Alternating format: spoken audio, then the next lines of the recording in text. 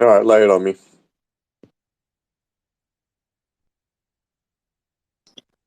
Um, I have enough information from the Ordinals folks to know that the music app that I created. Oh, if I shared something with you, you keep it close to the chest. It's a recorded space. That's true. But if I just sent you Oh yeah, yeah, yeah. at the end, okay, hold on. So I'll let you know that this is under 150 kilobytes.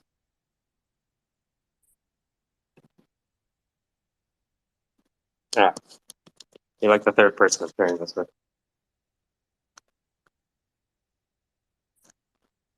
Under 200 kilobytes. Best experience on your desktop.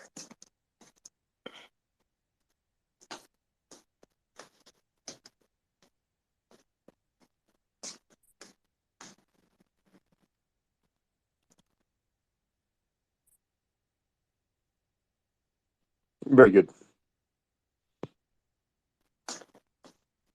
Welcome to the geometry of music theory. If you run your finger left to right, you'll see the geometry of music theory just by hovering over.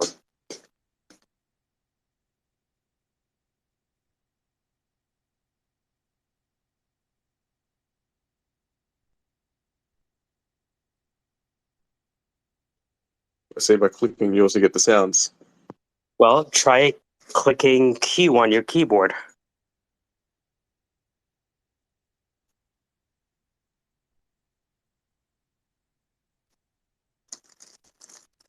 My desktop keyboard seems to not do anything, but clicking buttons on the actual thing does. Okay, no worries. But what I figured out how to do is turn the keyboard into a keyboard. So just like you would lay your hands on a keyboard, you could just do it on a keyboard. But that's what I've been working on for the past 2 months. So ever since I had that conversation with the ordinals, and I've been writing the books and teaching people music, and I taught like 150, 200 students on Friday alone. So now it's like, okay, I know what I want to communicate.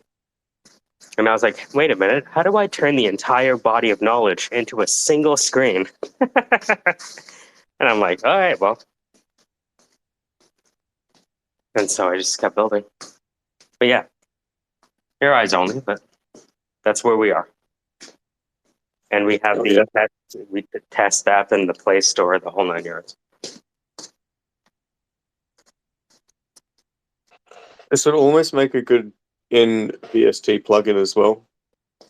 In the sense that, there's a lot of different like chord plugins and stuff for Yeah. VSTs that already exist. But Hmm. um Yeah, not a I lot of have. them have this nice layout. You know what I mean? Like it doesn't give you this Yeah. kind of like quick graphic and give you that music Uh-huh. theory like geometry Hmm. thing that you were talking about. It Hmm. just sort of like the one that I use if I need to use it. Fuck, what's it called? Shit, hang on, give me a second. I'll Yeah. find what I use if I need to Hmm. use something for music theory. Just one sec.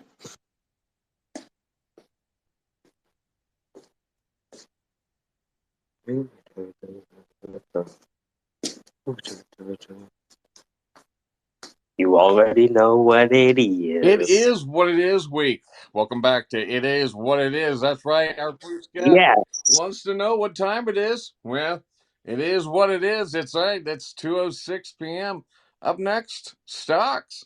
They're going up and down. It is what it is. What's going on, guys? All right. Maybe All right, I'm gonna open up my bingo card. I think I've had like 5 shots of espresso. So if Yeah. anyone wants to talk, I can talk. Anytime we can talk, I'm ready to talk. Same, I'm here to talk. Let's do this. So let me start my bingo card. Copy. Actually, I should record this, eh? Hold on.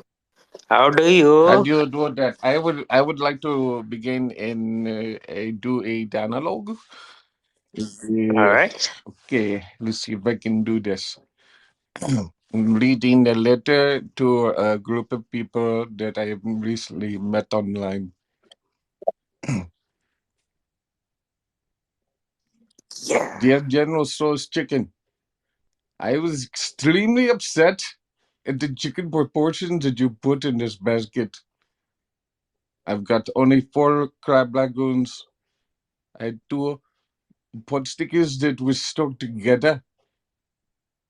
And overall, the spice level on this General Soul's chicken was quite upsetting.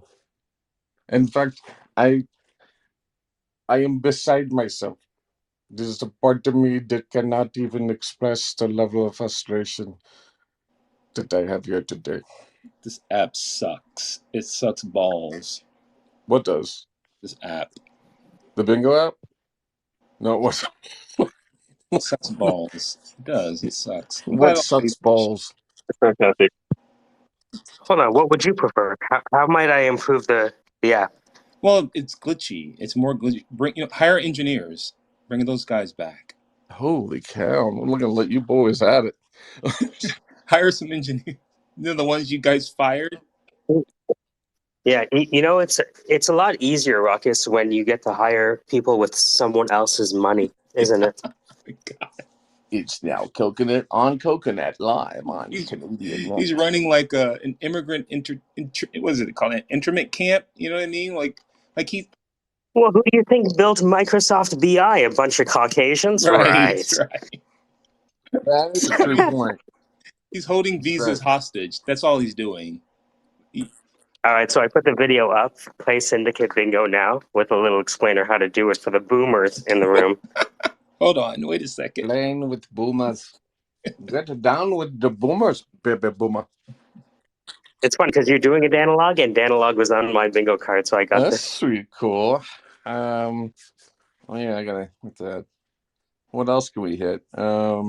Strippers. Hey, no, I don't got anything really. I just wanted to say that out loud. Although I started Oh, to almost. record more chapters of that book. It sounds really cool. I guess I'm gonna have to publish that thing after all. Ding.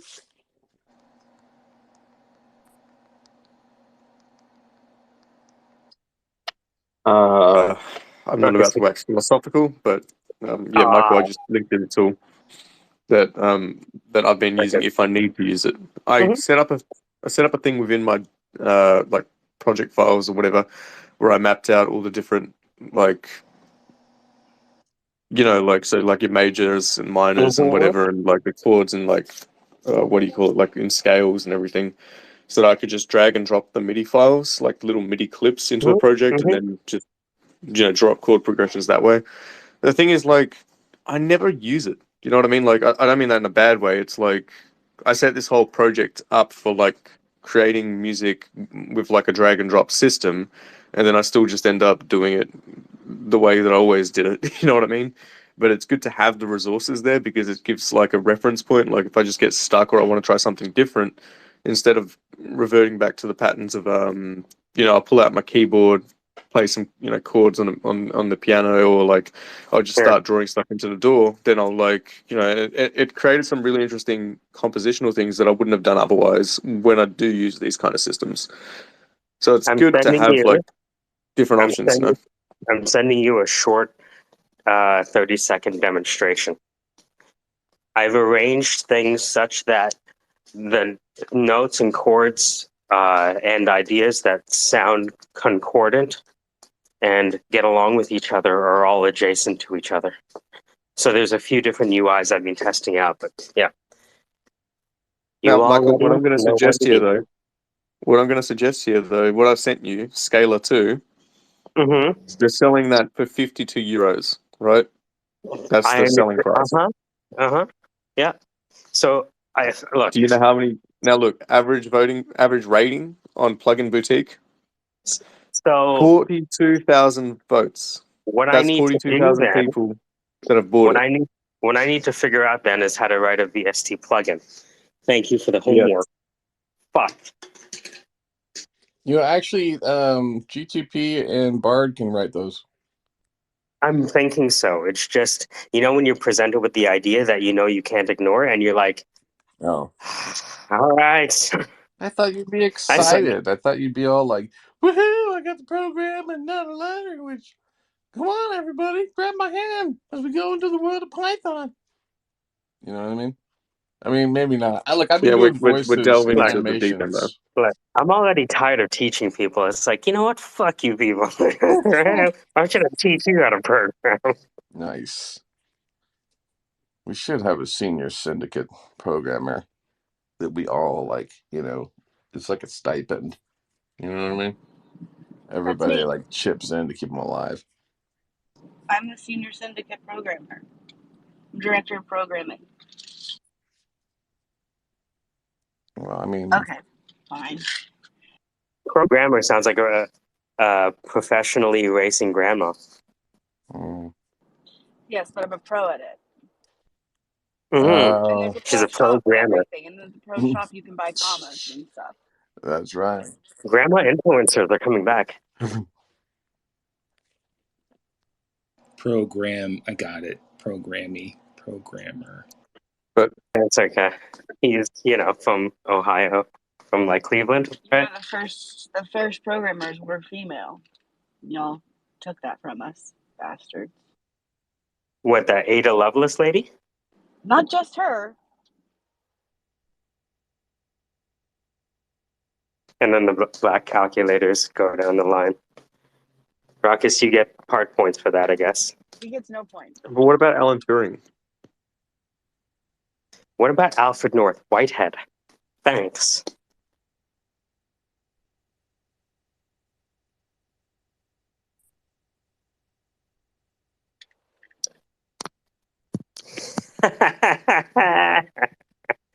Hello, everyone. What's up? I feel like we never know how to say hi to each other. No, we just dive straight into the deep end. That's That's just okay. the easiest way. Bonjour. Hey, what's going on, trader? It's good to see you. Just another. Actually, it's not even paradise today. I had a little fucking incident this morning. Jesus.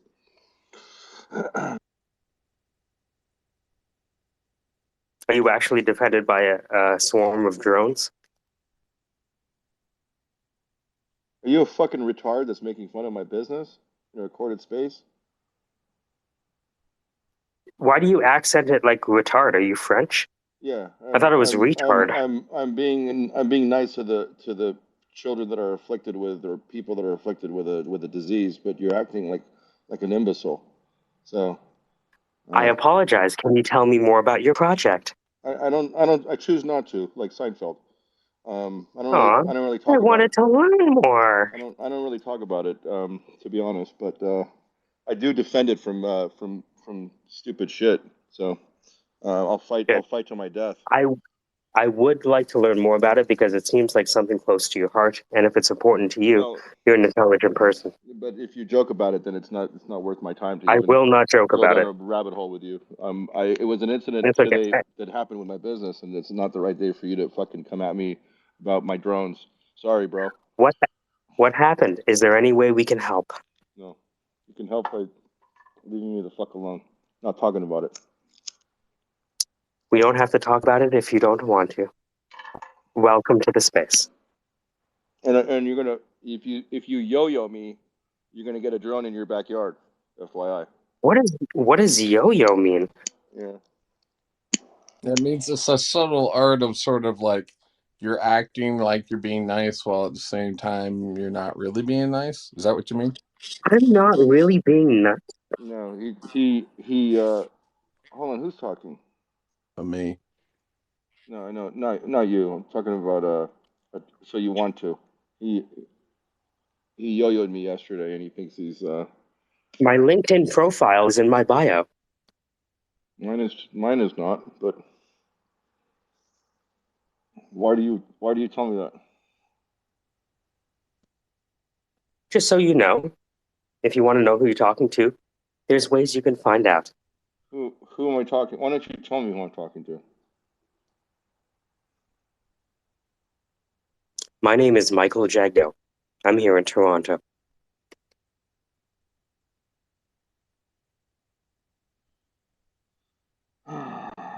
I would like to learn more about your business. Honestly.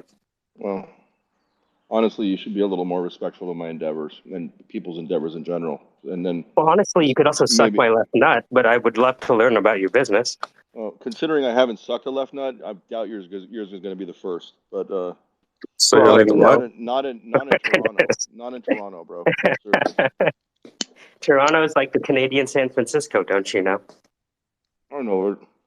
If I had to suck a I'll left nut, invite you in the summer. if I had to You'll suck have a a great left time. nut, it would be an LA testicle. So, but I really want to learn about the business, though. Really, I do. We can put away the jokes.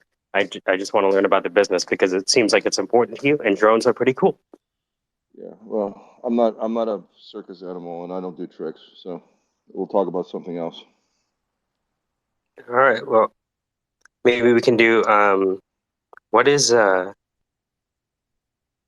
made in CA bear? By the way, if I did suck your left testicle, you could rest assured that your cock is going straight up your ass. So Never had that happen before. Maybe it's enjoyable. it'll be a first, and it'll be a last too. Trust me. Things happen. So No. what is Nugs? What are you? Are you writing a book, bro, or a blog? I have a blog at digitalmercenary.substack.com. Oh, Substack. Well, you're in the crosshairs of Elon Musk. How's that working Aren't out for we you? all? Aren't we all? Ish. I mean, we could play nice, or you could play. I mean, I don't understand why he's going after Substack if you're a First Amendment person, but let's go down that rabbit hole if you really want to talk about something. Yeah, let's do it. I'm all for free speech. Yeah, well, I'm all for free speech and guns, the two things that maintain a democracy. Elon seems to like be an arbiter of like. Welcome, everyone. You're listening to the Syndicate, Gaslight King. Hope you're having a great day. He's always cool until he's behind, and then when he's behind, he throws up the penalty flag and says, "Wait, I would love to get behind you." Jesus Christ, bro! He's gonna put a drone. He's gonna put a drone in your backyard. Remember? You're like a passive aggressive fucking retard. Like, you seriously. nailed me. I am a passive aggressive retard. Yeah. I have to question real quick. Is it wise to be saying things and calling people a retard in a recorded space for your business? You're a big keyboard warrior, but if I saw you on the street, bro, you'd be fucking mum's the word. So And that's why I stay behind the keyboard. Yeah, it's very exactly. safe here. So if just say anything you say to me, pretend like you're looking at me face to face and come correct. Because one day you might be. And you believe that. Okay? I also have to wonder whether it's wise to threaten people in a recorded space for your business. This is what I do. So when people are fucking idiots like this retard, again, I just have to question it. You can question anything you want. I don't care. Don't get me wrong. It's listen, just a question. I've done my work, bro. All right. So, and I know the keyboard boy over here hasn't done his. So if he just wants to make spaces and piss people off, that's fine. I don't know why E. Rich was here for a minute. I mean, I don't know why anybody puts up with this imbecile. But yeah, this guy yo-yos me all the time, man. I'll be. Man, it's like nonstop. He's like a yo-yo. Listen, guys. I know I'm in a room full of fucking trolls. I don't give a fuck. I know you're all on the same team. I could care less. No. we are on You're on the the Raiders. No. I'm on the No, Jets. You're on the Raiders. I'm on the Jets. You're on the Raiders team. I'm on the Jets team. Like I said, put E. Rich aside. But if the 6 of you came at me at the street, I'll drop all of you. Okay? So you should act the way you boy. And see, that's another reason why we should be taking away your gun. man. The fact that you're actually thinking about that shows that you're not a responsible gun owner. This is like why we have problems with the fucking amendment. You want a gun, but then at the same time, you're openly telling me you're going to drop me in the streets. I mean, shouldn't we at least meet first? Dan, no, we will meet, and then if you act the way you act. What do you mean act the way Twitter I act? Spaces, I have the right to not act you. however I want to act. Just like you have the right to do what you're doing. Do you not? I don't walk around and tell people suck my left testicle. Well, I mean, IRL. come on. That's just like I do. I mean, so now you're telling me that you're an armed person that can't take a personal, like someone calls you like, hey, you've got your face looks like a nutsack. I get that a lot. Something I had to deal with. I have a rash Wait, on my but right side. 21, Like, I just deal with that. You know what I mean? I don't like. but 21, have you Well, never said that to a friend? Like, have you never said to a friend, "Hey, suck my left nut"? You know, I mean, Not really. that's kind of like, I have said that to a friend, but And that's not I even don't all think that so. You wrong. want to I mean, if attract you think funding about when it, I are friends, suck to be my honest. elbow. So Is that the same thing? Is that the same derogatory notion? I don't think so. I don't know, man. You just seem overly sensitive, and then you're like suck telling your me you're gonna elbow. like drop people on the Jesus, man, you streets. can't tell people to go I suck told your you I elbow. was coming in hot. So don't think that you weren't warned. Man, I was agreeing with you. I was trying to back you up, and then you threatened to Mike, drop you're me, always doing bro. this though. You are basically Bro, playing the ally on the redneck side of bro. the law. You You've better done no. that for the But if he's room gonna all the threaten to time. drop We me, rely on that. if he's gonna drop me, he better see me first. That's what I'm saying, bro. Well, I'm with you on that, but I Right? think we should do crossbows. That way, we have time to figure out I don't stuff. know Guns about are too I don't easy. know about the Jets, bro. I mean, come on, I Jesus know, Christ. man. No, but try getting. You've already been dropped for I know. four I decades. know you're So hurting me, man. It's my. You're really listen, hurting me. I'm a Raider fan, so it's fine. Ah, ah. But come on, bro, Jets. Hey guys, sorry I had to take a call. What I miss? Honestly, Just hanging. What happened so, last night, man? Last night I had to go because I don't like dude, confrontation, like dude, the Yeah. confrontation. What happened last As that's night? soon not as I really hear it, fun. What happened last no. night, Yo-Yo? As soon as I hear confrontation, I can't deal with it. But I was backing him up. Oh, I know, No, if you Mike, were backing them up. I thought it was good. yeah, yeah, and then he Spooky, threatened to drop me. Like, what's yeah, that all about? It's messed up, Spooky, But dude. that's Spooky's ridiculous. music is more. Spooky's music is more advanced than I its know who political Spooky ideas. is, bro. I sussed out Spooky, so really well. Good job. Are you going to tell us about the drones? I really want to know. No, Oh, I don't like discussing my drone business with those that are not U.S. citizens.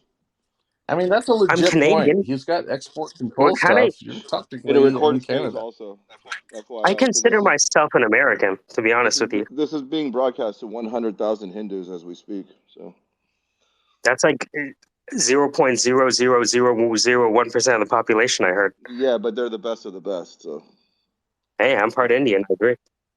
yeah. So anyway, my drone business is not for public dissemination in a Twitter space. I understand. Well, welcome either way. You can email me if you want. No, Well, there you go. So you weren't interested anyway. no, I am, but it's just I don't want to get Paper into the bed sheets of email first. You know, we gotta paper take me out to dinner first. paper trail. You understand? Uh huh. Slide into my DMs, bro. Why don't you raise me money if you can attract funding? I need $10 million. This is why I call the account. So you want to attract funding? I always wondered that too. Now you know, Dan. It's so you want to attract funding. Oh, really? Yeah. Okay.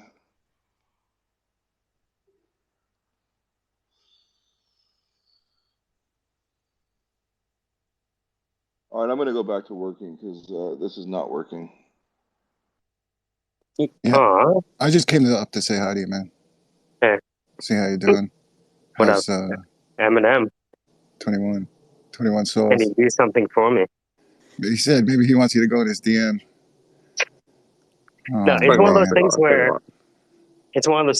he doesn't know how to interact with us yet. But I can tell there's an intelligent person there.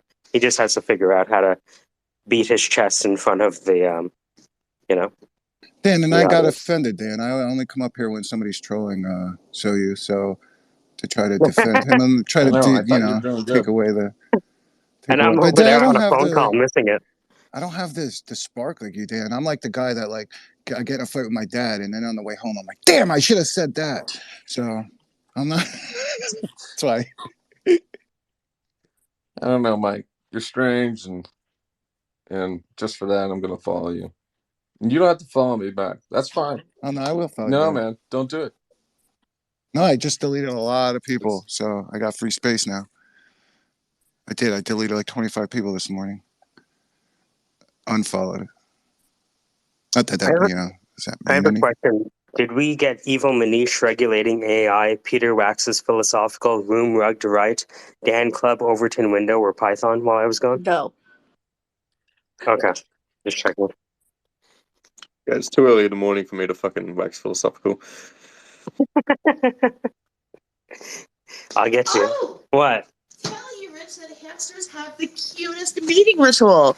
It was a great idea. What is it?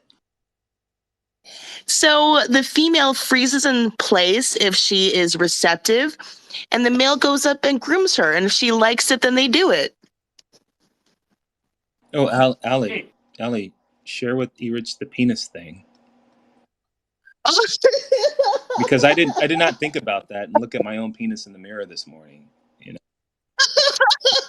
I didn't do that. I didn't do that at all. Like, Were you checking to see if it was a I was a shovel? shovel. What the I did. hell? I was like, oh, I see it now. I get it. You know, and but go ahead. Is my scoop adequate? You Yeah, know. share. I mean, because that lives rent free. Okay, that lives In your head rent forever free. now? Rent Yeah. free. Well, I think she was there though for the original conversation where the shape of the bell end of the coronal ridge of the penis is shaped that way to scoop out or dispense seminal fluid that's in there from previous visitors. I can't listen to Allie ever say this anymore. It's That is ridiculous. so disgusting. I thought I was ready to hear it again, but I'm not ready. I wasn't ready. I was. No, it's the way it's like textbook clinical slash. It could be K-12. I'm like looking around the room. What are the ages of the kids in the room? Ruckus, I just want you to know it made my workday yesterday. Hearing you go, wait a minute, Ali. Blah.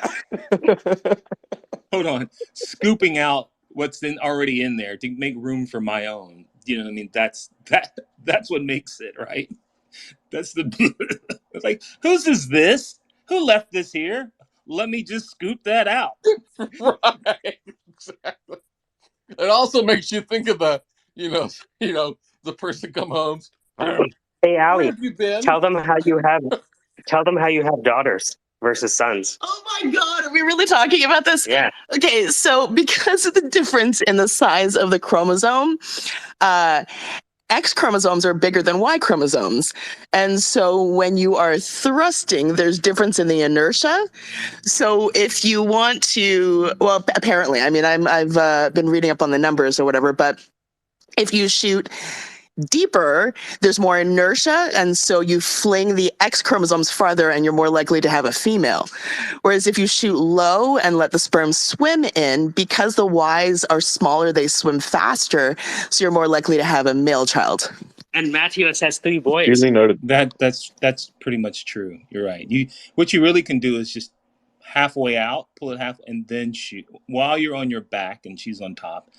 That gives you make sure that the strong swimmers go in, and without having to pull out and make a mess. So and leave your socks on too.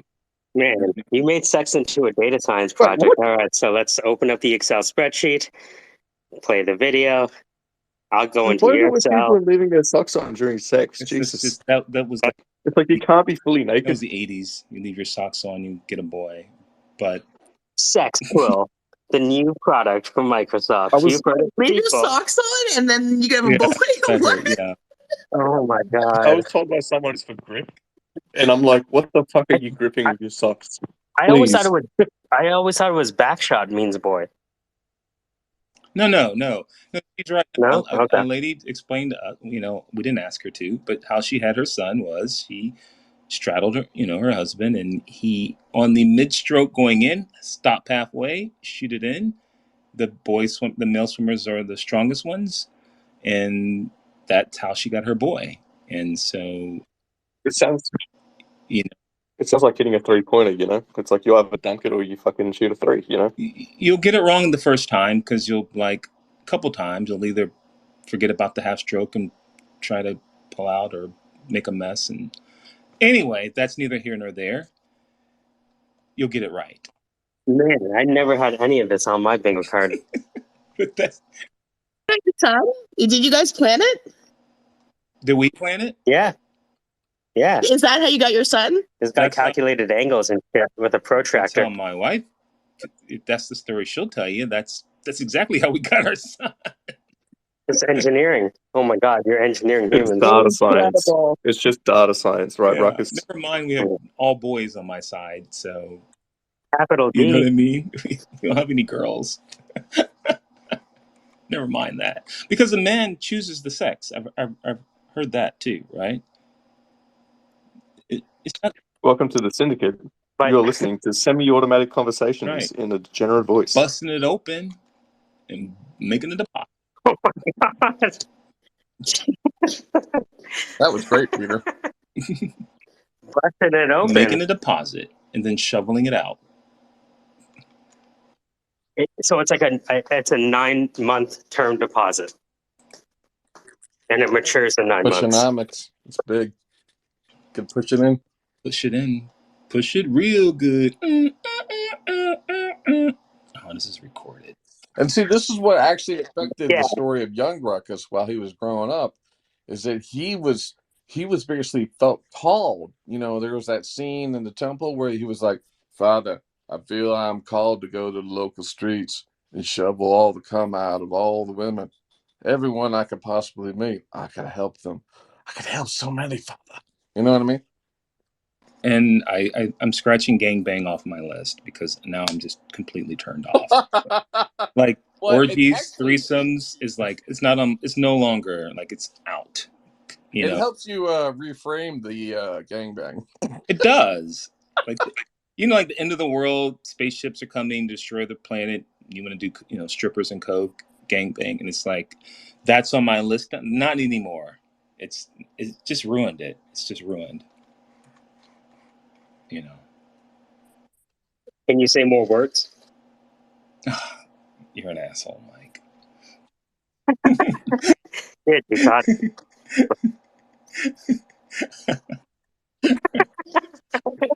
What?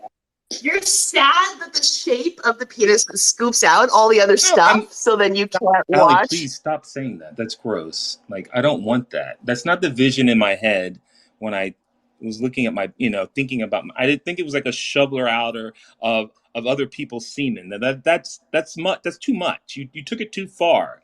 You took the joke too far, and it's like now you've messed up some fantasies. And But to think about it, it's like that's the sound of the men working on the chain, and they have to take gang, right? Oh my God. no, it's Hold on, I've been working on a railroad. A Brings a whole railroad. new meaning. Brings a whole new meaning to running a train, right? A gangbang is technically a railroad. it is a real. Hey, Ruckus, you went in on this? No, I'm on pass. You guys. Yeah, you guys. Go ahead. You know what? I think I gotta wake up early tomorrow. We leave the condo. The question is, would you, knowing this information, given the gangbang situation, would you prefer to be the first or the last? That's a good question. I want to go first. Yeah. It's like you're like the Rosa Parks of the gangbang. Go first. You want to sit in the front of the I bus? don't want to go last. Incredible. Ruckus, given your stance on gangbangs, can you tell us a little bit more about how you see the whole sort of "I'm down to prone"? Can you tell us more what that's about? No. I cannot. I'm going to plead the fifth. And we're all just trying to clone Ruckus's voice. I know you are, at this point. assholes.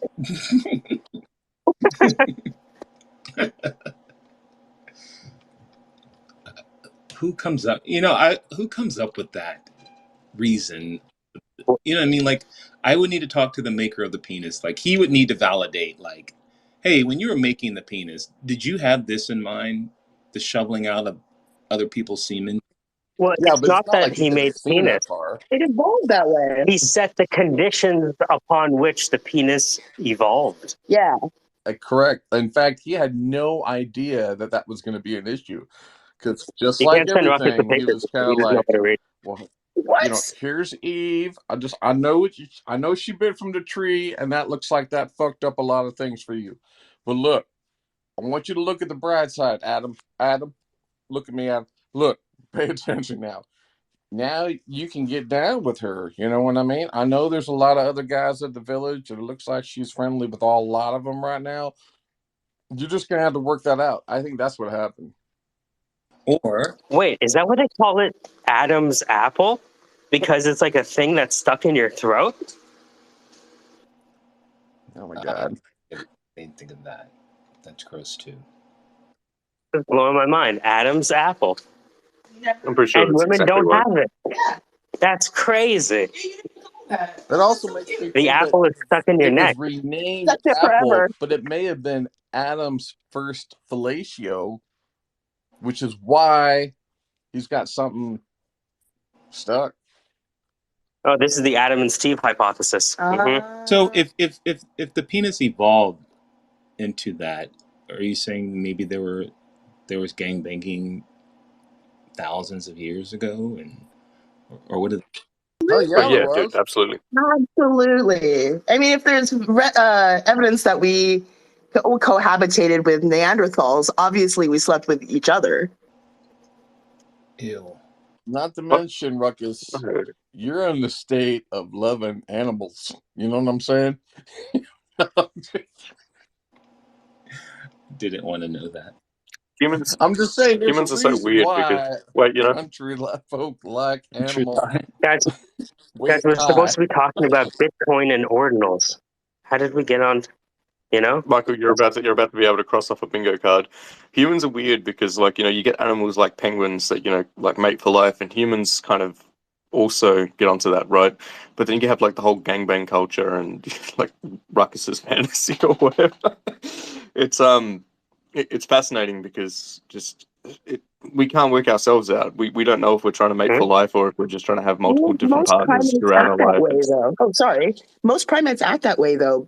In their pair bonding, if you look at their social circles, sex and masturbation is seen as an act that strengthens the group. And so what you'll see often is that the older, more senior ones will get done by the younger subordinate ones in order to strengthen their bonds. And so there's a lot of interspecies sex that happens within primates. They just all do each other in order to strengthen their It bonds. takes sex to make a village? Yeah, absolutely. Huh. We see that a lot, and mostly in primate culture. So it's weird that we've adopted this whole monogamous thing, because there aren't very many primates that do that. And now we know too much. Welcome back to Syndicate. It is what it is because it was what it was. My brain is full of weird biology. I'm sorry, guys. If you want to know more, please ask. I can fill your heads with random shit. They want to talk about it. They want to talk about NFTs. That's more interesting. I think what you should do is have your own space when you discuss this, and you know what I mean. Like that would be like love line. Space would be a Yeah, this would be informative. Like remember Love Line with Adam Carolla? Mhm. Yeah, that would be that could be a thing, and you could because I didn't know it, and I'm grossed out by it. I agree. It'd be hilarious. Wouldn't it be? What would you title it? Well, I mean, Allie answers questions about your don't use dick. her name. Don't use her name. But what would you call it? And only for 30 minutes, so you'd have a topic like this, right? And then end it. Done. Supplying. Well, something that's sort of like a spin off of the vagina monologues would be interesting, since that was an actual a bit. Maybe it's not that, but I agree with Ruckus. It would be, I don't know, it's funny and informative. Yeah. But you got to pull the plug at 30 minutes or an hour. You got to just, like it's a TV show. That's how long Ruckus' session alone with lotion is. Oh my God. That's it. You got a time to juice your shit for the 30-minute mark? He gets off on data about vaginas and dicks. I can do that whole travel size of lotion in about 45 minutes. So Uh-huh. Just make sure you're not on the Zoom call. 45 minutes travel size lotion is good. No, it'd be good to gauge. I've heard of fuck around and find out, but never I masturbate know, and right? find out, you know? I think it'd be interesting to see how that will be received and the people who would come in, like a show. I mean, the shoveling part alone, Yeah, that could be easily 6 hours of content. but Easy. you don't let it go 6 hours at all. You end Well, it. no, You, but I mean, Look, honestly, it deserves a it Kyber. would be a cool challenge to do 6 hours of content on that, and then like interview. Like, it would be funny to like take it like do the skit that you would see, like the Jordan Kelper skit where he would be like talking to a congressman and go like, "So what are you doing about the shoveling problem? Are you addressing that? We have abortion issues. Do you know about the shovel? Are you familiar with it?" You know Right? this, Dan. I'm going to bring it back to Simpsons because that's my current marathon. But did you guys ever see the Mr. Plow Mm-hmm. episode? And then you got the Plow King. Wow, the shovel. You know, That name yeah, right snow there, shoveling. Mr. Snow Plow. shoveling. The other thing I wanted to say is if you did run it for 6 hours, I imagine at the end of it, Michael would just come in and be like, "You guys have been talking about shoveling cum for like 6 hours. What is wrong with you?" That would be And just hilarious. end the space. And then what you're doing is just it's a cum shoveler for charity. So cum shovel for charity, right? So we're going to talk about men and women. We're going to talk about how we are the way we are based on like where we've come, which would be kind of interesting. Come from, right? God damn it! I don't know. It sounds interesting, but yeah, whatever. It's cool. You got that, Allie. You got the voice and the factual along with like how you deliver it because you know voice acting and you're comfortable with it, right? If you're in front of a bunch of people you don't know, maybe that might be different, but never noticed like a different stance in your voice. You know what I mean? Whereas I think people who are not as confident with their voice would probably, obviously, maybe not want to talk about that. But Allie's going to do the audiobook. It's going to be 12 pieces. yeah, I mean, you got the confidence. You're playing the guitar the other day, like you sang the other day on a space. That was probably hard to do. I would think that would be hard to do, and you just like did it. You know what I mean? That's that's a reminder to the rest. That's because you were doing exposure therapy. Well, what would be hard to do? No, Dan was saying it was good for you to like. He was impressed when you sang on Spaces. Oh yeah, thank you. Yeah, it took a lot, and I was really nervous. You probably tell, but thank Totally. you. Yeah, I've been doing a lot of totally, therapy. yeah, I totally felt the energy like across the channel when you sang because you were kind of. I mean, you weren't nervous, but you were also at the time you were like on the verge of like just jumping off the diving board, right? And you were just executing it, but you could feel that energy, and I think that's cool. I mean, it just shows. Thanks. Thank you very much. It's been a lot of hard work, but Honestly, it's one of the more rewarding things about the syndicate spaces, in my opinion, is feeling or getting the sense that people are transforming. It's a really big thing. I think that the syndicate is helps do. Like Peter's gone through a transformation. I've gone through a transformation. Young Ruckus, he's still, grappling with that. And as you know, is especially benefiting from this whole thing. She's getting great content. She listens a lot, and she talks like, "And get up here. I'm stoned, and I need to stop talking. The food is on the way." And we're also taking another shot at the studio. My friend came over yesterday and he was like, "Dan, fix your fucking studio. I want to play." So I have to fix this up as well. But, anyways, I just want to say it. It's really cool when we get to experience like people evolving and shit. That's really fucking cool. Don't change.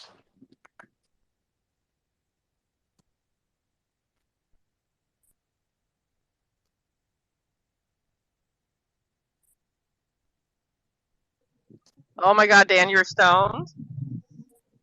Twinsies. Yeah, but I do want to Twinsies say I right still now. would have said that about Allie if I wasn't stoned. I was adding more because obviously, there's like nobody here preventing me to stop speaking. Where normally I would feel embarrassed. I don't feel Usually you're embarrassed the about one it. that prevents people to. I love it. Correct. I just talk over I them know. or keep on talking. Yeah. Right. What's going on, Ann? What's happening in your world? Oh, nothing. I'm on lunch break, so I thought I'd check in and see what's going on with you Well, it's guys. best that we start with whatever topic you have now and go forward versus talking about what we have All been right. talking Okay. about. Okay. Yeah. Yeah, all right. Do I have a topic? I do not. Not at the moment. I was just coming in. But do I have a topic? You know what? I did have a topic, but I completely forgot it. It was one of those like I'm gonna make a statement, and then everyone's gonna be like, "Oh my God," and then have a discussion about it. But I can't remember. That's an item that should be on the bingo card and makes a statement. Well, you should make a statement. Let's go ahead. Let's do Well, it. no, Let's okay. I do want to not apologize. Slightly apologize for last week. I was a little like hyper, I guess. I was very much taking over a room the other day and just No, talk you for weren't. hours. You mean You with don't your think so? son? Okay. No, you're Yeah, fine. yeah, yeah, yeah, No, yeah. no, That no, thing. no. Okay. You're fine. Okay. Okay. I No, didn't no, sound too crazy because I felt like because not if to you let me. me ramble, that's the problem, right? It's like N- the whole equation of like time versus, you know what I mean? Like the longer I No, speak, the more not to I me. feel like You it's okay. sounded fine. Oh, No, you sounded thanks. fine. Yeah, to Thanks, me. guys. Yeah. I will say, I will bring up a topic. Yesterday, I did jump into a room that was one of those photography rooms that were like, we're going to critique your art. And I was like, oh, okay, here we go. So I did, and it was fine. It was actually wonderful. And I had no idea that's, you know what I mean? Like, it's love. I don't know. It's so nice to hear nice things or just things about your art. Like somebody said, looks at it and goes, "This is how I feel." It's I guess it's one of the reasons why, not why we do it, but it's a side effect. It's a nice side effect of why we do art, I guess. So it was very productive. So it touched someone. It did. Finally, I touched someone through the internet. That's the only goal, Yeah, really, I at did the it. end of the day. Yeah. Yeah, well, with the whole, you can't physically touch people anymore. Hashtag me too. But yeah, you can do it. You can say You that. can. Everyone, all the guys are like, yeah, fuck yeah, music. Oh my God. Oh no. Yeah. I don't know. I'm just like in a good mood today. I'm in a really good mood. I'm in a good mood. Like work is good. Like work is going good. You know what I mean? Life is okay. I'm striking a blunt. I'm striking a blunt just for you Dude, right now. I'm okay. How about Yeah. this? How about this? Me too. Are you listening? Here. Okay, let's do it. All right, Can you ready? hear it? 3, 2, 1. Go. All right, go.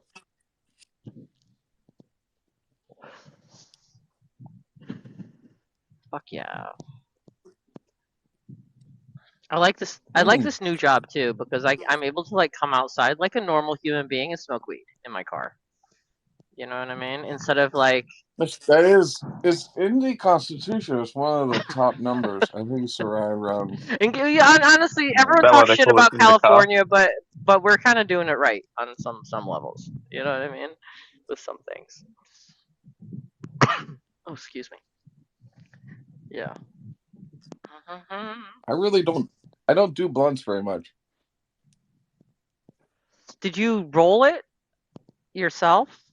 I did not. I got a. We went up to Michigan recently, so I got some pre-rolls and a bunch of weird things. Nice.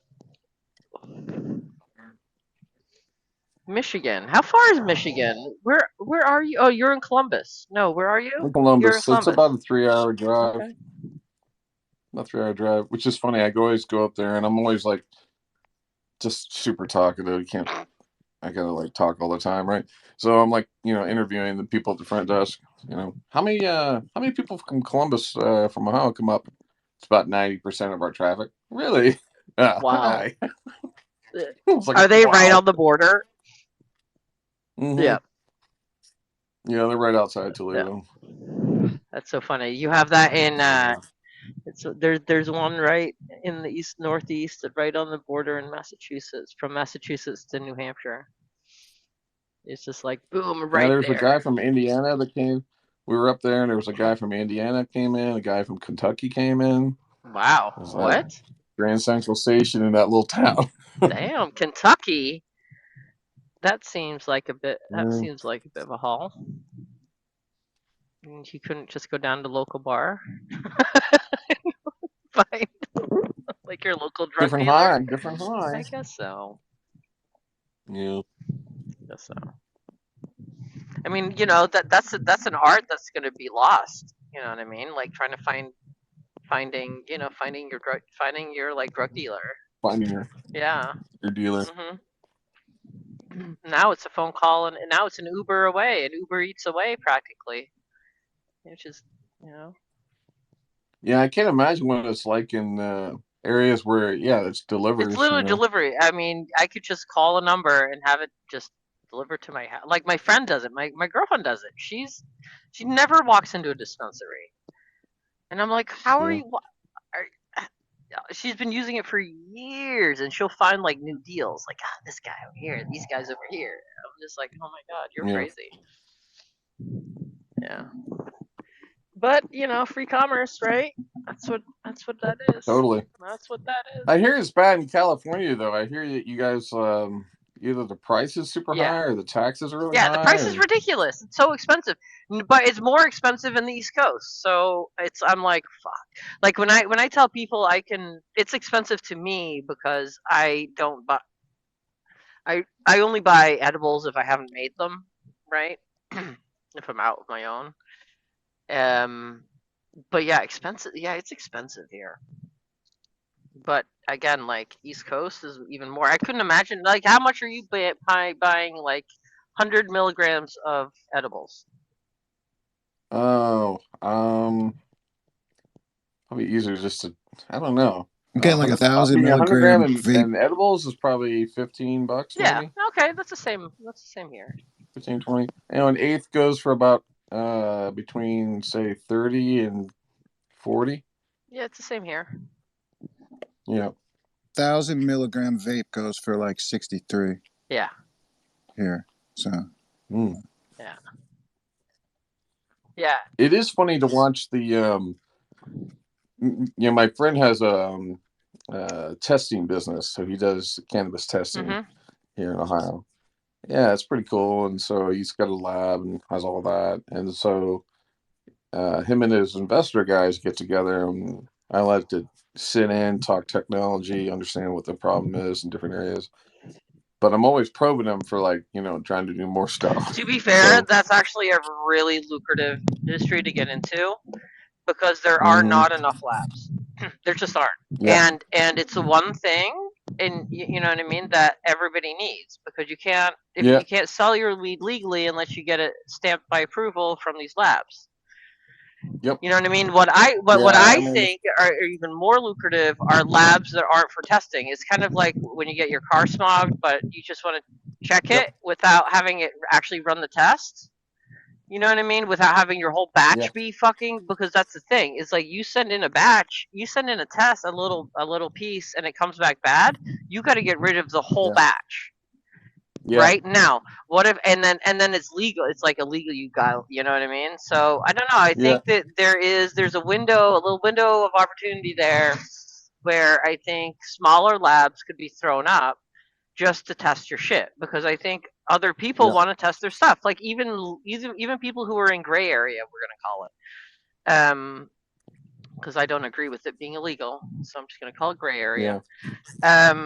Even people who are running in gray area, like they want to be able to test their shit. How potent is it? You know what I mean? What am I growing? Yep. Like instead of having it all go through some state-run facility or state-issued facility, So we need more labs. honestly. And here's the thing: every states are coming up every year, new states, Yep. and every county needs a lab, right? There's Yeah. like 3 fucking labs here in California or some shit. Yeah. Yeah. How is Like that possible? You know what I mean? And then I know. people ask about like, why is there a shortage or why is there an influx? Well, you know, a lot has to do with the backup of the labs. There's just not enough of Yeah. them. I don't know why there's not enough. I don't, because here's my question, because this is in America. So why Yeah. aren't there more? There has to be. Well, I mean, you know, I that's a loaded question on cannabis, just because so much of it is you don't get the same, you know, business setup arrangement that you normally get because of the cannabis not, you know, being allowed through the federal side of the financial side. So you just need a hell of a lot more money. I mean, you need a minimum of at least probably $1 million to do anything in cannabis, Oh, I and see. then Oh, probably that makes sense. No, of course, no one yeah. wants. There's only certain type of investor. I'm gonna say it like that. Well, We're it's gonna say also it like this is this. the thing. I There's a mean, certain type of investor it's that doesn't also care that it's not backed by federal money. So, or well, can't, no, it's right? just I mean, no, like so my friend's got it. You know, he's had to jump through a shit ton of hoops, right, and put a lot of his own stuff on the line more. And the investors around cannabis, at least from what I can tell, are not the typical investors that you find in startups. They're actually more private equity based because they're not looking to exit. They're looking to set up a dispensary and to set up a, you know, whatever the piece is, and then keep it going. And you have more compliance. Anything with the level of compliance that you got to do on this stuff on the federal side is insane. Like I know growers that have to have 4 sets of books. They have the set of books for like the grow. They have the set of books that they use for how they measure things with Epic. They have another set of books on the set of books for the set of books. Yeah, There's no, just it's crazy insane. amount No, of it's insane, and everything is weighed like yeah, everything. Like it's yeah. very, yeah. They've made it a certain way. But I do think that it's gonna go more mainstream here soon. Although we are gonna see. Well, might see a bigger conflict of making sure it actually never gets approved on federal, just because we have lots of mixed data coming in, like, you know, data from other states that maybe did not necessarily do the same things. Because some of the data talks about, you know, some areas it's actually promoting more drug use of other. It's like it is becoming the gateway truth, right? You know what I mean?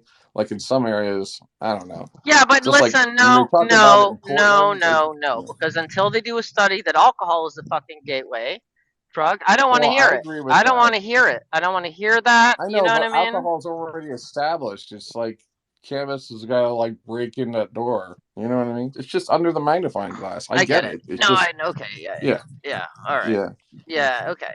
But it's still it's cool. No, I mean, I don't know. I I love the think, people in the space. Are and I cool. think it might, you know, as you said, it's going to come down to each Yeah. county, right? Which each county has their own right to also at this point say yes or no. You have dry counties, Yep. right? You still have dry counties even in America. Yeah. Did you know Yeah. that? Yeah, they're Oh yeah. real. Yeah. So Yeah. I so mean, you I have love dry Ocean City, counties New of, Jersey, and yeah, it's you have dry. dry counties of marijuana in Yep. California. You know what I mean? You Yeah. can't. There's certain places where you Oh, I heard cannot about that. buy Yeah, in marijuana, and they're not California. putting Yeah. them up. They don't care.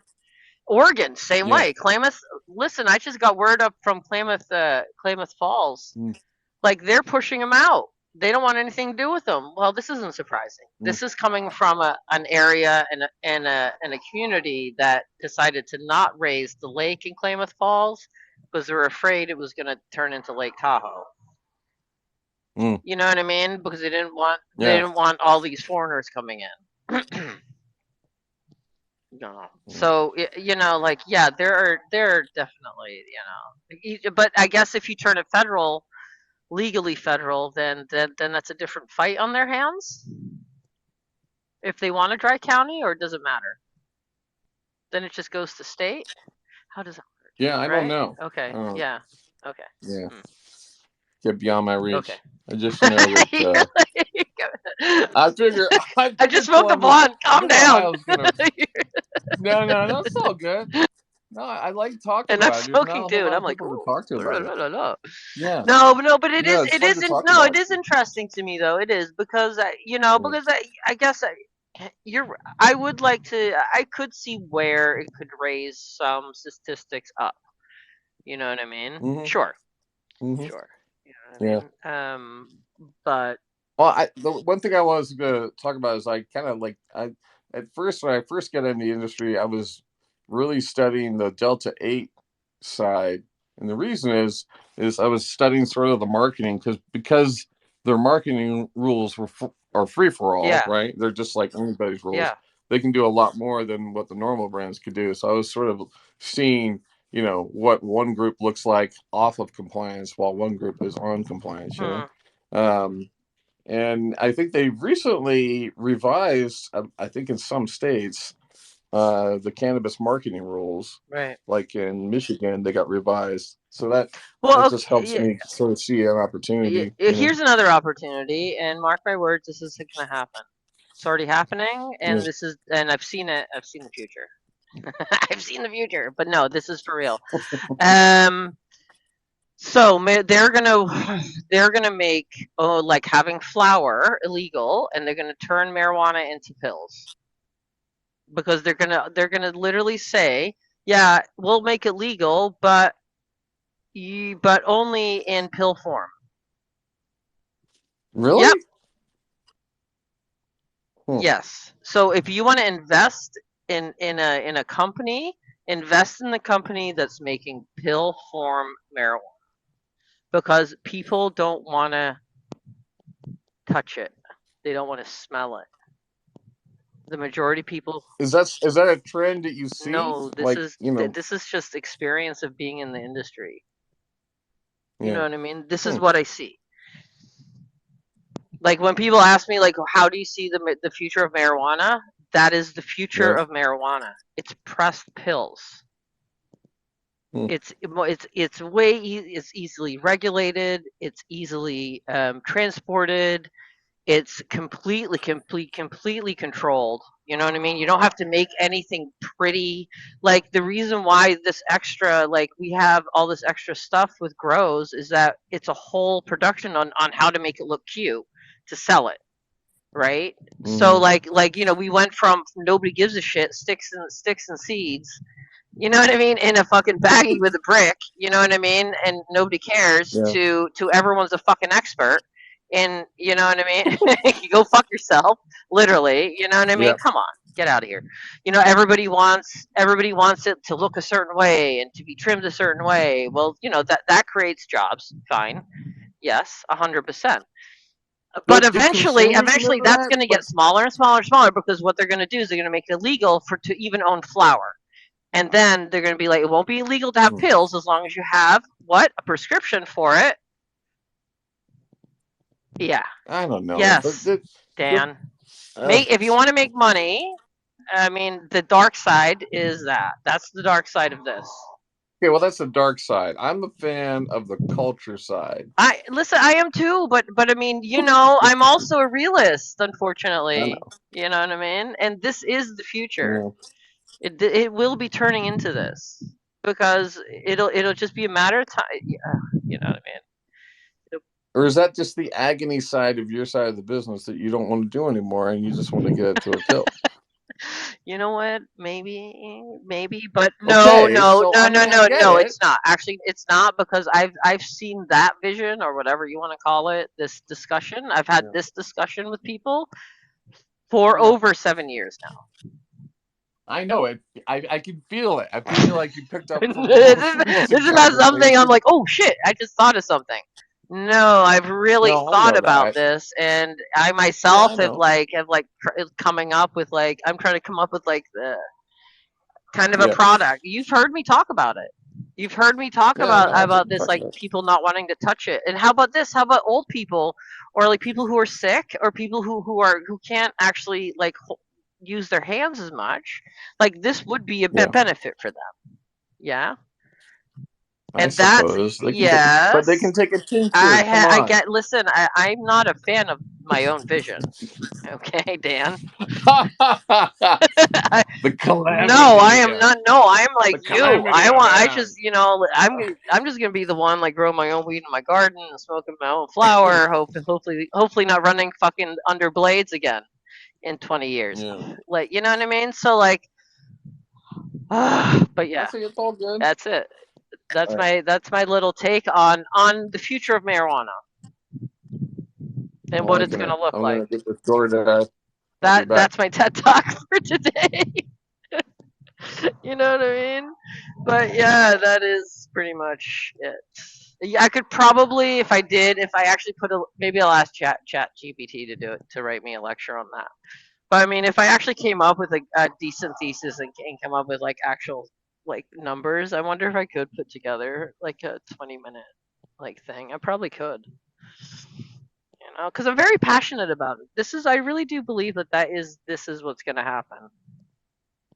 You know, and this is not a wishful happening, by the way. This is this is actually the opposite of that. This has nothing to do with like this is how I hope it will be. I'm just terrified of like you know what it is? I'm just terrified of the government just taking everything away that's fun. You know what I mean? And that's just another thing that they're gonna take away because too many people are having too much fun. That's how I see it. Again, maybe the darker take. And I'm smoking a joint. Can you believe it? Like, come on, you know? Fuck. Yeah, but that is. Yeah, I don't know. I don't know. I don't know. I could. I hope. I hope I'm wrong. How about this? I really hope I'm wrong. But when you see it, you're gonna be like, God damn it! Fuck. She warned us. You know what I mean? I should have invested.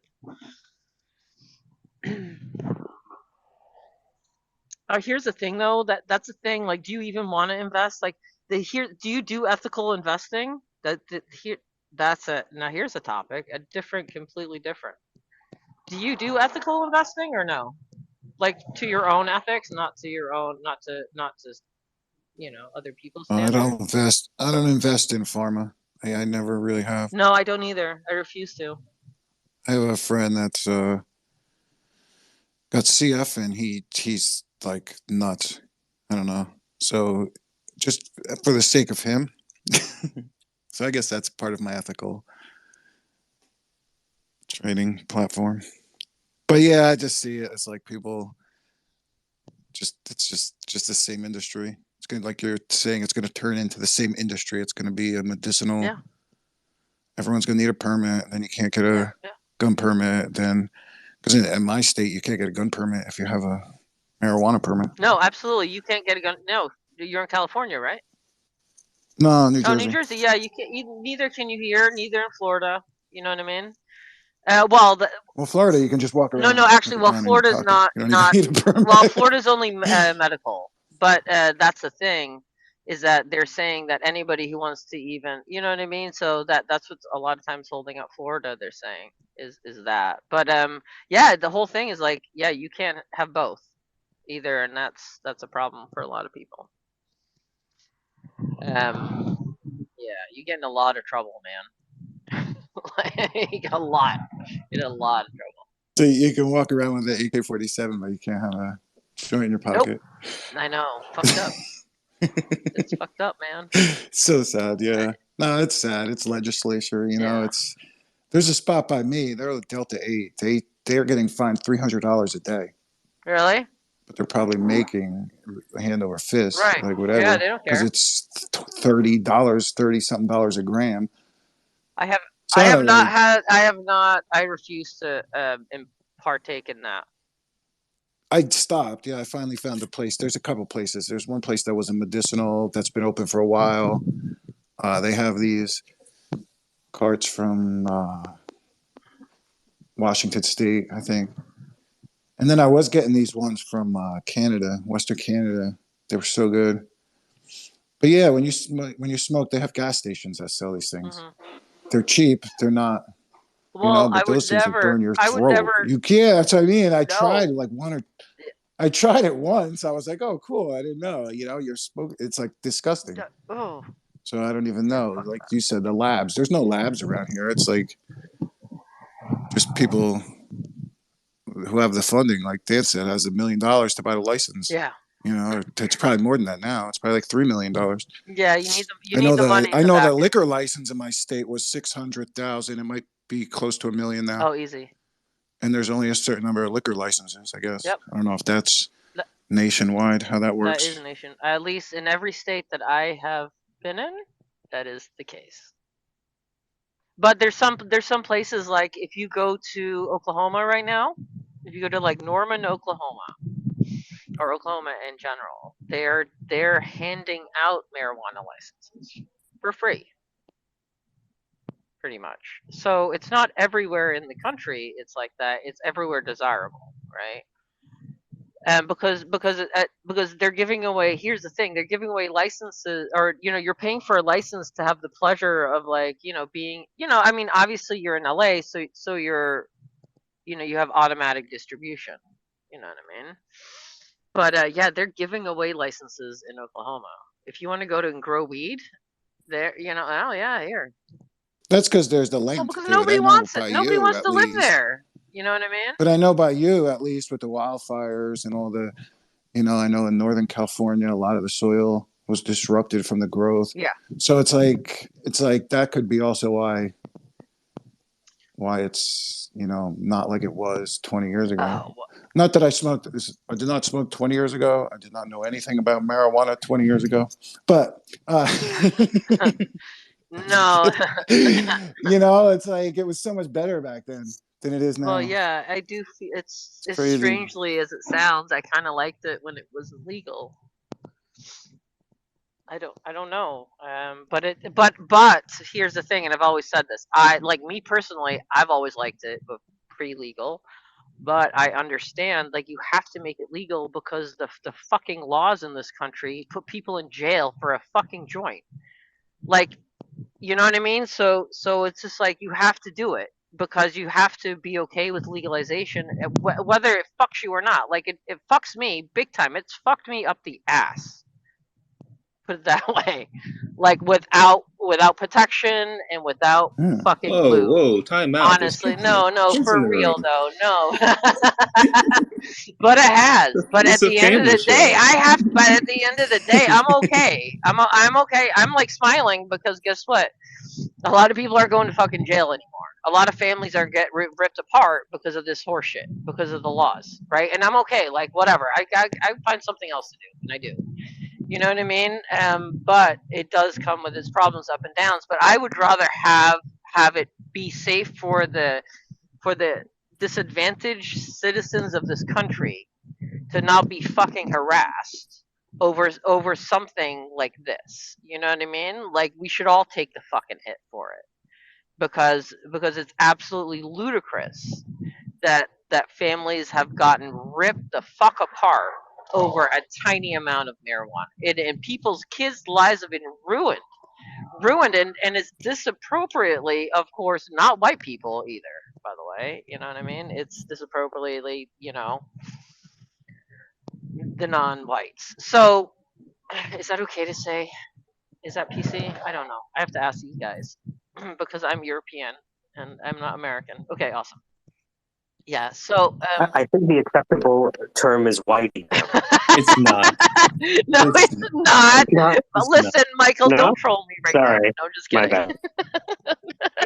One time in I thought- spaces, I heard these snow. I thought it was people. hot. Yeah. These snow people or Mayo Monkey. I heard Mayo Monkey once. Oh my god. All right. So, but no, but I'll you know what I mean. So yeah, it sucks. Legalization sucks for many, but it does benefit the rich. Again, but at least in this way, it doesn't fuck the fucking poor. You know what I mean? So, like, you gotta take it. You gotta take the win. You gotta take it. It's a win for me. You know what I mean? To, like, I don't know. I know too many people whose lives have been literally ripped apart because of like very small amounts of marijuana. You know what I mean? And it's just like, what the fuck? Like, what the fuck is wrong? You know what I mean? So yeah, I'll rage against that all fucking day. You know, if anybody's like, I'm like, no, man. Like, and I used to talk about that when legalization was coming about. Like, that was my stance, and that has been my stance from the jump. When it was started, when people started, well, I guess like I'm not going to get my license, and then I would just be like, what? Like, go, even if you don't smoke, like at this point, go get your license. It proves numbers. It proves that you back it. This is your vote. You know what I mean? Like, this is your way of like voting, saying like I back this measure because and I would tell them about this whole why. And and everyone just kept looking at it personally, and I'm like, no, you have to look at it for the greater good. And to me, the greater good is that it's not, because you can't change the fucking laws apparently. So you have to like circumnavigate them a certain way, and this is one way of circumnavigating it is like make it legal so they can't they'll still fuck with you, but they can't legally fuck with you now. So that's again win-win. Oh boy, I went on my little rant. Thanks guys. See, I smoke a joint just like Dan, and I just start talking. Stop me, Dan. Stop me. Come on. Did you pass out? What's going on? Are you eating? What's going on? Oh God. This is what I like. No, because I like smoking a joint at lunchtime because I actually like smoke first and then eat instead of, and then I eat. I don't know. I like to smoke and eat. I don't know. I miss the time. I miss those days. I did used to smoke cigarettes a long time ago. And my favorite thing to do was like smoking and eating at the same time. Like, oh, it was so fun. Like eat a little, smoke a little, eat a little, smoke a little. So I kind of do that with my joint now. Like a little throwback. Oh my God, Casey saved me. Seriously, shut me up. Put the pot down, hippie. Fuck you! Never! Don't tell me what to do! Brilliant.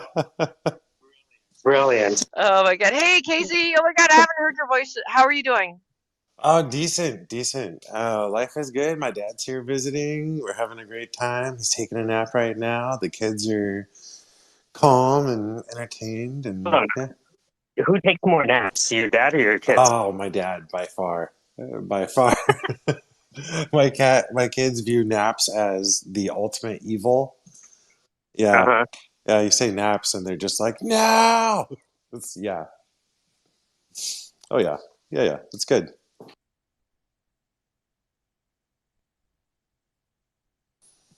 That's it? You're not going to save me? Oh I'm just, no. I'm Okay, just yeah, kidding. no. I'm just kidding. I'm just kidding. No. Life, things are good. Things are good. Had another interview with a mortgage company today, and set a bar down that I know that they probably won't say yes to, and that was a good feeling. So, um, yeah, life goes on. Things are okay though. We're doing good. Yeah, yeah. How's Good, everybody else good, good. doing? Hey, good. Hey, Casey. So I actually went into a critique space. Oh, I said it right this time. Nice. See, I smoke some weed. I'm cool. So no, I went. I tried to say it earlier, and it just came out weird. Anyway, Critic you? Okay, so yeah, I don't anyways. even know how it came out. Yeah, I saw it in my anyway. Anyway, yeah, I went into one of those photography spaces and actually put up 4 photos. I think I put them up on my profile. It was like 4 spaces. You know what I mean? And I had people just be like, okay, just let me know. Like, what do you just critique it? And it was very positive. And it was very Excellent. and it gave me Was it more a words to was it describe a my own art too, like having what other people describe it. It was great. Yeah. was it a space where there were pieces that were being critiqued that Yes. were excellent. And Excellent. they were even saying, to the other people, like, oh, I would like to see this with less color. That they were actually critiquing. They were actually like, instead of a love fest all the time, instead of like, oh, that was so good, or that's so, you know what I mean. I literally waited for like an hour to make sure that they were actually saying some shit to some, not shit, but like actually like giving their, Thoughtful yes, advice, not just yes. like, okay, next, Yeah, next, yeah, yeah, yeah, next. yeah. Like, oh, Yeah. I love it. I love it. Next, I love it. Next. No, no, no. It wasn't that. So I was like, oh, this is the space I actually. Let's go. You know what I mean? So It's like an ascot space. kind of, yeah, a little bit, I guess. But still, it was. I like what you did Look, there, but here's a little criticism look. based on the French artist. I'm white. Boobajoo. You know Boobajoo. I have to ease in, right? So like, no. No, but it's no, T Money was there, and he's very he's very critical. I love him though. I love following him around and Okay, listening so to him you got talk to into space. an Yeah. actual critique space and Yeah, came a real out one. pretty good. Awesome. Yeah. Nice. Nice, right It's on. kind of like the artist pitch competition.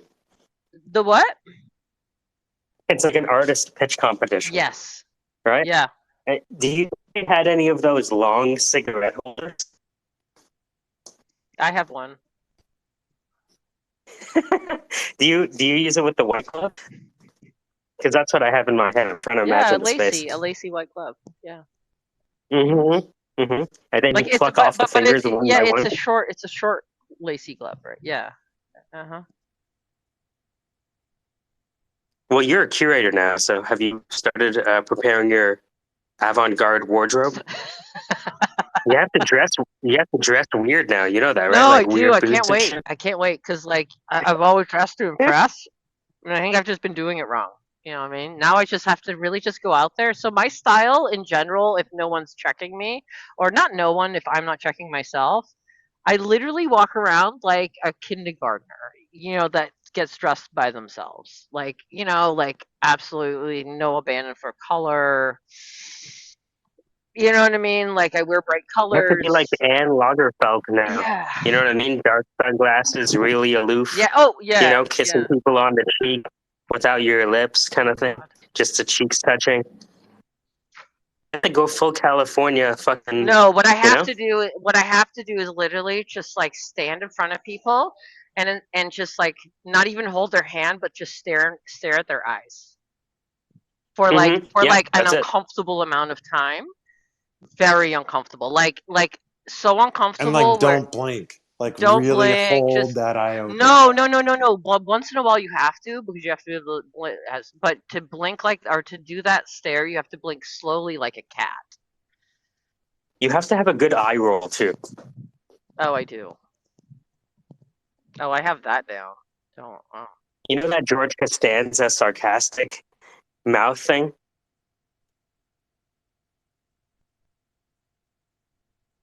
You're listening to the Syndicate. You already know what it is. How might we act aloof? Acting aloof is the only thing that allows you to increase your price in a world where your product, brand, and service are the same as everyone else's. They're not buying the product. They're buying the status it brings them. That is very true. So I was in a space. I was in one of Payne's spaces, and I like to go into his space too. And I was just saying, I was complaining about, not complaining, but somebody was saying about like, they're not having sales, blah, blah, blah. And then I started going on about like, yeah, they say it's not about the art, it's about your personality. And I'm like, well, that means my personality must fucking suck. And I swear to God, like after that space, and I just went on and on because I had a couple of shots of Jaeger, and I was also very high. So apparently I was entertaining enough to like I got like 15 new followers like out of the blue. I was like, oh, I hate when that Thanks. happens because now I'm like, do I have to be drunk to get followers? Is this like? Get it out. We got crunk No, I'm and just kidding. Not just kidding. My stomach cannot handle that. No, that was a one-off thing. You guys know this. I can't. I don't drink. I can't drink. do it for the art, Anne. No. I gotta pretend. No, I gotta learn to pretend to be drunk, right? Then. No, I don't know. I was just like, it was just a fun conversation, I guess. But Is your drunk the Joker? That's amazing. dude, my drunk is loud. Ask Casey. My drunk is loud. I'm loud and just It's like a cartoon version of myself, and I already like kind of look like a cartoon character. Like when I go out, like I literally look like I'm going to Comic Con. You know what I mean? Half the time. So like if when I get drunk on top of that, yeah, it's a lot.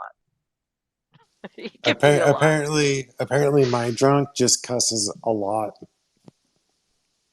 Oh yeah, yeah, yeah. Yeah, Yeah, yeah. yeah, I remember that one with where you grew up. That's amazing. yeah, yeah, yep, yep. Yeah, I cuss a lot when I'm drunk. Apparently, it just flows. I don't even think about it. But it's happy swears. Oh yeah, oh yeah. Oh, I'm Total happy happy as fuck. swears. Yeah, yeah, yeah. I'm like the happiest drunk. Like I'm annoyingly happy. You know what I mean? It's like, why are you so happy? Yeah, yeah. I'm happy, happy. Yeah, Casey, you're a very happy drunk too. Oh yeah, Yeah, yeah. oh No, yeah. it was. Let's. That's what gets me into trouble. Yeah. Too happy drunk. Happy Ooh drunk. man, Ooh. forever I'll have the memory of being inside that cop car, drunk as shit, just flipping switches and yanking stuff out of there. Happy as a clam while I was doing it. Hoo ha! Tequila. Memories. Na, Oh na, na, yeah. na, na, na, na, na. Yeah, I know. Yeah, it's good times. Not. Good times, stupid shit. Yeah, fuck. Stupid shit. Good Stupid shit. times, fun. Yeah, I don't know. That's not even what do they call that when it's second degree fun or second? What is it first? When it's fun when it's happening, but when it's fun when you realize it's later, it's fun. There's a word for that, or there's a whole speech for that. I can't remember. You guys don't want to talk about? No, no. No. Mm, okay. Nope. Nope. Okay. All right. Well, I heard it while I was hiking and stuff in the hiking community. They say like it's Don't like bring that second. trash. Don't bring that trash lingo in here, please. Up. What if you took RC cars on the trail? Perfect. You cannot. Oh yeah. They honestly those hikers would probably kick them off into What about they're drones? assholes. What Just about like they little come across drones? cairns and they just kick them. Huh? What about a shit ton of little drones? Little drones, little quadcopters flying everywhere up and down the trail. That is very annoying. Like that would be so annoying to me. I already like I hear that fucking buzz. Well, it's a mix of annoyance and jealousy, really, to be fair. But whenever I hear one on the beach, I scowl at it. You know what I mean? Like, go away. You know what I mean? Yeah, it's terrible. I hate them. But I think it has definitely some jealousy because I'm like, oh, I wish I had a drone, but I don't. Yeah, and I would be annoying probably with it. That's probably why I shouldn't have one. You know what I mean? Oh, hey, I gotta go back in to work. So thank you guys for letting me ramble on, and I'll be listening. We'll talk to you guys later. Oh, gotta go in. Bye. Word, be well.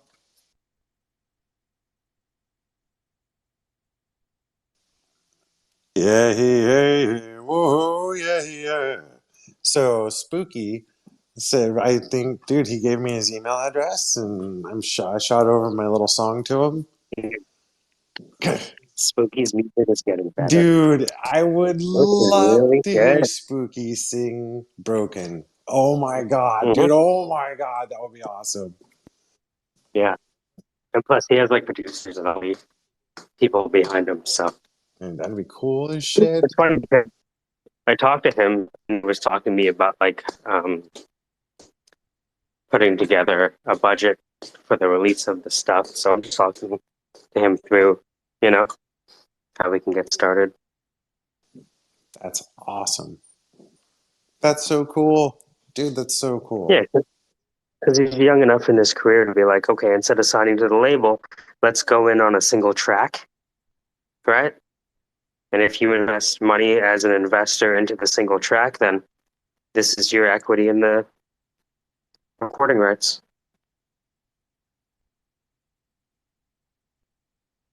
It's like treating a song as a single product. I mean, you just repeat the same formula, right? As you did with Quentin. No. Yep, you're absolutely right. Okay. Yep. Uh-huh. Yeah. Yeah, because I mean, I believe in the music, so it's just one of those things where I think if more people heard it, more people would like it and share it, right? And I can't say that for most of the music that I come across. So I don't think it takes much as long as you have the music right. Of course, it's a crowded marketplace, but I don't know. Yeah, but the cream rises to the top. The true value shines through. Something like that. And I've seen that guy turn around songs in like hours. Does that make sense? It's not like, oh, I need to go, go and find myself and go to Joshua Tree and all this shit. No, no, no. It's like the next day he'll send you the WAV file. Yeah.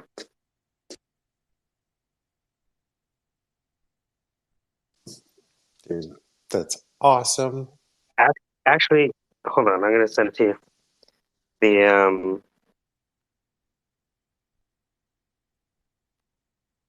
because it has drone soil content. The drone.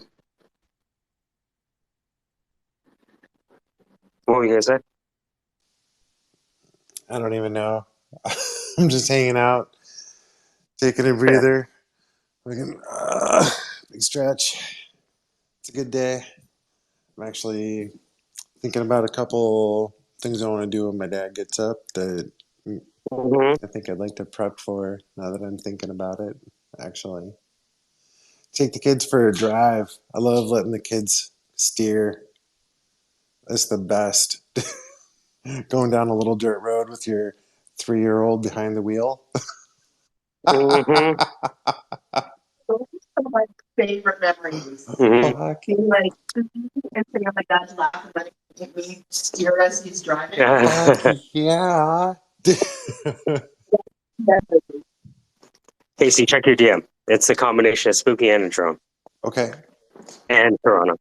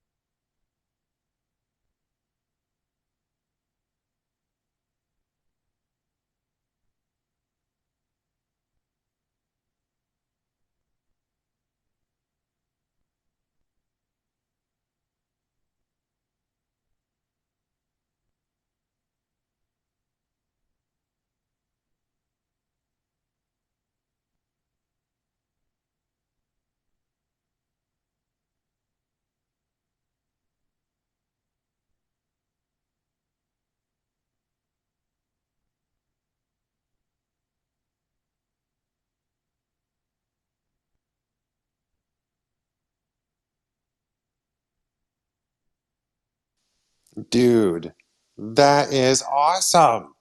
What a Crazy, great right? that's at first I didn't understand what I was watching, right? I'm like, is this a music video? Is this an ad? I don't understand. And as it played through and I started picking up on the lyrics, I'm like, oh shit. It's like, Yeah.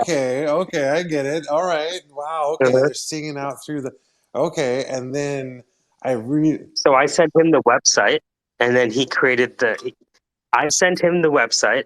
The producer sent him the beat, and he sent us back the WAV file with the audio. That's oh it. dude. And who He's who smart, put dude. in the end vocal, the end conversation at the end? Or were the guys just talking? They just I can't even remember now. It's been so long since I created that. I have no idea. I have to go listen back. Dude, that's it. Huh? You probably did. Me? Yeah, because you're probably putting it together. Like, Yeah. Ah, I don't know. it's a great transition. That little like clip, that little audio clip of the guy talking. Like, this is the problem, this is why, this is what we think is good, and this is why it's work. Like, that was a really good transition. That was smooth. Most impressive. Oh, yes. That was Spooky talking in Tweet. yeah, And he was And talking about what they wanted to do with, yeah. Yes. yeah, the dude. Yeah. So it's like, what the fuck? You think you're gonna go to school for 18 years and then hope you're gonna get a job? Fuck that. 5 days. You know? Yeah. Yeah, man. That's smooth. Very smooth. That's good.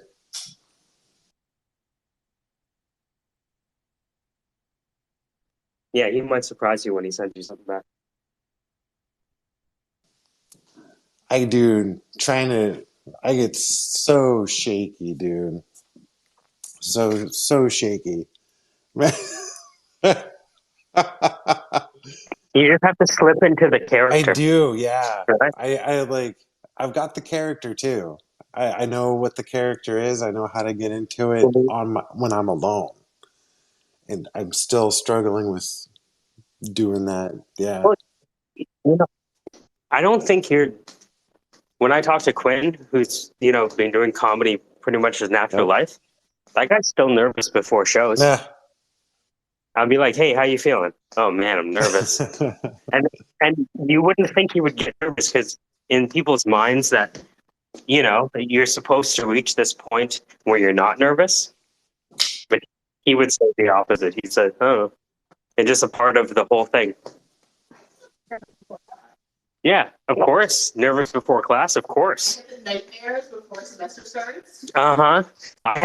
Believe me, I was up till like 2, 3 a.m. before we went into the schools, thinking about the whole thing, planning it in my head. What happens if they don't want to participate? What happens if they're not listening? What happens if they're interrupting? What happens if they're bored? It's good. There's a thin line between anxiety and excitement. Such a thin line. Mhm. Oops, broke it again. Yep.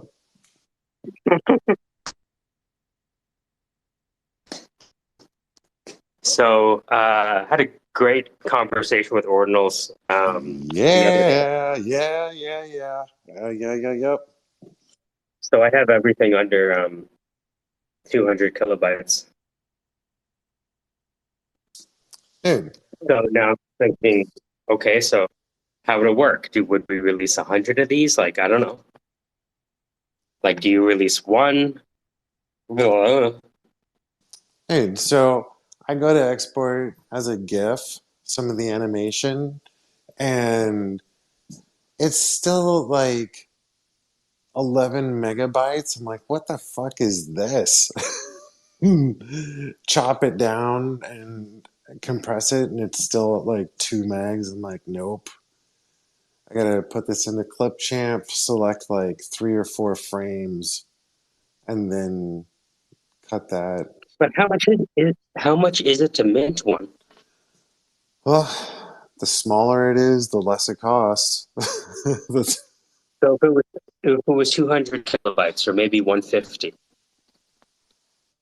how large is this file? dude, the guys that know how to look that up and do the calculator on it. I just don't know what the calculator is. Hmm. But it's sats per byte something. Right. V bytes or Yeah, some shit. yeah. You know, so I haven't dove into that one yet. That's upcoming on the radar. Um, yeah, there's a way to figure that out. But for what he's looking for, I think that if I grab like 4 to 6 frames and then compress the shit out of them, I can get it down pretty far, I think. I was stunned that my little Motion Leap app as a GIF was punching out pretty hefty files, though. Didn't expect that. Yo, I have this shit. I'm telling you. That same thing I sent you. Remember in the Which beginning? one? Who's the truth? Let me just. Oh, it's funny because I'm editing this now. All right, here. This is. I just DM'd it to you.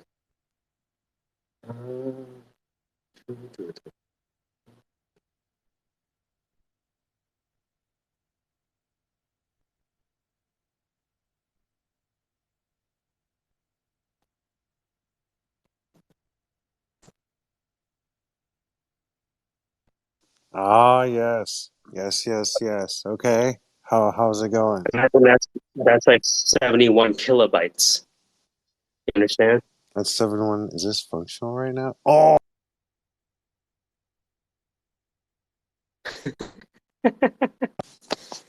oh, that's great, dude. That's great.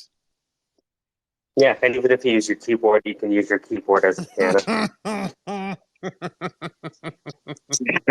Yeah. ChatGPT is a good developer.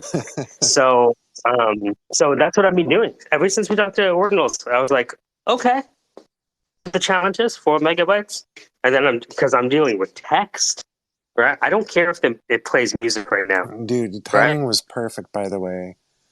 I got Mm-hmm. through the news, latest news, catch up on the news, charged through the animation stuff, and then you came in. That was perfect. Yeah. Beautiful. Yep.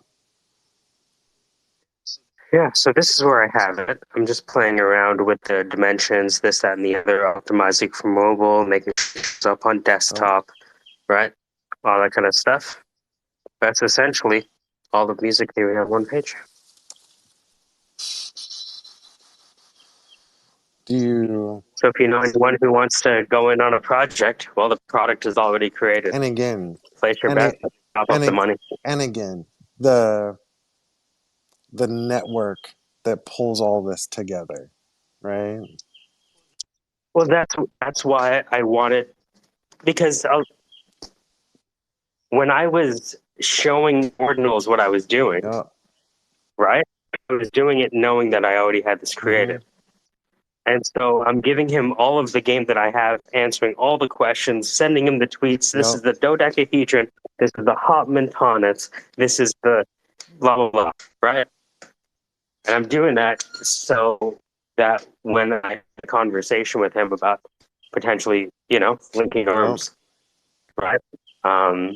That he understands why I'm doing this.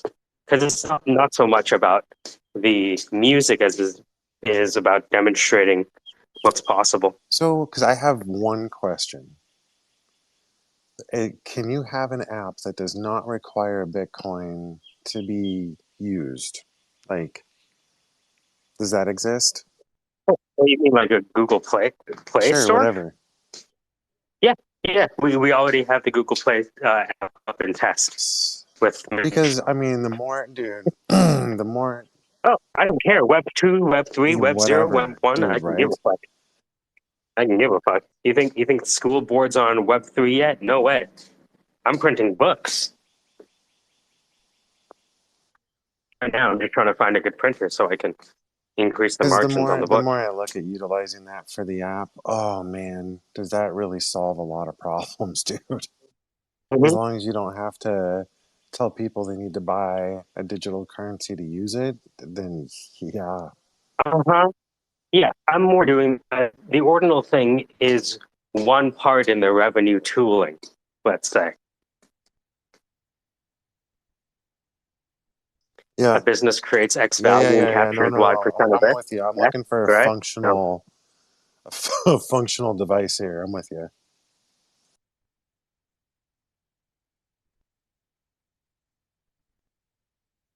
And part of me likes the idea of time stamping everything on the BTC blockchain. So when people inevitably create derivatives based on the work, be like, yeah, this is the original. Or if you'd like, you could find me a timestamp of something earlier. Knock yourself Yeah, out. have fun. Have fun. Dude, yeah. No, it's especially the computational power of driving the app in a distributed fashion.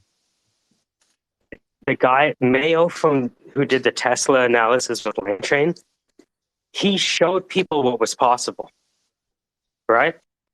And he showed them the code. And that allowed more people to learn than anyone who's ever created a LangChain course.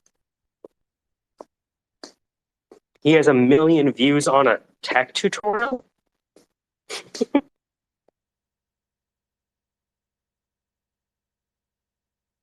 And by the way, after he did that tutorial, he sold out his class.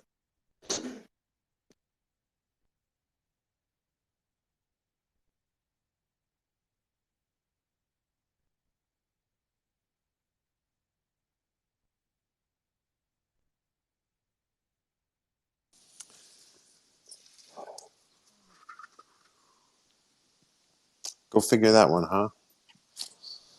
Go figure. Yeah. Mm-hmm. Conquering the world through generosity.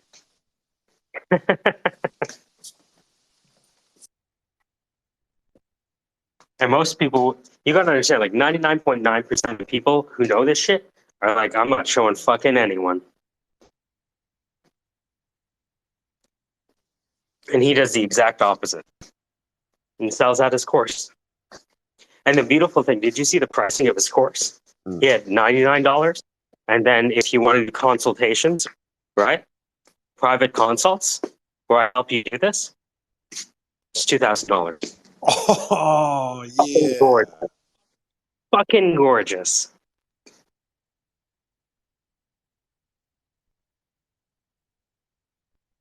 That's a powerhouse right there. Yeah. The upsell. That's whew. Smart man. Smart man. Smart man. So I give it away, I'll still, teach it, and I'll counsel it. oh, That's yeah. okay. So I told Ordinals, because I was like, how do you do this? Oh, you just plug in the Zeta machine with the Juba Japs and the hip hop, and now you need a taproot address. I'm like, you're gonna need to do a fucking lecture on this. Yeah. And so I'm putting together an agenda of questions so I can understand the opportunity, threat, strength, weakness landscape. Yes. Right? So because I know I need it, which means there's other people who need it as well. So if you have any questions you want me to ask them, I want to be able to be like, all right, starting from Dude, fucking do you scratch. understand the difference between inscriptions and stamps? No. Fuck, that one. See, these are the questions I want to be able to ask. Does that make sense? Because the code is done.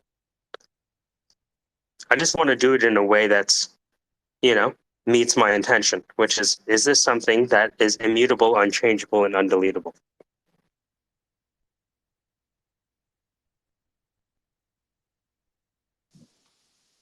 What's up, Zach? And hello, Ruckus, by the way, as well. I never said hi, but I don't think I need to at this point. Oh, you I say just hi to Whitey assume. first. Oh, You saw that. that's not how it is, Mike. I just assumed the hello. Say hi to the wife.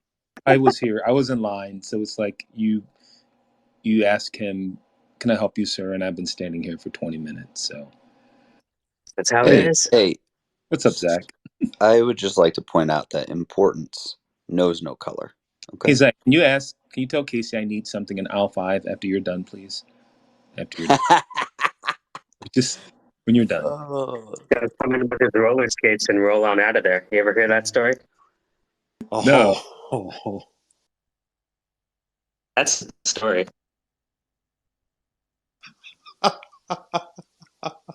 Going back for that one, I was just coming in to say hi. I'm getting my wife ready. She leaves Thursday, and then I leave on Sunday.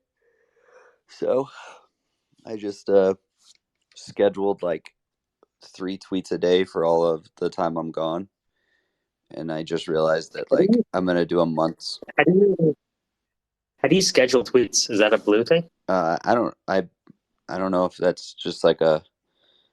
I like how you said, "Is that a blue thing?" Um, I don't know. Let's see. I hit the plus sign, and then down on the bottom. Oh, maybe I can only do it on my computer. You might not be able to do it on your phone. But I was on my laptop, and there was a little calendar down in the bar under the tweets, and it said schedule. Oh, I see it. Cool. So I could do 2 minutes from now. Yeah. So I did like 3 a day for the next month. And then I just realized that was cool. I found some time before I go to this school. But when I get back from this school, I'm not going to have any time. So it'll really kind of suck if all of a sudden I get back and my profile has a bunch of followers and I'm like, shit, now I have to keep this up. But I don't know. Huh. Tweet scheduling. That's awesome. I just tweeted about I've been seeing a lot of founders that I've heard get the feedback that they need to get like super specific on like the one problem that they're solving and like how do they solve it and like go get customer feedback and not like one customer or 2 customers and then implement a change, but like as many people as they can get it in front of. And then they're like, oh, okay, yeah, that's really good advice. And then I watch them and they're like announcing our new whatever. And I'm like, there's no way your customers wanted this because it has nothing to do with your underlying problem that you're solving. So, dude, it took me so long to figure out the best way to introduce music to strangers. Like the amount of different variations that I did that crashed and burned. But it's variations on that singular thing of introducing music, not all What of do a I do sudden for 2 minutes? you're doing a startup and then all of a sudden your startup is now offering a token gated something or other or some sort of now you're a startup but you're offering now physical products on your website or like right, it's just I get that founders have to do a lot in terms of marketing and all these other things that like businesses have all these departments to do. But in the beginning, like, especially if you haven't raised any money, it's like just figure out the customer and what they want from you. And I feel like no one just goes and asks people, like, hey, how would this service best be provided to you? Like, I don't know. No, but you're right. Like getting outside, I think this was caused by the pandemic too, because there was a stunt in the development of the curriculum when the pandemic hit, because I was no longer in front of students. So the time it took me to learn and iterate slowed. But once I was back in the school, it took maybe 5 to 8 classes before I was like, you know what? Yeah, this is it. This is the way I'm going to do it. This is exactly what I do in the first 90 seconds.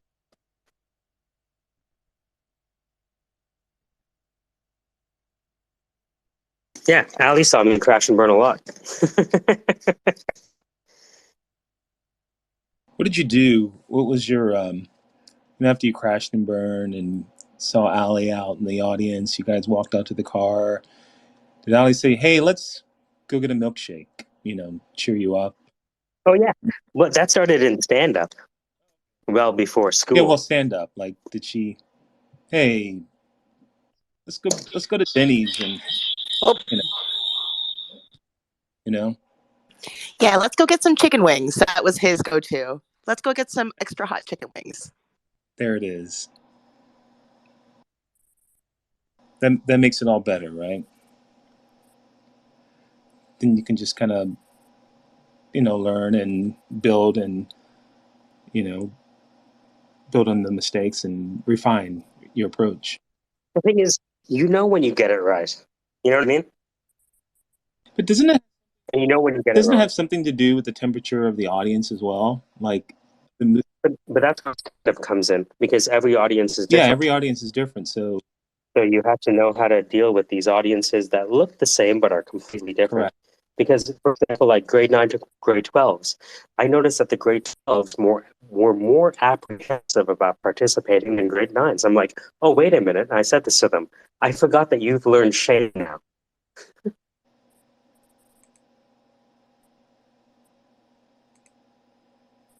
Grade 9, they don't know that they're supposed to be embarrassed by trying and failing. But by grade 12, they've been in school long enough to know how hard it is to get the answer wrong. I don't know. It's so interesting how different years can make in a population. Yeah, that is. Well, high school isn't just any regular 3 years. Like they grow up so much over those 3 years. Like they come in as babies and they leave little adults, like almost like full-grown men and women. It's crazy. You're absolutely right. Oh no, That, I got it now. The grade 12s have spent their whole high school online. no, no, Oh that's not. fuck! No, Allie has a great point. Like, had I to do it all over again, I would have chosen grade 12, but I was afraid of them, and I thought K through 3 would be better. But when I got into the high school classroom, what I learned was that high schoolers are working. They have responsibilities. They have paying insurance. They're working jobs, and it's actually easier teaching them than the younger ones because they're able to do a little bit more critical thinking because they've had you know things on the job where they've made mistakes. You know what's funny? Their language functioning is very high. I'm not sure how they're doing in math, but when I speak to them, I speak to them like they're adults. Absolutely agree. I don't cut corners with the words I use, none of that stuff. So, do you think that what a good question would be is see if they're working, see if they're around any professionals. What are their if their parents are Well, I mean that's why we're in the school. So what we're doing now is rolling out tech trade training to prepare them when they're 18 to get a job. So like, yeah, we're going full force into so they this. could be reading and learning because that Mhm. Well, yeah, I mean the challenge is if a kid gets disenfranchised with school, they skip school, and where they go onto the street, and who do they meet? Cops. So it's like, there's a big need to be able to capture the town that may not be chalkboard warriors. You know what I mean? Yeah, no, that makes sense.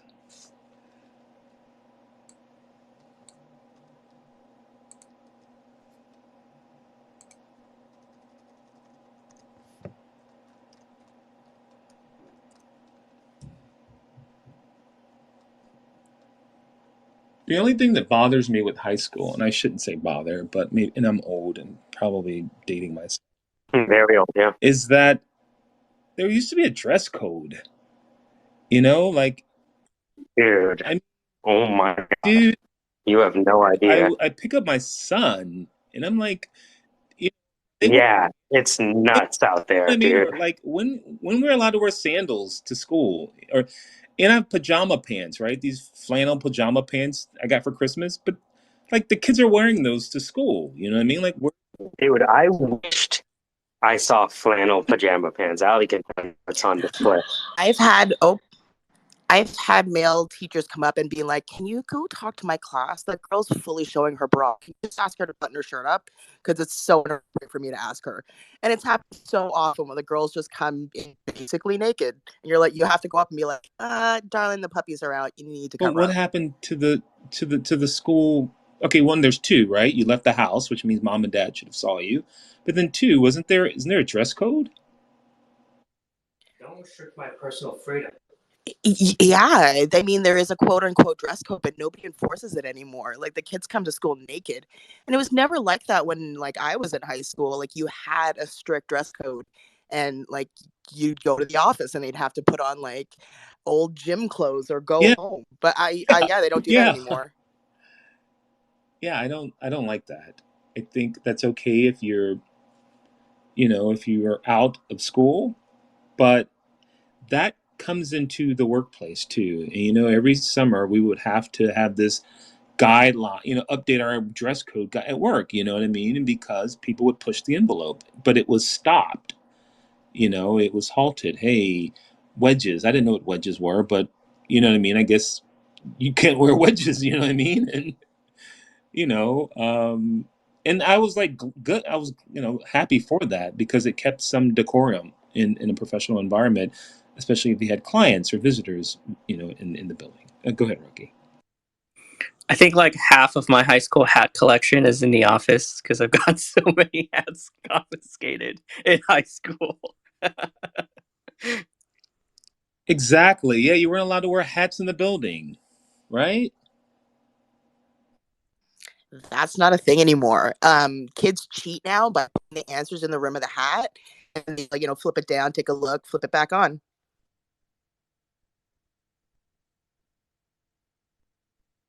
I know you guys. You can't tell them anything, but I have friends who blame the school, and I was like, this morning they shared an article, and I was like, no, this is home.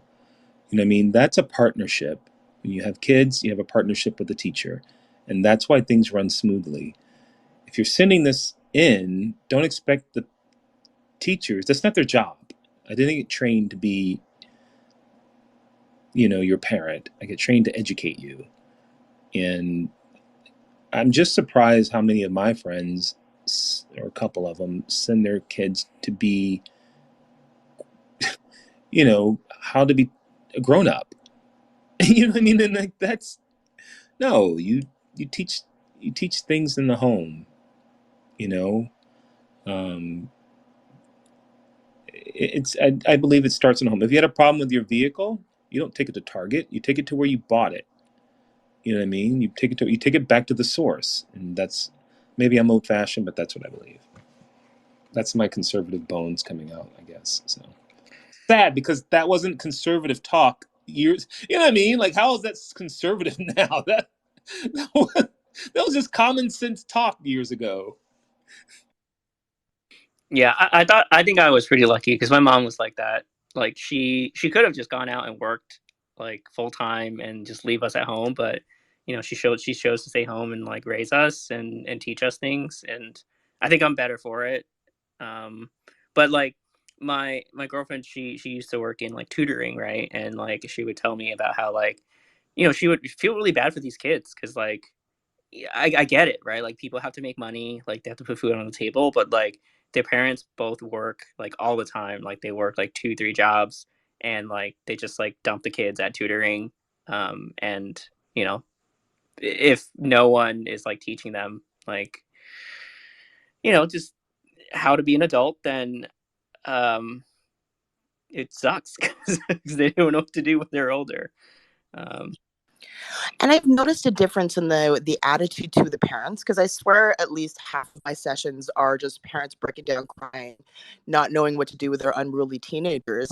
And it's because they want to be their best friends. They don't want to discipline them. You know what I mean? And I've noticed a lot that a lot of the problems that come in there, I just want to give my kid freedom and allow them to do, and their own choices. It's like, well, obviously they're going to make the bad choices. They don't have the prefrontal cortex development to actually understand consequences. That's what you teach them. So yeah, but it's crazy out there. Yeah, I do want to be and I'm guilty. I do understand wanting to be your kids' friends and have a good time and have fun. But I did learn in the classroom. When I learned in the classroom, my first year, I went in nice, and it was horrible. You know, we were warned, if you go in there nice, you're going to have a rough first year. And so that second year, I went in, and I was just strictly by the book. And See, what I discovered is sarcasm works. all the A teacher, a teacher actually said, "I like how you use sarcasm because that's what they so how do understand." you give me an example? Like you're in the classroom. So they were. It's so funny because it's sarcasm and actually challenging them. So it's two of those things. So for example, one of the things I did is the grade 12s. I told you that they were more apprehensive and not willing to fail. And so when I would ask a question, I would hear a bunch of whispers.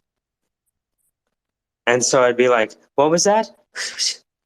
This is what I'm hearing right now. You guys are running out of breath. Somebody tell me the answer. You have the answer. Who's willing to have courage and confidence enough to fail in front of everyone else's? It's easy to sit down as an audience member or as a student. It's difficult to present to the class. So I understand if you're apprehensive about failing in front of your friends. Who has the guts to do it?" Yeah, but that works on high school students. That's not going to work on an elementary class. Elementary is different. I'm just saying this is the high school.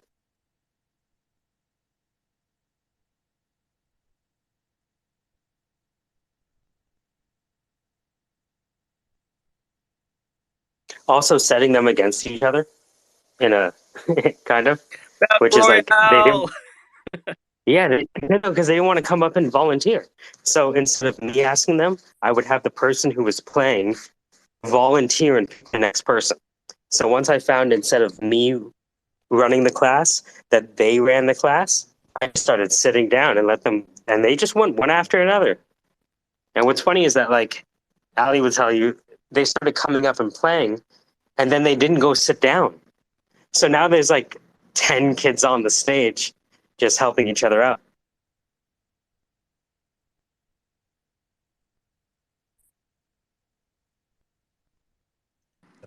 Yeah, I don't know what happened over the past few years where we don't want the kids to feel anxiety. And I don't know if we just don't understand the impact of how anxiety affects your learning and how you actually do learn when you're anxious because your brain is imprinting during those moments. So, like, I got pulled out of the classroom because I was talking directly to the students and asking them direct questions. And my principal actually told me, "You're not allowed to ask the kids directly questions anymore. It's making them too anxious." Yeah, so I have a letter in my file now for that. Oh, Rocky. This is my opinion, but I think it's like in cycles, right? Like most, at least for like me and my friends, like our parents like came up from like nothing, and so like they had a lot of anxiety, and so like they want to reduce that anxiety from us as much as possible, and now they've gone too far, and so like now our generation is like, now we're looking at that and we're like, no, like we gotta find some happy medium. Who knows, it could swing the other way again, where we're like too hard on them, like, you know, things just come in cycles. It's kind of funny that way. Yeah, kind of like an oversteering. We've oversteered. Yeah, you're right. I mean, and then we'll get back to the middle where we'll have a balance. That makes a completely sense.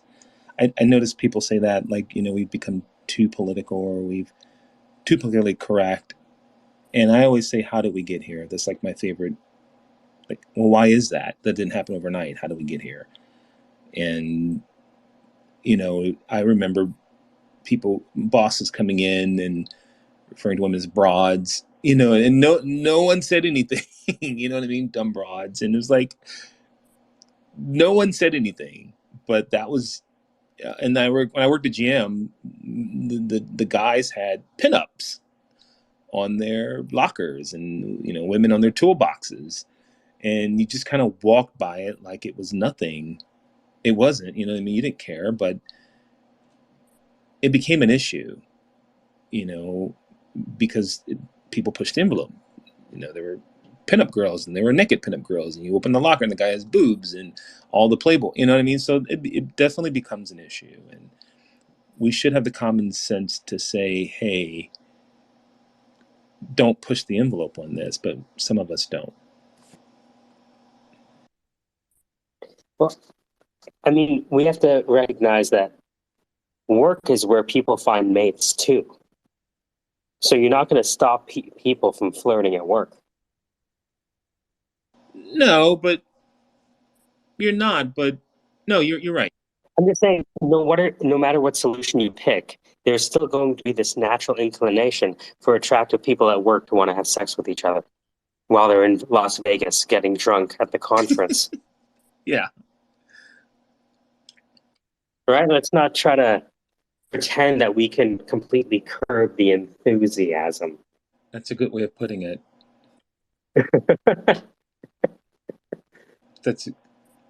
But there should be,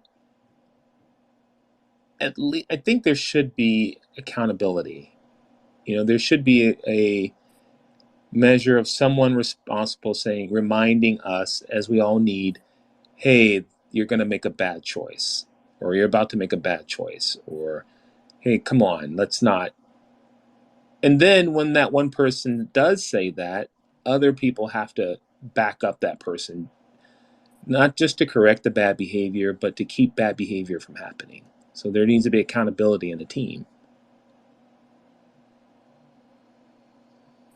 And I think sometimes, and so it's not so much the manager, but the team that needs to speak it up. can be, in certain situations, it can be, but you also want to look at the leadership. You know what I mean? The leadership should have some kind of decorum. When that the queen is sick, what honey is expected. Thank you. Yeah. But if the queen is sick all the time and they create a toxic environment, what do the bees do? You know? Ever see that speech by Ulysses? No. It's hold on, you'll like it. I think it will describe to you where is it? Describe Ulysses. Oh, here it is. Troy in our weakness stands. You know what I mean by that? Say it again. Troy in our weakness stands. So the idea, the Greeks got together and they had failed to conquer Troy for about 10 years. And they're like, what the fuck? What are we supposed to do? What's wrong? And they each have a speech, you know. Nestor, Agamemnon, they all have their speeches about why they're not winning, the Greeks. And Ulysses goes last and he says, no. It's not what the Trojans are doing that are preventing us from winning the war. It's what we are doing. Troy in our weakness stands.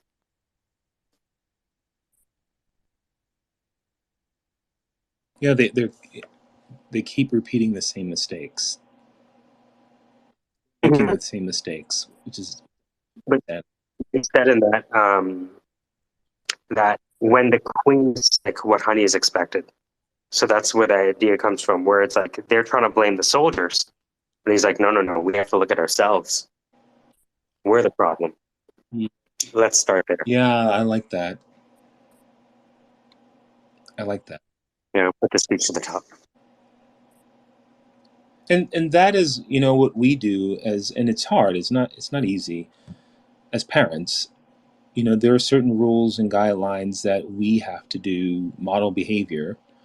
So we laid some ground rules after we've made a couple mistakes, bickering, and we were like, hey, instead of disagreeing in front of the kids, we will table it and we'll discuss it later. And for years, being in digital, we always have this joke where we say millennials were sitting in the backseat of the car watching parents argue about money.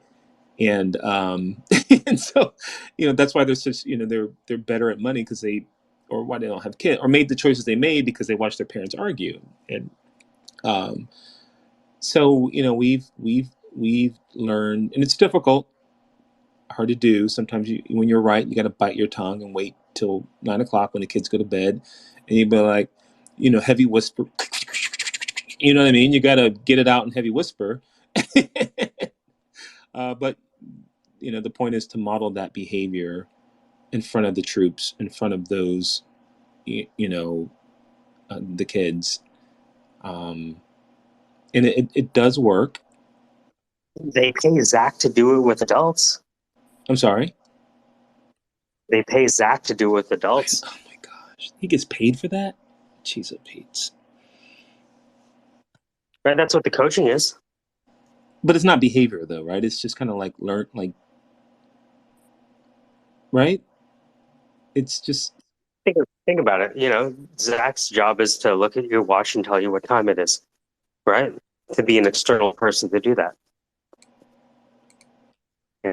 So we still need parents when we grow we up. do. That's a good point. The guidance changes. Yes, we do. Yep. That's why I believe at work, the position I'm in, I always ask, about mentorship, at least each time on a one, you know what I mean? Like, how do you feel about mentorship? Are you interested in being mentored, or what path do you want to be on? Because, you know what I mean? Because a lot of people want that, or. Well, there's I think a Far Side joke where you see the rhino painting a portrait, and the rhino paints his horn on the portrait. Yes, That's how I think of my own ideas, right? Yeah. Where my horn is probably getting in the way of me perceiving reality.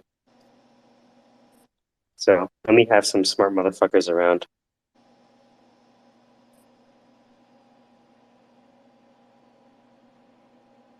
And I don't talk to them much, but when we talk, we talk. I think that's the idea of the village, right?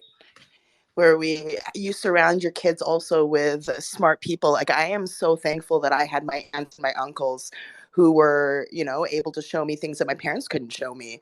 I mean, my first foray into not code switching was seeing my aunt be her fully self in her actuarial science position. She was full on Jamaican, and it was awesome.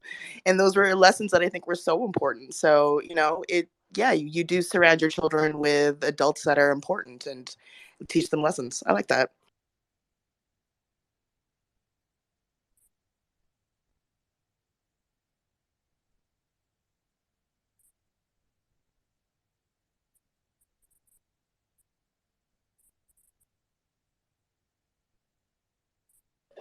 But it sounds like your kids are going to be great because you actually parent them and you show them responsibility and give them opportunities to learn and stuff like that. I don't see that a lot in a lot of parents that I talk to. So that's Thank cool. you. It's cool to see that, Thank you Ruckus. very much. And a lot of that has to do with being in the classroom and seeing. So, before I wanted like 5 kids. Hey, you saw the mistakes. Oh my gosh, you get in the classroom, it's like, okay, that's going on to 4 kids, 3 kids, 2 kids, no kids. You know what I mean? And so that's, that's teaching. I mean, it really ruins, or I don't want to say ruin, but it changes your perception on parent and parenting. And I remember when me and I were engaged, and we were like, decided that we'll have kids. And I said, look, you need to come in the classroom with me and see this. It's like, before you even, think about it, you need to be in the classroom for a week. And so we arranged it, one of my good friends, for her to sit in a classroom and be an aide for a week. And she was just shocked about what she saw, the behavior that came into the classroom, what she needed to see. You need to know, when you send your kids out to school, who's going to be in their circle? Who are they going to be with, be around? And I don't think a lot of people understand that. So, that's important. And yeah, we get a little flack about how we raise our kids because we're not as free range, and we're very like, hey, yes ma'am, no, not yes ma'am, but yes please, no thank you, um, and how to talk, and we get a little bit of flack, but for the most part it works. The foundation is set when you bring them home to 3 years old, and now they are critical thinkers. We don't have to do a lot of hands-on with them. They're doing very well in school, presidential awards every year, all A's, that's the expectation. And it's, but laying the groundwork is very hard, and you have to be consistent, and you have to be humble, admit when you're wrong. I admit to my kids when I make mistakes. Let's figure this out. I apologized to my son yesterday. I was like, I told you to take the trash out and dump it all in there, but all the trash went on the ground. That was my mistake, my bad. Let's figure out what we can do better next time to not have this. So, I do admit my mistakes in front of my kids as well. So, yeah, but it's I think it's a lot tougher than what most people think. You know what I mean? It's still some challenges, but we believe in let them make their mistakes hard here, fall hard in my house, make your mistakes, and you lose your $20. I asked to hold it. You didn't want me to hold it, and you lost it. Boo-hoo, Now when they get $20 of money, they give it right to my wife. Because she's like, if I lose it, it's insured. If you lose it, it's uninsured. So, so, so there's a lesson. There's a lesson in that. I was like, hey, if mommy loses your money, then she has to give it back to you. So now they get money and they rush it right to her.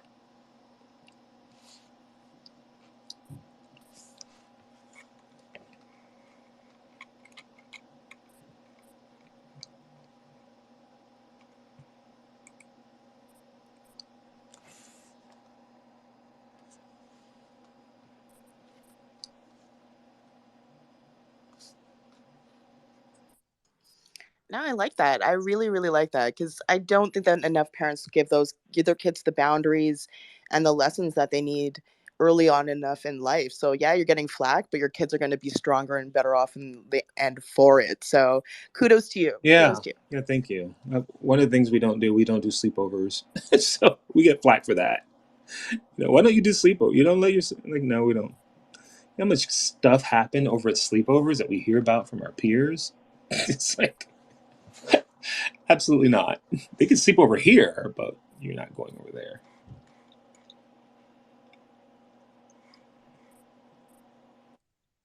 Yeah, that's a whole minefield. I don't even know how you approach sleepovers, like the idea or anything. My niece is 6 and 7, and she's starting to get invites for sleepovers, and you're like, wow, what do we do? Yeah, it's very and I come from old school. It's like I think of sleepovers, like sometimes boys can, and girls, do intimate things or whatever. But it's girls and girls too. Like I grew up, like, oh yeah, I kissed my first girl and I'm like, oh, okay. I never saw that, but I was only thinking one way. I never, sometimes a girl's first sexual experience is with another girl, and I'm like, oh, and vice versa, a boy with another boy. And so you don't consider those things, and it's like, it's like there's nothing wrong with it, but you want to be able to your child to feel comfortable in talking to you about it. A lot of it sometimes is if a boy kisses a girl, it's traumatizing. You know what I mean? Because he kissed her and she didn't want to get in trouble.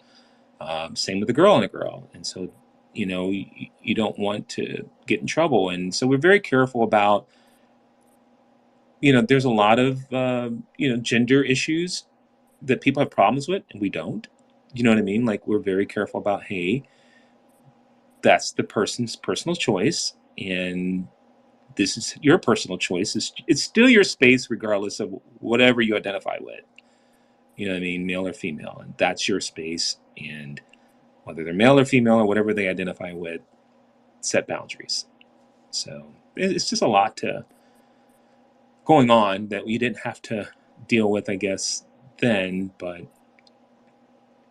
I'm gonna do a bingo card. It is what it is. So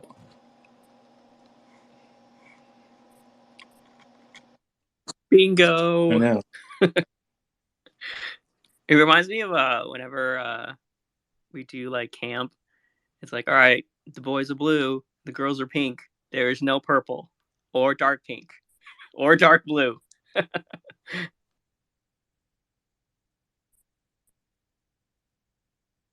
Yeah. How did that?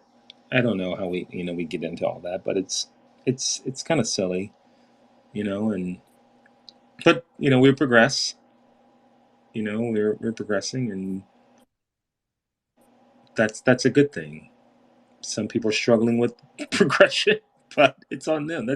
I always say that's your problem, more your problem than mine. So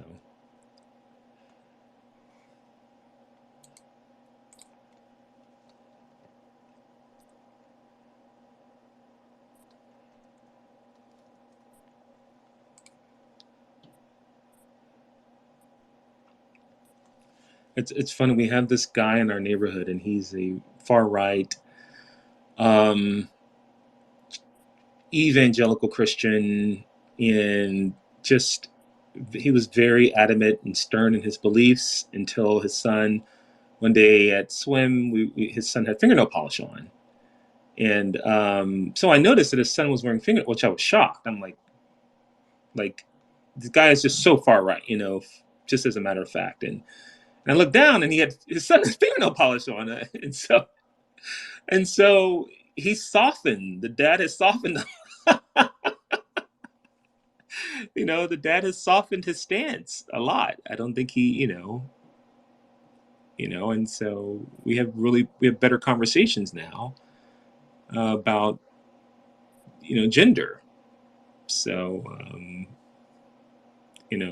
people change. I give them the benefit of doubt of change. Philosophies change.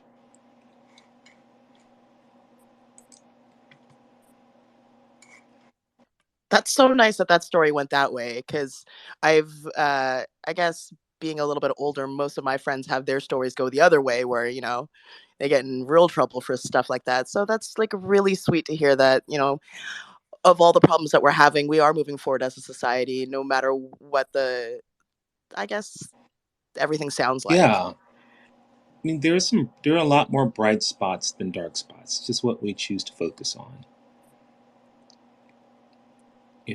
Our country has been through a lot in the last 8 years. So, and then the pandemic. So, I think we've realized what is more important. What do we value? The bickering, the disagreeing, all that.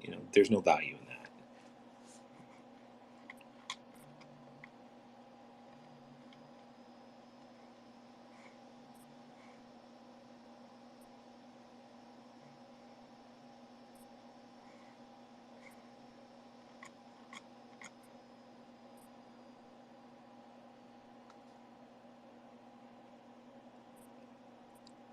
Rocky, how's your job doing?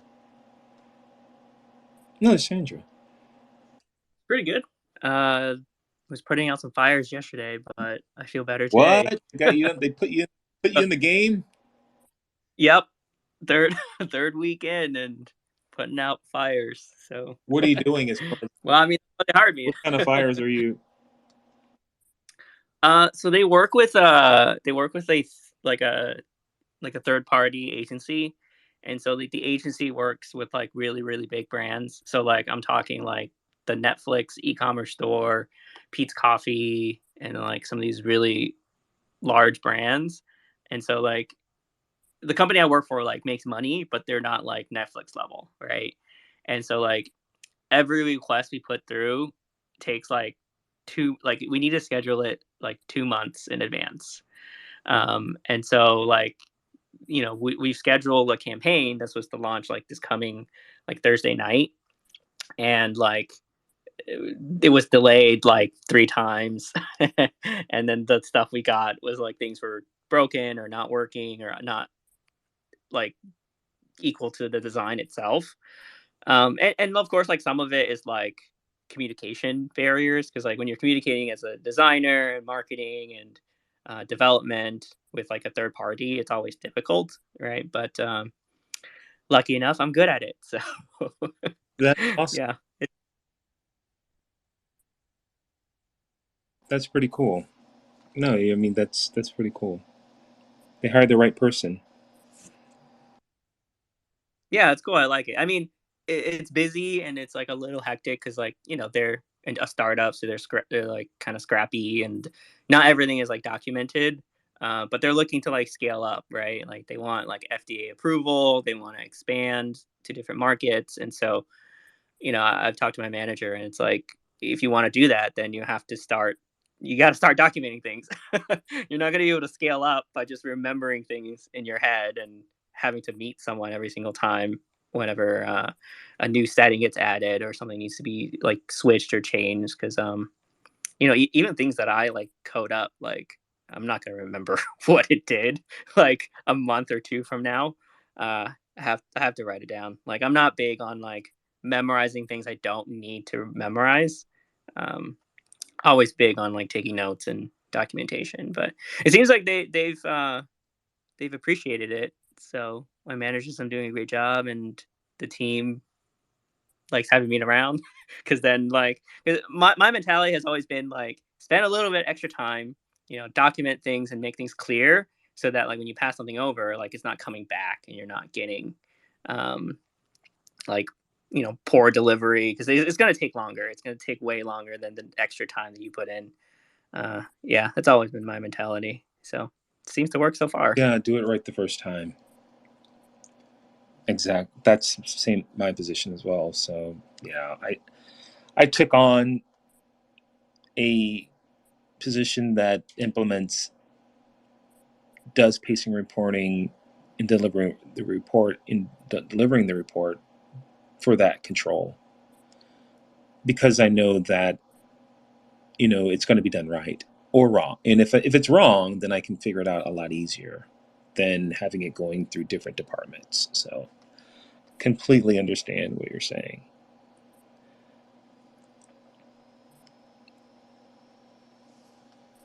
I think it's more being controlling than anything, or not wanting to get that call on the weekend.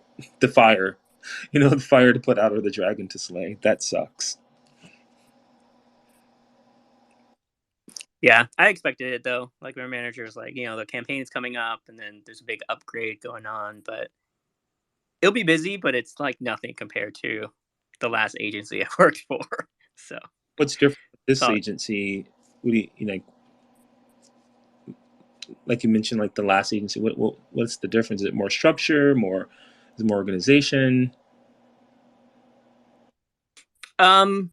so most of my experience has been working with agencies. The large one is the one that I worked with, like all the gaming hardware, like Turtle Beach and Rocket Gaming, and that was like pretty early on in the career, and so like I didn't really have like a reference point, right?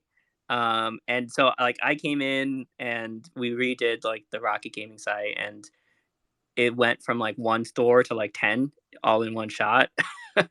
More than 10 instances. So there's a lot of like horizontal scaling, and so any minor change or issue, multiply that by 10, right? um, and then I was on multiple projects at the same time, so not only was it like a huge project, I was on like 3 or 4 at the same time. And I thought that was normal. Everyone on the team was stressed out, and it was tough, but I learned a lot. And working for like another agency, I realized that's not a normal thing. Like no one just goes and go like scales to like 10 regions all at once. You normal like so I knew that that was the case like after that experience and talking to other people. And then I wanted to, kind of expand my horizons and not necessarily work for an agency anymore. Because I feel like you get a lot of like broad understanding of a project, but you don't like know the entire like stack, right? Because you're hopping projects and you're changing contacts so often. And so I wanted to go to a brand so that way like I get to really intimately know, you know, the needs of the brand, like work closely with marketing and design and, you know, customer experience and things like that. And so, you know, luckily I just met a recruiter that was really good and he hooked it up with a brand and here we are now. But yeah, I like it. Like the site is like relatively simple compared to everything else I've worked on. The problems are different because they're subscriptions based and not just like pure, you know, single product. Their needs are different. But things are going pretty well. I like it. Pay is good. Work is less. That's like the dream for any new job, right? Yeah, yeah. And you're in the same role, same title. Before I was a Shopify lead developer. Because with the hardware gaming one, that was a different agency. And then after that, I left to go for another agency because it was like a really good offer. But they were like very, very like integration heavy. Like they partnered with like Fitbit, which got bought by Google. And so like there was like a lot of like friction just to like do anything because like you can't like the code doesn't even like live on your device. Like it's on like a remote server somewhere. You have to like specifically log in. And so um there's a lot of that type of like development, um, which I wanted to try it out, right? But you know, I realized it wasn't for me, and so I tried to look for a brand instead, which was the original goal. After the agency, I wanted to work for a brand, but I got the nice offer and kind of you know took the opportunity. But you know, instead of like what everyone was calling like quiet quitting, like I don't like that, so you know, I chose to leave and just do freelance projects and then find the next opportunity there. So Wait, you left, you yeah, put in your notice, and then you. yeah. I was just like way too stressed out because like again, it was agency life. It was heavy integrations. I was on multiple projects and shadowing a very large like 9 month like basically they were trying to make an Amazon but for like all the hospitals in the United States. So it's like a marketplace for like medical products. And I was shadowing for that while working on the project.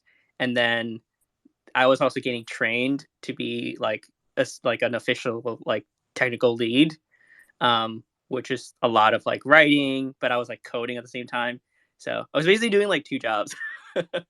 And then the problem was during that time, uh, they they laid off both my project manager and the product like owner or like the customer owner role for like 3 out of 4 of the projects I was on.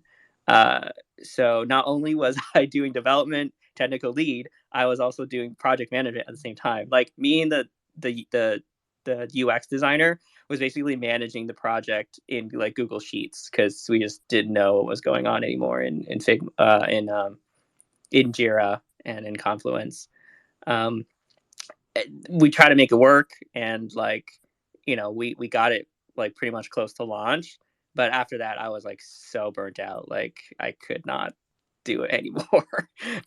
So you know, just for my own mental health, uh, I just like chose to like step down and just admit that it wasn't for me. And then I just did freelance work. I mean, I've had my own LLC for a while. Um, you know, I think I mentioned it in the past with like the two partners, which they don't really help out much nowadays, anyways, because one of them is at Snapchat and the other one is just kind of like happy with this like his architect job.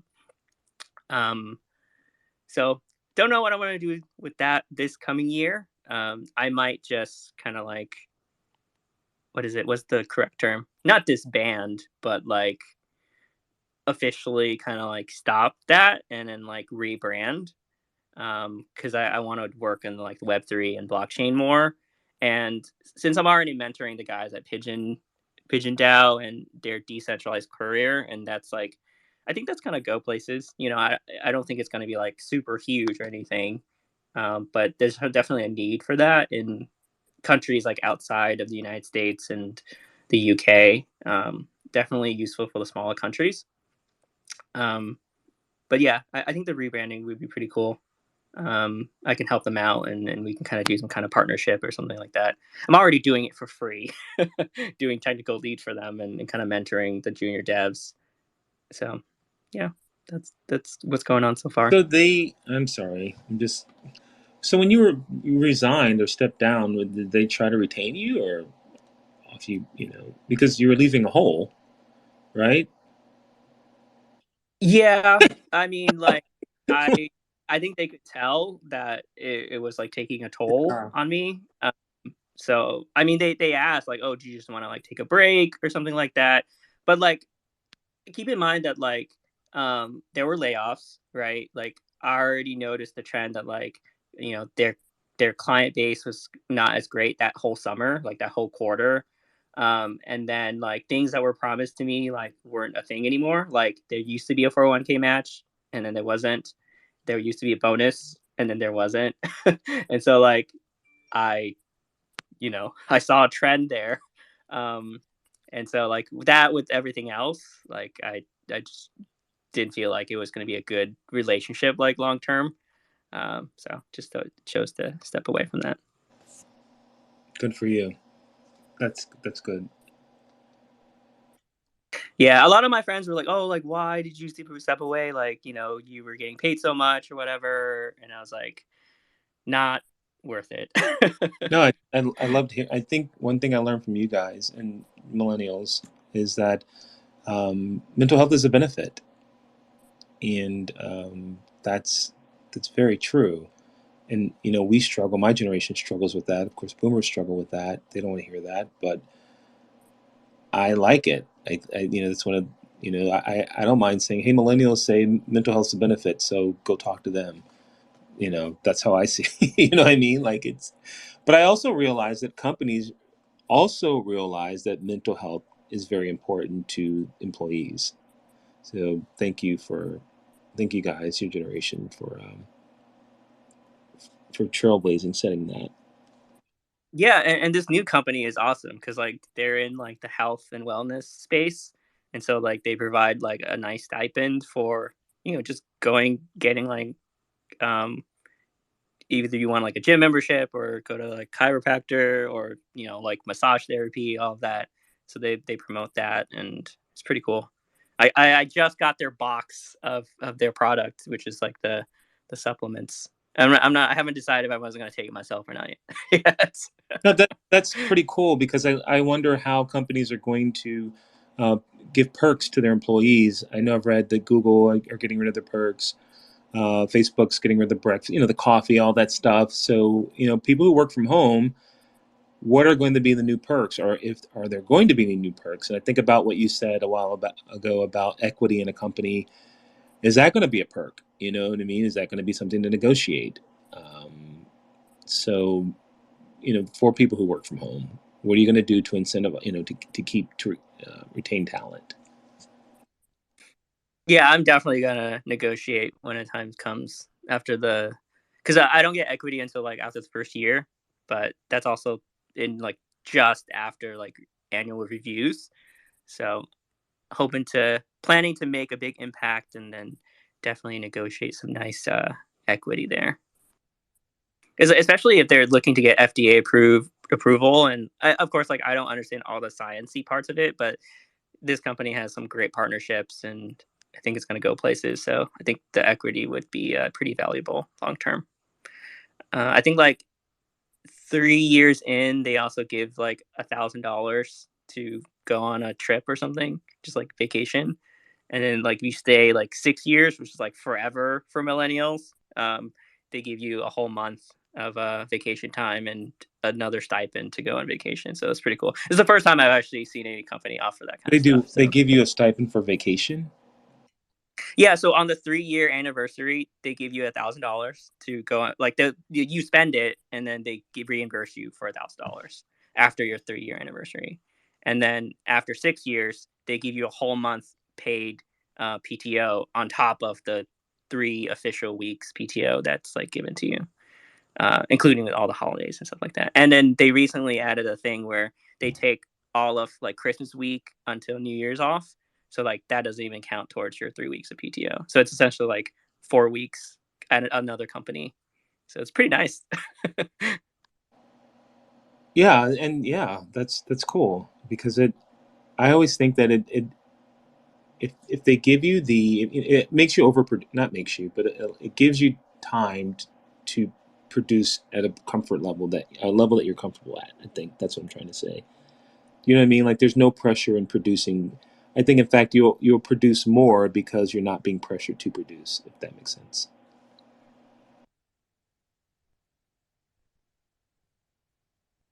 Yeah, I think that's the idea behind it. Is that like you're more well rested, you're motivated, morale is better. So yeah. When we were on vacation, we would see people working on their balcony, like on their balcony, but they were comfortable, and I wouldn't do it, but I mean, I can understand why they would do it if they're comfortable doing it, and there's nothing to hear someone take a call, which I've never seen before, but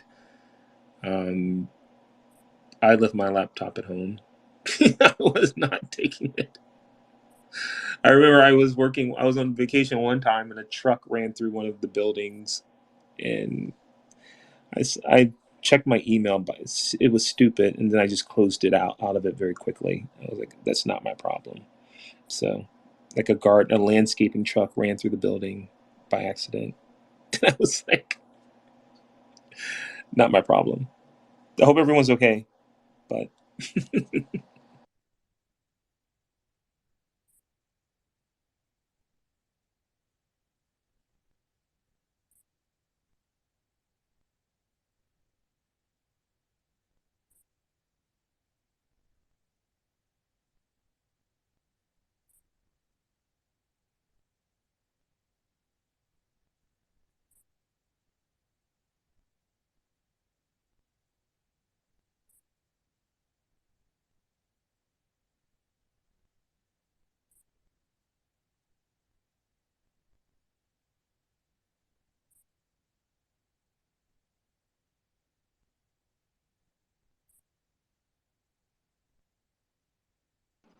I'm going to totally change the subject and ask, what are people's favorite comfort foods? I'm doing a series of like Inky and food. What do people like to eat? oh, I do pasta, white pasta, fettuccine Alfredo. That's my favorite. Yeah, cheese pasta. Mm. That does it for me.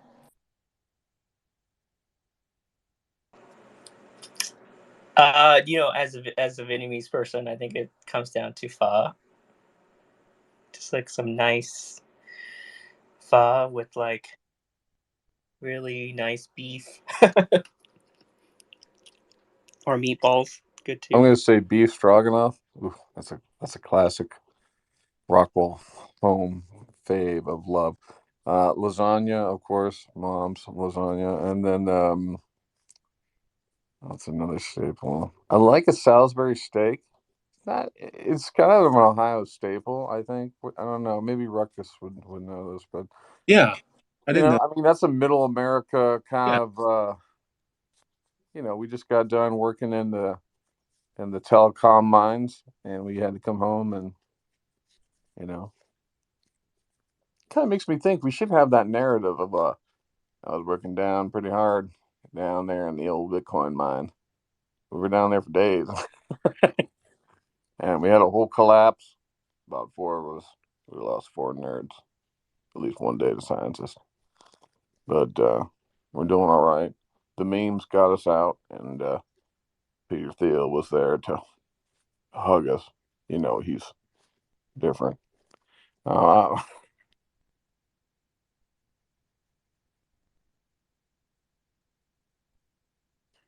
what's another staple? I think mac and cheese. I do think Midwest is largely governed by mac and cheese. I think that's a big thing. Um, And I wouldn't really put barbecue in comfort food, although I know it's sort of tangential to it. It tends to be its own category of cuisine. I think comfort food is, you also think Ponderosa, you think Bob Evans, you think, uh, you think, hey Jimmy, let's go to the buffet. You know what I mean? Oh, we don't have to do just comfort food. I mean, it could be just like favorite foods Oh, up in okay. here. All right. Yeah. Sorry. Favorite foods. Because, yeah, Okay, Inky's artichokes. getting down on all foods. Okay, I'm gonna put artichokes on there. I'm a registered heart surgeon. I can, I can, I can do the heart surgery on an artichoke. Something I learned growing up. Um, God, what's another dish? Well, tacos and hot chicken. You can't really go wrong with those two pieces. Um,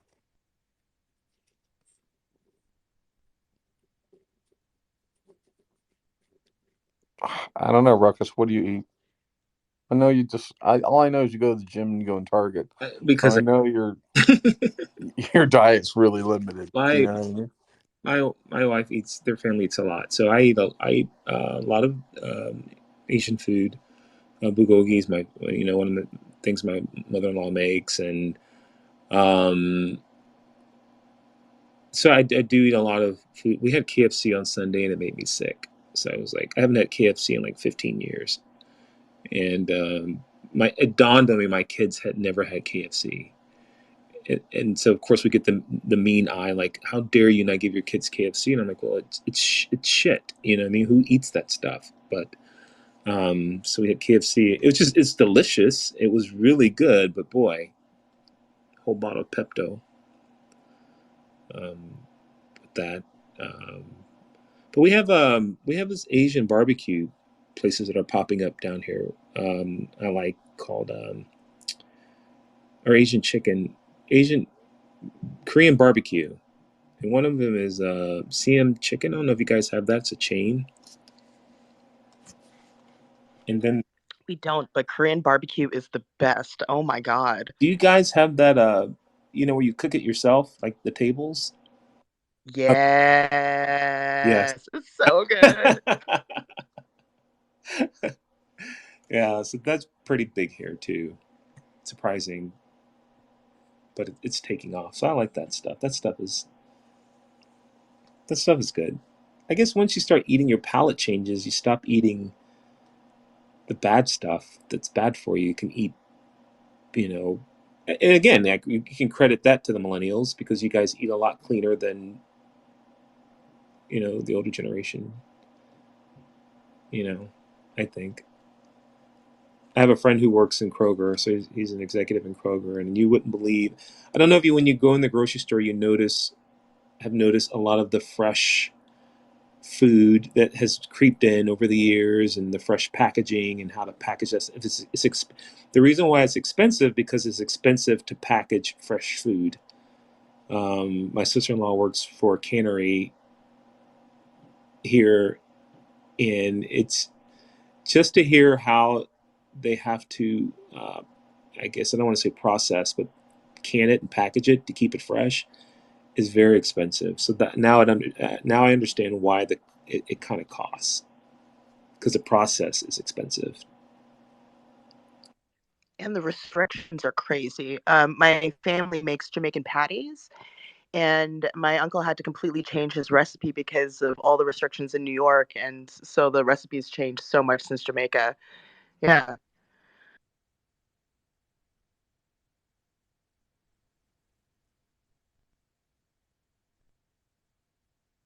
Yeah, but it's good, my kids they want to eat the Chef Boyardee in a can, and I'm like, ew, you know what I mean? Like,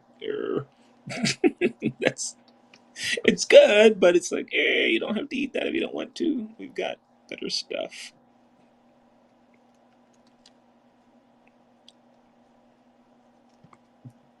The pho is delicious when the noodles are fresh. It's amazing. Well, Ruckus, Fox wrote a check. You think it changes anything? Fox? Oh, did they? They Yeah, $787 million. Nothing says I'm innocent like that, huh? To Dominion, Yep. they settled. Well, it's settled, and there's a massive new crowbar for anyone going after Fox for how they're being represented, right? I mean, that's tasty. But isn't it? I actually think they could have milked it like pay-per-view. Like they could have turned it into sort of like a matter of fact kind of thing. Although potentially the two-facedness could have maybe, but you know what I mean? Like the average redneck is already two-faced, so it's like it's acceptable to them. You know what I'm saying? You know what? Will it change anything with that? I mean, you know what I mean? Like it's I don't know if it'll change anything. I mean, from a lawyer perspective, from a law perspective, changes a lot. Makes Fox a massive target for more lawsuits because you have a massive precedent that's established on this particular case. I mean, so from a Fox perspective, they're probably going to see 5 to 20 more lawsuits easy. But that's not a big deal from a news perspective. That's just something they got to consume, right? So it's whatever. But does it change anything in the current political narrative? Um, Democrats will definitely use this in ads. I mean, they're gonna say your main GOP voice of tomorrow just wrote a $787 million check. Now, I know the righteous wants to talk about the rule of law and about how they're very accurate in Constitution. That I'd love for them to just sit down and just give me 10 minutes about what happened there. What do you think? Why would they ever do that? Why would they ever back fucking down? I thought you guys never backed down. Someone over there just bent over.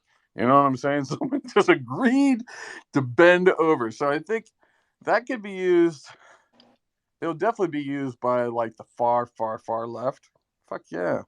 Super extreme, like the wokeification nation, whatever. Yeah, they're definitely going to leverage that shit. But I don't know. so. I How do you think, think they'll be careful, like moving forward? Like, how does that change the content of their? well, Fox's all media, you know, at least from that kind of case perspective, fact checkers and all that kind of stuff. I mean, Fox is probably going to have to run the compliance line for a while because there's a lot of stuff that's harming them. There's a lot of obvious evidence that they did not even, they would put in somebody who would, do XYZ fact checking and then disregard that person, even sideline that person. That person actually left in the suing Fox. You know what I mean? I mean, um, it just makes them a more validated target. It's one thing to sue someone over and over and over and never get a case across, right? Or to sort of back out, but to get a significant, that's a lot of money. You know what I mean? So, yeah. But does it change Trump and his trajectory? No. Does it hurt Fox? I don't even know if it really even hurts Fox because they don't care. But it's on record. Like you can't. There's no way for them to erase what has occurred. You know what I mean? So in that regard, I'm like, bring on the Biden case. Let's get it in the court, motherfuckers. Let's get in line. Because we got, Trump's already in line for like 7 fucking cases. Let's just look, man. It's just due fucking process. It's the BMV, motherfucker. Get in line. Okay, so you've got, Trump's got to go through all his cases. That's fine, and then we'll get to Biden. It's just you're not going to get to him until about 2028, given the current case load. By then, he'll be retired and, Hunter will live in Greece. So like, have at it. That'll be fun for you guys, you know? And Hillary's emails are probably on like a kayak somewhere in Wyoming. Who knows? But, well, actually, I'm still hopeful that the GOP finds another alternate candidate. I'm really praying to God there's an alternate candidate on both sides, really. I would go for anybody but the current. Obama. No, what do you? No, she hates that. No, they're not going to come. I don't What do you know. think about I don't know. Newsom? I don't really. So Newsom is what, the California guy, Yeah. right? And he's the Democrat, right? Yes. I like him when he talks against. I like how he defends himself in Congress and that kind of shit. I don't really know him for shit though. I don't. I mean, I don't follow all that shit. I think like just thinking like the GOP. I think they should pick Jordan, Jim Jordan, because that guy has the rabid base. He can take the rabid base directly out from under from Trump in 2 seconds. It's just like it's perfect, you know. Of course, you know they're going to get to Jordan eventually, anyways. But but I don't What know. about man? John Stewart on Democrats' side or independent Democrats' I heard side? you put that out Yeah, there. Jon Stewart would be great, but yeah. I mean, I can't say we've had a Mm. non-politician in there, so Jon Stewart would definitely be great. I could see the youth going for that. Yeah, I don't know. I mean, dude, I don't know. I don't know. It's it's interesting. I watch more C-SPAN now than I ever have before because it's popcorn TV, just like the SEC stuff was this morning. These guys getting grilled and answering questions, and it's some of the questions decent. A lot of them are just like you know yes or no answer, like shit, and then and of course these guys. Like no one's there to like pin themselves in the corner and shit, so it's just kind of funny. So a lot of it's theater, but that's what it feels like. All of it feels like theater, really. Um, Definitely regulation coming to crypto, though. Man, they're bringing a ton of that coming. Yeah, I know. I mean, I know Mike mentions Michelle Obama, but she hates that position. I just don't think that. I mean, she would be making noise if she was serious about I it. She's not making any noise mean, she about it. lost what 8 years of her marriage, where raising her kids. She lost her husband. She didn't. I mean, there's nothing glamorous about public office, man. You go in there and you don't make tons of. You think you're in power and you're not. You're not in power. You're in accordance to what is currently You know, I always feel like the president's who's, hi, welcome. You're the new president? Yeah, I just got one. Congratulations. Well, the last guy has all this shit that he agreed to. Check it out. And you're like, okay, so what's this? You get to call Denmark every morning. What? At 5 a.m. You call them and say, how do they do? It's part of the contract, right? I mean, there's so much shit that is already agreed upon that I think is one of my biggest pet peeves about the presidency is like how it's actually not connected to the current way you understand time. Like the right when the president goes in and like the stock market goes up, that motherfucker's on TV going like, "Yes, it's good to be here, and I know I brought," you know what I mean? Like he's not having any impact. The first 2 years, he has no impact at all on the current economy at any whatsoever because it's already in motion. The things are already played out. Shit's just going to play the way it's going to play. At the 2 year mark, you might have some actual impact, he or she, in actually changing the course of American blah, blah, blah through, some potential laws, of which those laws alone will take another 3 or 6 months to actually turn, unless they're like, emergency mandate shit, which was like the PPP and the COVID shit. But not every presidency has the emergency, pull the switch, get everything you ever want kind of power. And so then the rest of the shit is just sitting on TV and pissing people off and threatening them. That's really about it. But there's no impact. You know what I mean? It's just a perception that they're in office, therefore they're affecting the market. They're not, in my opinion.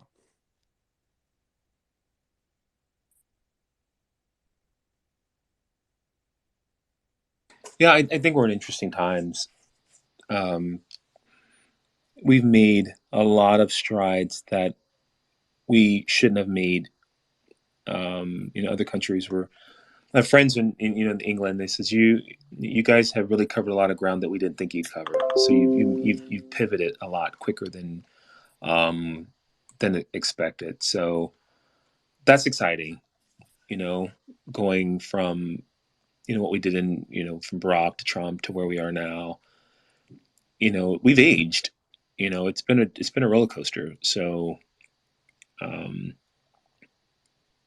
I'm very comfortable in this climate because a lot has come out. We've had a big family intervention. You know what I mean? People come out of the closet, drug addictions have come out.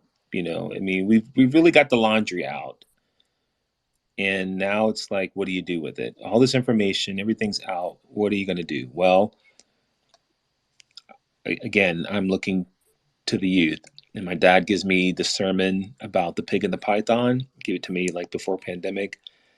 And he's a boomer, and he's just like they're in control now, and they are. I mean, I guess that's kind of how I look at it. I've always known that they were in control per the data, but to hear a boomer say that, it's like, yeah, Dude, do you see the streaming wars that I keep tagging you in yeah, with Christ and that? Yeah, they're jumping ship from Twitch. They're like, "Fuck you, Twitch. yeah, We're gonna go to Tick," and they're getting paid the money to move. yes, yeah. I I found don't think a Twitch I found a site for you, the Amazon for conservatives. I didn't know that it existed, but apparently it does. wicked.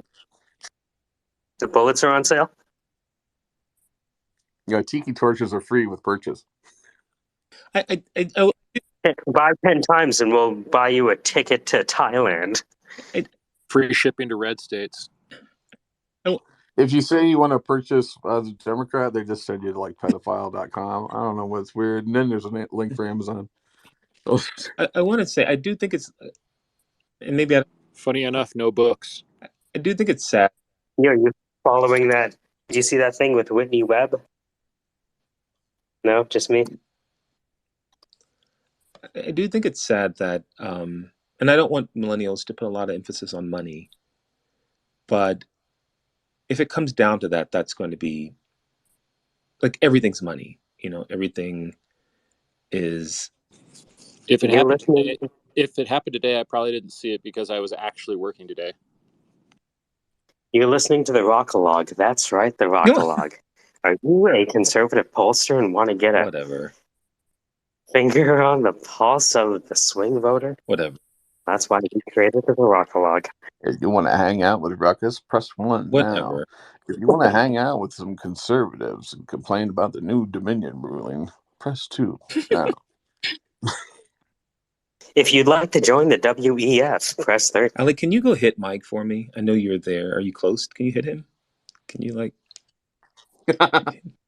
Oh, because he's upset at the Rockalog insinuation. You know how he's going on in his Rockalog millennials thing? Yeah. Is that a new square on the bingo? Yes, the Rockalog. Uh-huh. It's got to be better than the Rock a Lobster. Rock Lobster. Rock Lobster. No, I like it. I like it. All I hear from that is you motherfuckers just need to hold on for 3 years while I pay off this mortgage, and then you can fuck things up as much as you want. That's what I hear. That's about right. I'll be in Mexico. Do whatever you want.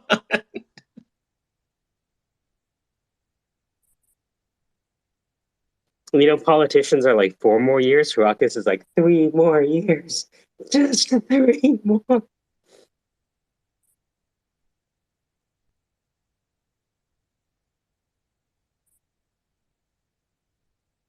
Mexico is gorgeous, dude. I had the best sushi of my life in fucking Mexico. They put like, imagine sushi with a small squeeze of lime. Ooh. Oh my god. They did that? Yeah, they would have, because they have fresh fish. It's Mexico, right? Yeah. But then they put like, because they're Mexican, they would have like sometimes coriander and sometimes lime, because they put lime with everything. And oh man, sushi with lime, try that shit. Have you tried the tahine? Like we just realized. Oh yeah. I never knew about tahine, but it's. Oh man. Yeah. When you come to Toronto, I'll fucking tell you all the spots. Yeah, it's sesame seed dressing for falafels and shit. I can't wait to our own neighbors. They erased the borders. I'm looking forward to it. We're already neighbors now by We necessity. are. Right? Yeah. What, you think Canada can separate from the US? Yeah, right. You guys are the largest landowner of US. we're like China is to Russia as the United States is to Canada. There's no way they can't partner up. Geography necessitates it.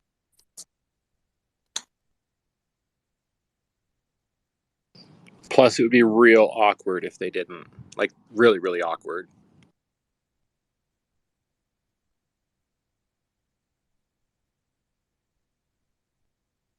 Yeah, I think we'll see it in our lifetime. Hopefully, just erase these borders and.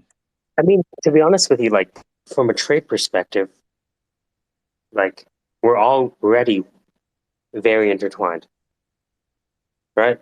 Every house in the U.S. is made with Canadian lumber from Vancouver. Don't say that out loud. Just in terms of efficiency, it would make good sense if Canada and the U.S. Do the most trading that they can together, just to reduce like whatever the time from a product going from field to market, or the distance that any particular manufactured good or raw good has to go from one place to the other. I mean, Like, look at what we did with The Weeknd, Drake, Justin Bieber. That's a North American, that's American dynamism right there. So we do it in music.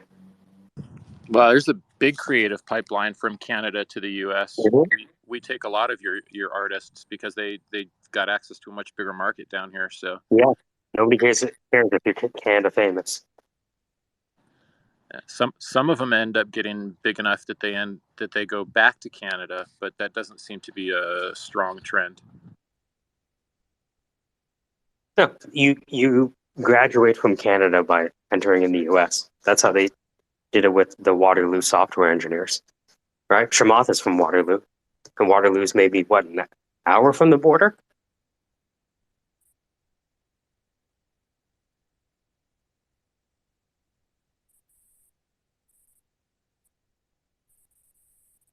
The only problem is the boomers would never go for that, but we have enough young people that would. So that's the only issue. Think about, like, I take for granted that we're in different countries, but we're on the same continent, and we do a lot of work together. Yeah, but you sound too rational. Like that's never going to go over with. Like, Well, the thing is, you don't have to unify the continent in name, only in trade and cooperation. Does that make we're doing sense? that, Oh, no. right? We're already doing Yeah. it, right? Mm-hmm. And it's like if you look at chip manufacturing in Tens Torrent, which is Jim Keller, he has offices in Austin and Toronto and Bangalore, right? So what we have here is a microcosm of what happens outside, which is Americans working with Canadians, outsourcing development to Manish.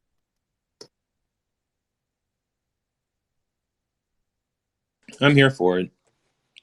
I'm ready.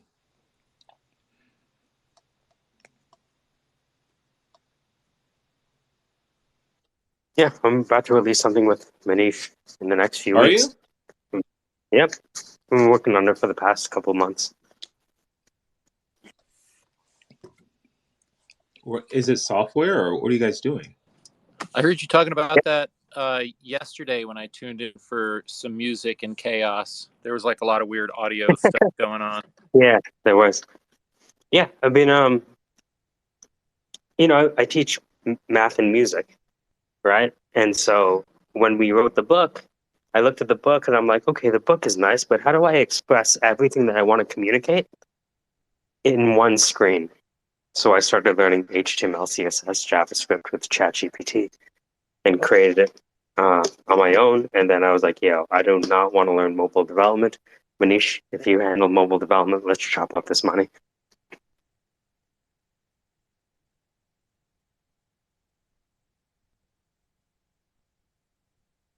That's pretty cool.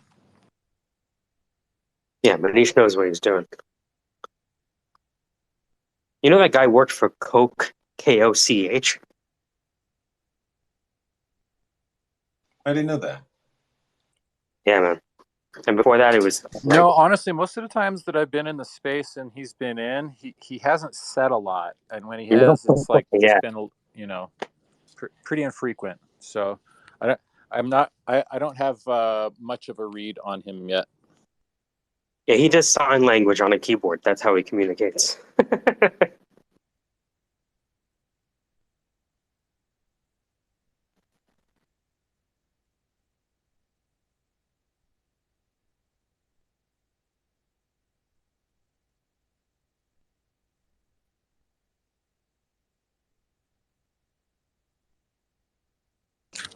Well, I'll be curious to check it out when you guys launch it. Absolutely. Actually, I've been trying to keep the entire thing under 200 kilobytes so I can upload it as an ordinal. So I've been talking to those folks, seeing what's possible. Yeah, I heard you talking about the ordinal thing, but I haven't looked into that, and I don't really know what you mean when you talk about an ordinal. So imagine that you bought a single Satoshi, and when buying this Satoshi, you wrote something on it, like you wrote something on a penny, or you wrote something on a dollar bill. You add some extra data to a Satoshi. And so that's essentially, in a nutshell, the idea behind an ordinal. It, of course, given that it's on the BTC blockchain, the idea is that it's undeletable and immutable. And so that's the other reason I want to do it. I want to upload something that can't be deleted. I'm sorry, is he breaking up for anybody else, or is that just me? It's you. Oh, I could hear him, but I'm not sure. I can hear him fine.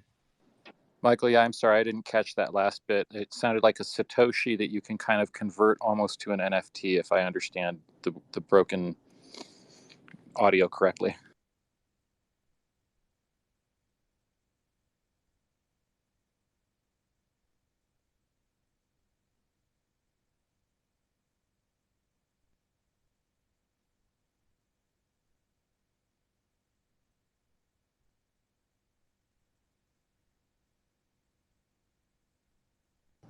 Okay. But yeah, imagine just being able to upload undeletable data. That's the main idea.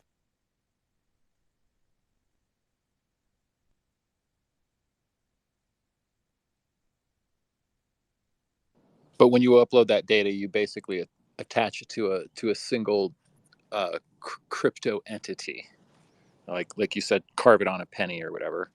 A quanta of Bitcoin, let's say.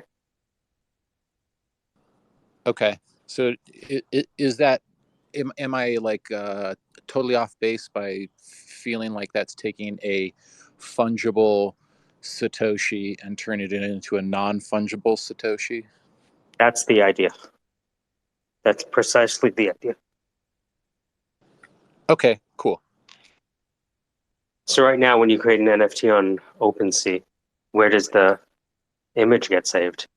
It's either in an Amazon S3 bucket, Arweave, Filecoin, or otherwise, right? So the idea is, how do I have something that no matter what happens to anyone's website, the data is always there?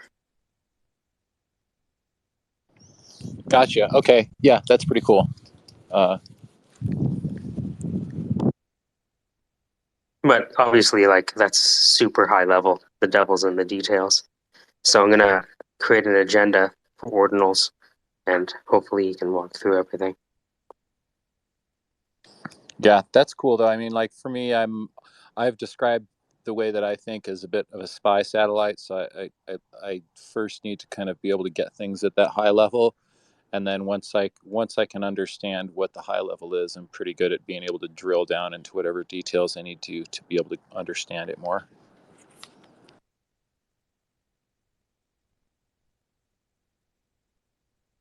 But I really like the idea of the utility of taking a fungible digital asset and being able to turn it into something that's got some information, history, or Mhm. ownership directly tied to it.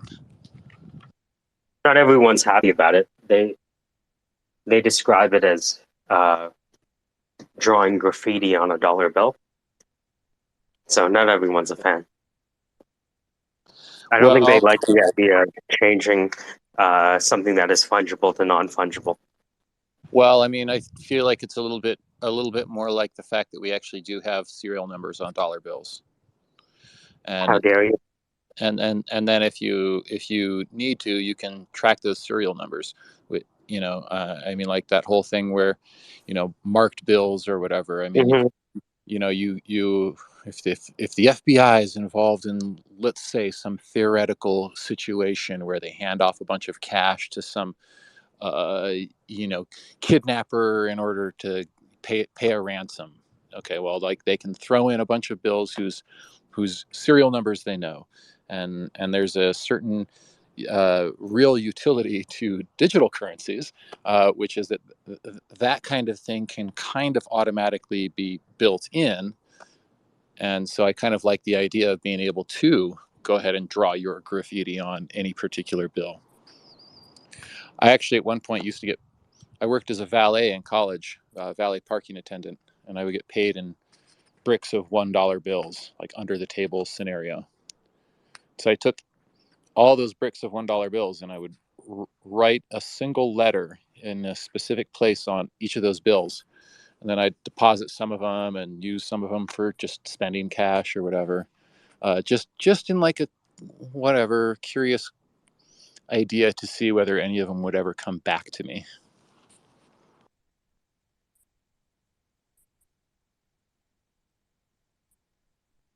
None ever did.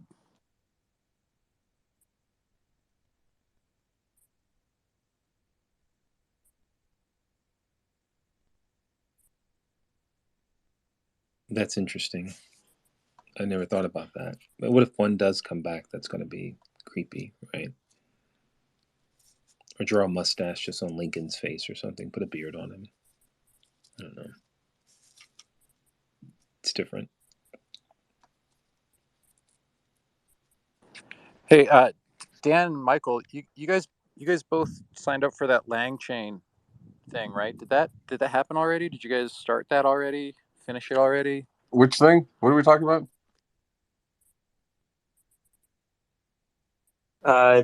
How was the Lang chain course, Dan? Well, I haven't taken it, but it seems great. I have purchased it and I passed it on to my friend. Try to get him to absorb it. I kind of bought it for the kit because there's like an instant kit on there. Honestly, I haven't processed it yet. It's on the list of things to do this week. It's just is what it is, Just gotta embrace it. But I kind of like it. The information has been really good, and it's just kind of cool to see his piece kind of come together alongside all the other sort of chat clients. Like I kind of been exploring them, sort of exploring some of the other similar tools, just because I gotta know in case team of army of one, whatever. So yeah, doing that. What's the other piece? Oh, Pinecone. So there's a lot of Pinecone in that. I think Pinecone is either replicating or doing a lot of this stuff. It's So there's breaking apart the body of knowledge into small pieces of chunks that can be used by the large language model to right. because there's only a certain amount of tokens you can pass at any one time. So instead of passing the whole PDF, they break it out into bite-sized chunks, and they hungry hippo it. Yeah. So I think this is kind of like I want to. It's just how I approach every space. Is I go and I play with like all the different tools and see who's doing what in different approaches. So far, they're sort of all mimicking the same approach, which is cool. Not all of them are really supporting, for example, Excel files. Yeah, I'm a little familiar with how it works. I was just curious how the content of the course was and whether it was whether anybody felt like they got a good value out of it or learned anything that they wouldn't have otherwise out of it. Well, for me, it's acceleration. So I can turn to my team and I can give them a couple links and resources, I'm always doing that. And I'm like, go, go, go. So it's always sort of like, if you see somebody who made a working version of the machine gun that you know that you have to build, you're going to pick up that Bush Fix model while you got it and work toward, Or something it's new. like a semi-automatic. And like, if I just put this over here, I could turn Correct. it into automatic. Yeah, totally. I mean, it's the same thing with like AppSumo. On AppSumo, there's lots of lifetime concept deals. New people come through with a brand new concept, they have a lifetime deal, and it's Y'all, usually I'm not sure if my audio is breaking out or what. I think I'm my sorry. signal might be messed up. I'm trying to get Mm. little things done around here, so I apologize if my been It's okay, cutting in and man. out. I'm going to go ahead and All drop good. off. Y'all have a great. But the AppSumo is I like those lifetime deals. They're not always useful, but We have to have a bingo item for oof. the multi-exit oof. Oof.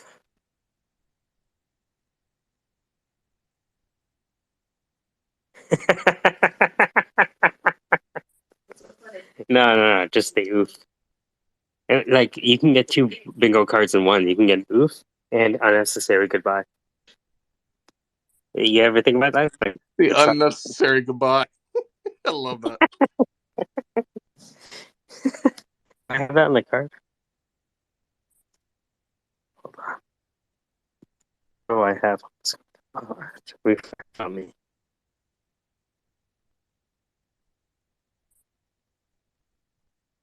Talking over you-ish. That's funny.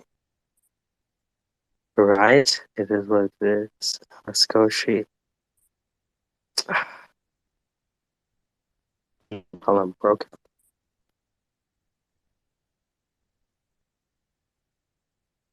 Well,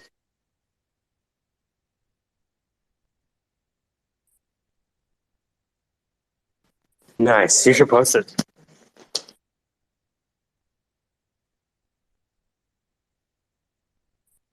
Oh, you made a specific one for me.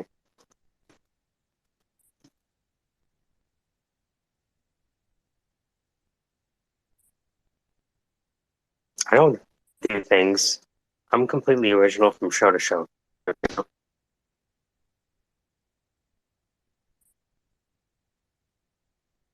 Ali's gonna post her bingo card.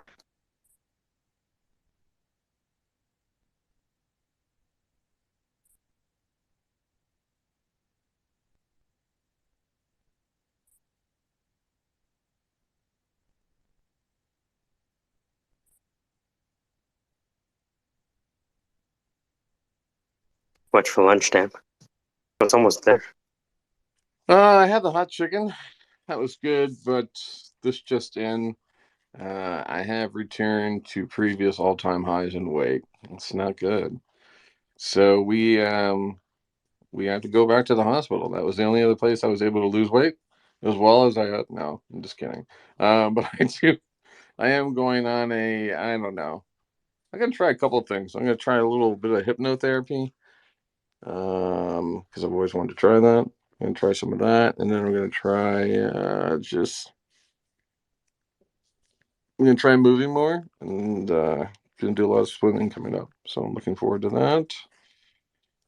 Um, yeah, see if I can get like programmed to. I like lifting weights, so if I can get back into that, that would be cool. Although I would not consider myself a weightlifter per se. I hate cardio. Um, Staircase is not a friend. You know what I mean? Even going down, like going down, it wants you to fall. You know what I mean? Going up, it just mocks you. You know. But, yeah. So I got stuff to work on. But just this is sort of the afternoon monologue, dialogue. This is a bonus dialogue for the afternoon. Just thinking about a couple things. I can tell you what I'm looking at right now. We're looking at a new startup called Clone. It is designing synthetic humans capable of performing any task assigned. And you might be thinking, well, what the hell is that, Dan? That's actually a robotic arm company. Um, yeah, it looks freaky. Are you going to post it? Sure am. It's raising on Republic right now and has some notable investors. It's got 7 days left to invest. Now, what does it mean to invest in Republic? Great question. Minimum investment is $100. Max investment is 120,000. They met their goal, so just closing right now. I don't really know how you make money on Republic, quite frankly. It's just like every other investment. You pray to God something happens someday, and you get some tiny check. The other company on here is Cafe X, fully automated cafe systems, serving up to 600 orders per day. They too have raised their amount. And that's Jason Kalkanis is in this one. We all know him, and Kalash Adventures. We're familiar with Kalash Adventures. And it's not really known to know that Kalash and Kalkanis would team up together, but it's interesting. And then we have the Superphone. That's right, powerful mobile messaging platform built for voice and text at scale. You got 58 hours left to invest. It too has met its goal. This one has a notable Ben Horowitz is in here, along with Bessemer Investments. And do we really need yet another mobile app to do secure messaging with? I mean, I don't know. I mean, I just don't know if I need another one. I mean, there's one every other fucking day, and I don't know why. I mean, I use Keybase, WhatsApp, like insert the protocols, send me the streams. You know, too much for me sometimes. It's just, it is. It is. The other things you could invest in, because there's 9 hours left, is the Black Cart. This is try it before you buy SaaS for e-commerce, backed by 500 startups and city ventures. Try before you buy software for e-commerce. What do you mean try before you buy? What are we trying? What kind of software? Okay. Oh, that looks like a bra, so that's not exactly try, is it? I don't know what that is. Don't know. What about that one? The Crew is another startup that you have 9 hours left to invest in. This is helping women meet their life goals and helping companies retain them. So this is helping companies retain talent through community data and insights. Recently acquired the Mentor Method. It's got BetterWorks. You know, who doesn't love BetterWorks? They've been in everything.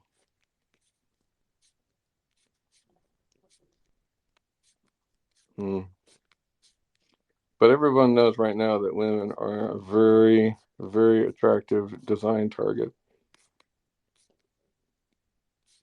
Yeah, a lot of women design.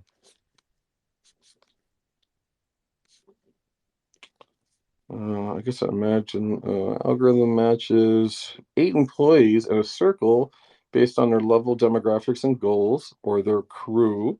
Yeah. Employees upload their digital goals and their digital tracking tools, and companies receive aggregate insights. Crews peer coach one-on-one virtually, engages high-level leadership. You get to learn how to negotiate, master sales. $8 million in the pipeline, 700,000 in ARR. What is that? Is that annual revenue? Yeah, okay, annual returning rate. Okay, revenue. Yeah, annual returning revenue. Yeah, okay. So, 66% retention, 91 sites. 60% of women in color, 73% full time. Average age is 40. Companies include Amazon, Sony, Raytheon. That's interesting. That is the big investment moment. Clone, I think, is going to lend. I think it's going to. Let's just go ahead and post that out. Share that to the web. Sharing. Because sharing is caring. It can be. Or sharing is caring. Did you just need to say that? No, I said it. That's exactly what you said. Dude, I just said it. Well, I don't know if they heard it. You know they heard it. No, I think I'm right then.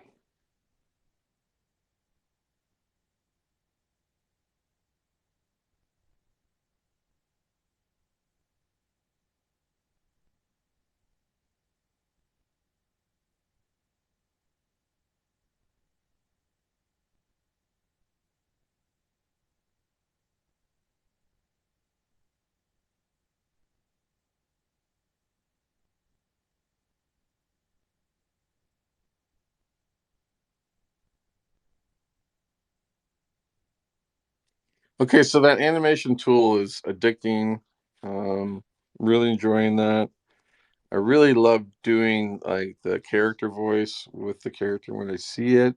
Actually, that's a really awesome tool to sort of like, I'm just thinking out loud, but like help figure out your like timing plus like that's a we need to bring that back, Michael. We got to bring back the Saturday night voice night with Christian or something. It would be fun to do animatics like that, show that little animation, and have people go through and do their own tries of the character. That'd be really cool. Record that or something. I don't know. I mean, I'll even host it. I just think anyone who's interested, that would be a fun thing to do. And the other thing we need to try, we still haven't done yet, is Moonlight, which is the tarot card, like 6-person chat thing. We're gonna try that sometime. We get like 2 tarot cards and stuff like that, and be like, whoa. We like all can practice our own sort of like trippy voice, like, in the past, you will be a dark pyramid. You will go into the forest. You will know who to talk to. The animals will talk to you, but the rabbits won't. The rabbits will stare. You will have to dance in the field with the old ones, and then the rabbits will come. Seek the Kevin. The Kevin will guide you. I like that you got called Kevin yesterday. Remember that guy? It's like, I'm just going to call you Kevin. I was like, yeah, let's call him Kevin.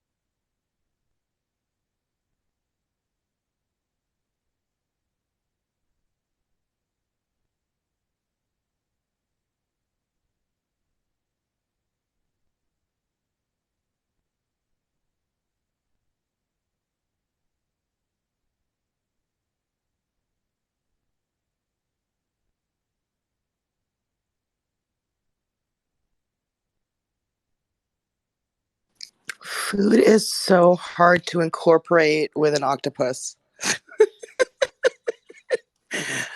I'm trying my best to do this whole Alfredo for Ruckus, but it's coming out so weird. You're doing well on consistency. You're Well, really thank you good very at that. much. Thank you. I'm trying.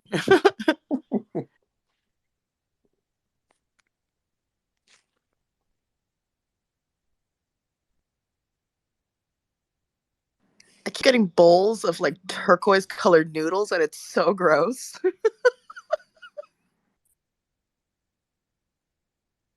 Yeah, that makes me think of Rave. Rave on.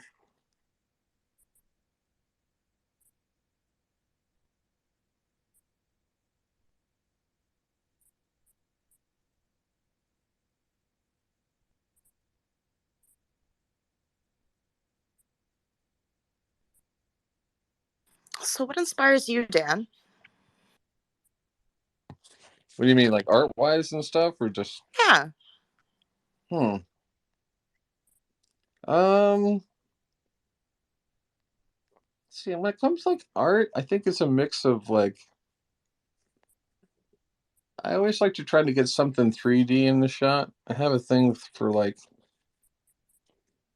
I like to see. I always see buildings in my head, skyscrapers. Um, and I see the perspective. I love that perspective. I really connect that to the early days of watching Akira.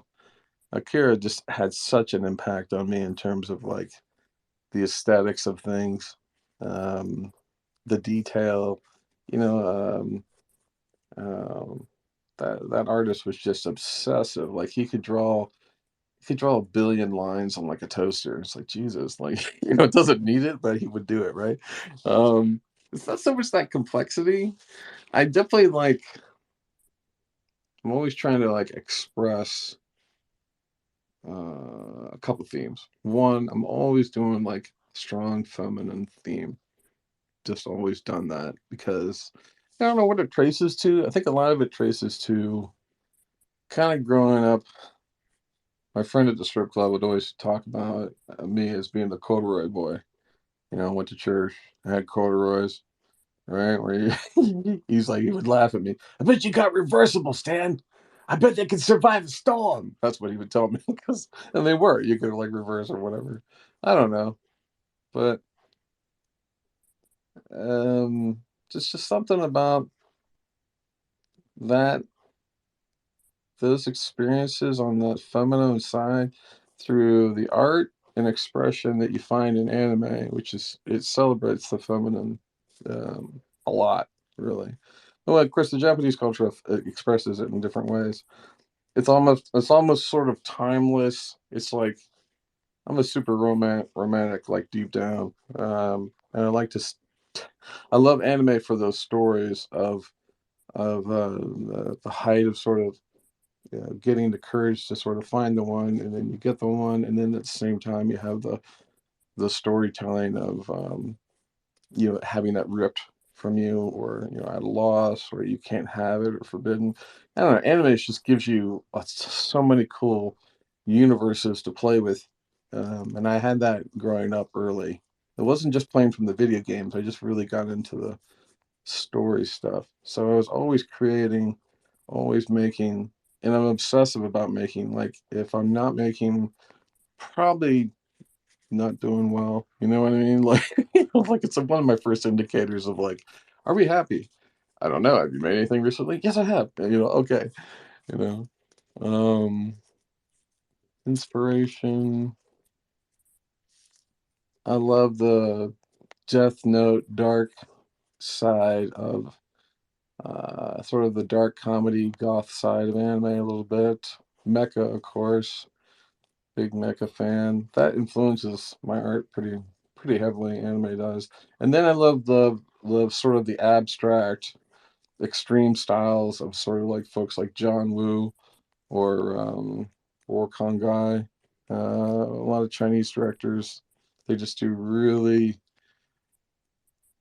do a lot of really cool, strong expression with the camera. Fight Club is one of my favorite movies of all time. David Fincher, all of his movies are really done in just psychotic, strange ways with the camera. I don't know why that inspires me. I think it's because I can jump into different characters, and so when I jump into a character with my voice and my creativity or whatnot, I sort of like to flesh out that world. In a lot of ways, all the anime stuff I'm making now are like vignettes that sort of belong to a larger world, and that's what I'm sort of thinking about in a lot of ways. But um, there's always this industrial dark theme in the middle of it. And I think that's just it's it's like it's you choose the outlet for expression sometimes. What do you want to sort of express? What is the medium for expression that you want to choose? And I think for me, I kind of choose it through music, and definitely, I mean, without before Mid Journey, like how would you express it? I would say I would express it through like collaging, definitely through music. But man, Mid Journey is like such a huge release of creativity and power. It's just amazing. That was a long answer, but then again, I'm a long person.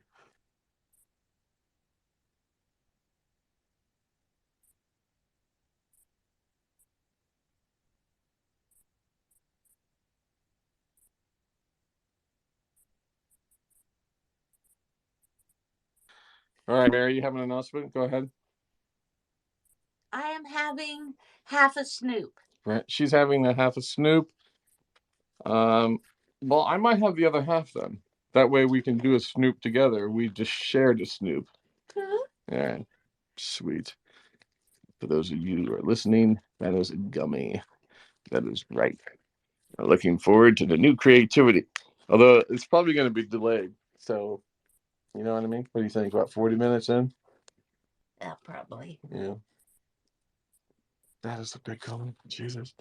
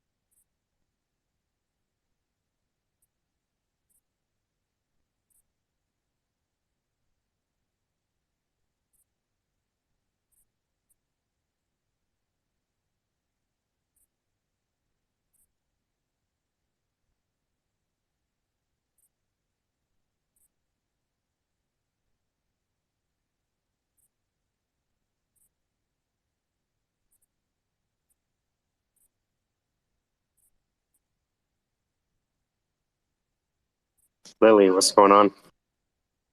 Oh, hey guys. Sorry, I got distracted, or I thought maybe I was muted or something, or I couldn't hear you guys. Is nobody talking? Yeah, we're just together alone. Ooh, finally.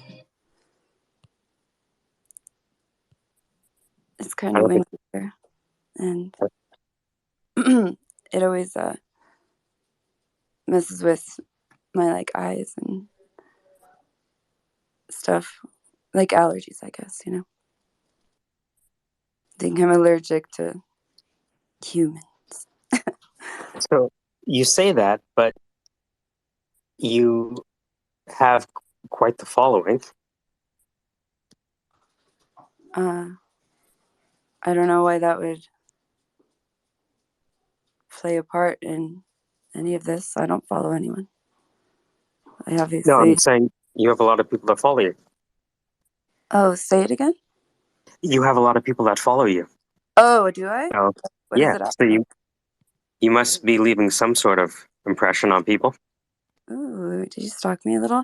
Yes, I do have a reputation that precedes me, but I don't really remember why. I have like severe short-term memory loss. Turns out. I'm surprised we haven't seen you before. My name's Mike. Oh, Welcome. you have. We've met, but Oh yeah, to see you again or we've here. met. We've met before. No. Well, I guess interacted is a better term. Fine. Well, you've had the same space with the same name for like a long time, so A long time, yeah. yeah. So I've made cameos here and there, but I'm glad that you don't remember. Maybe.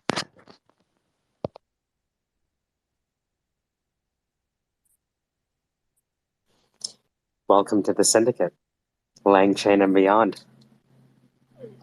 How would you describe Syndicate? Like what a syndicate is in your description? Sure. So, a collection of nodes that sometimes assemble to get things done and then disassemble when the idea or project has run its course. Oh, like a manuscript, but like people. Mm-hmm. Very good. They call it Sogo Shosha, I think, in Korea. This idea of being together alone. We don't necessarily work at the same company, but we help each other out. And if there's money that comes back, we chop it up. Two ships passing in the night. That's why Eventide's my favorite time. It's like it's the only time they get to touch. Two ships twixt the dangerous shores of will and judgment.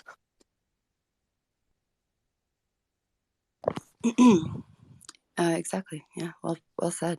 Or That's Bill Shakespeare, yeah. that's cool. So you're into like philosophy and stuff? Very much so. Yeah. That's you're familiar with the Trojan War?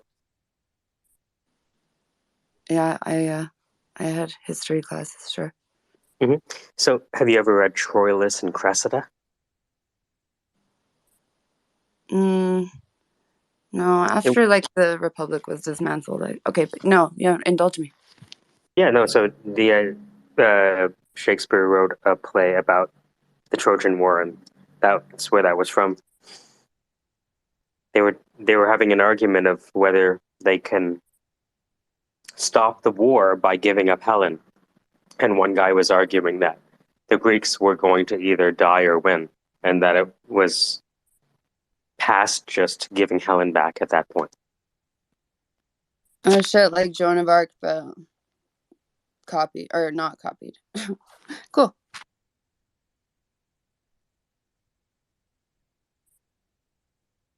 So the sacrificial lamb is what we're getting at, essentially, right? Yeah, but the idea is that so they have Helen, and he goes, "We throw not back the silks upon the merchant when we have soiled them." So it's like, I know you guys have lost a lot of men and a lot of your sons and daughters, and you think that by giving up Helen, you're going to end the bloodshed, but it's much too late for that. Oh, like it's too late for treaties and deals or whatever.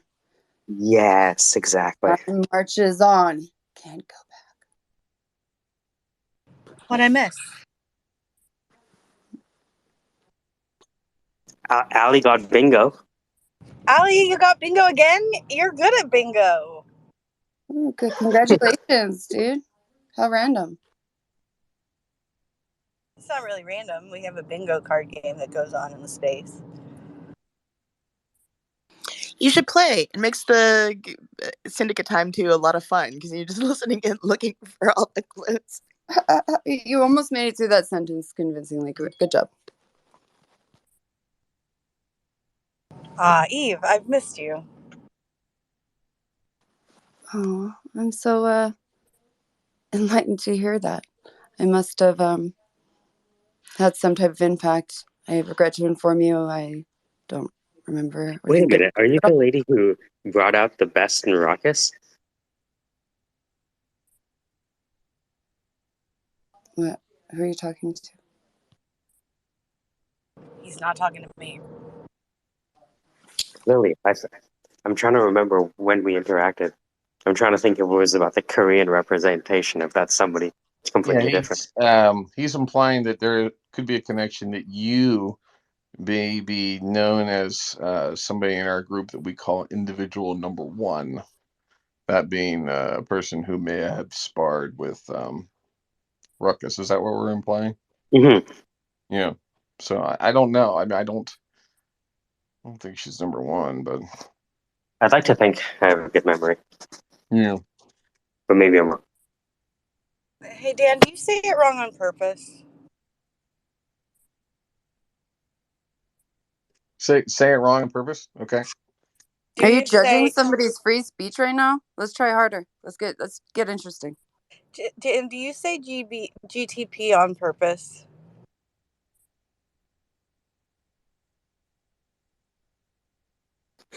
Now I recognize it. Yeah, I like ChatGTP instead.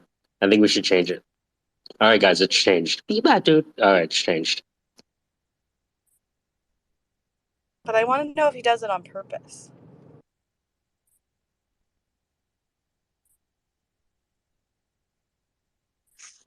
Question clarified, but I agree.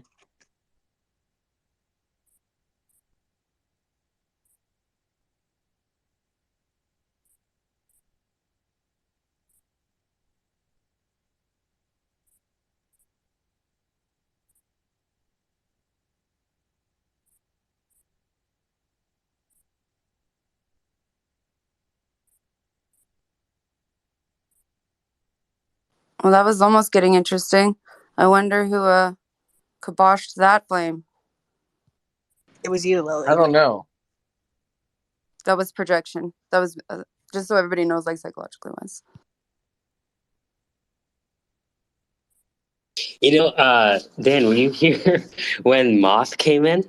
It was my funniest interaction with somebody ever, because she came out guns blazing, and then we just kind of gave her a small hug, and she was like, "I don't want to troll anymore." I'm like, "Oh, okay, well, you can still, we can reset this whole Everybody thing." in the room was a troll, which was incorrect. That was the funniest experience I've ever had. It was like 5 minutes, and we were like, "No, I don't want to troll anymore. I just want to talk to you guys now." I'm like, Yeah. "Hold on, you guys watch the JCS Criminal Investigations? Dude, that's the best show on TV."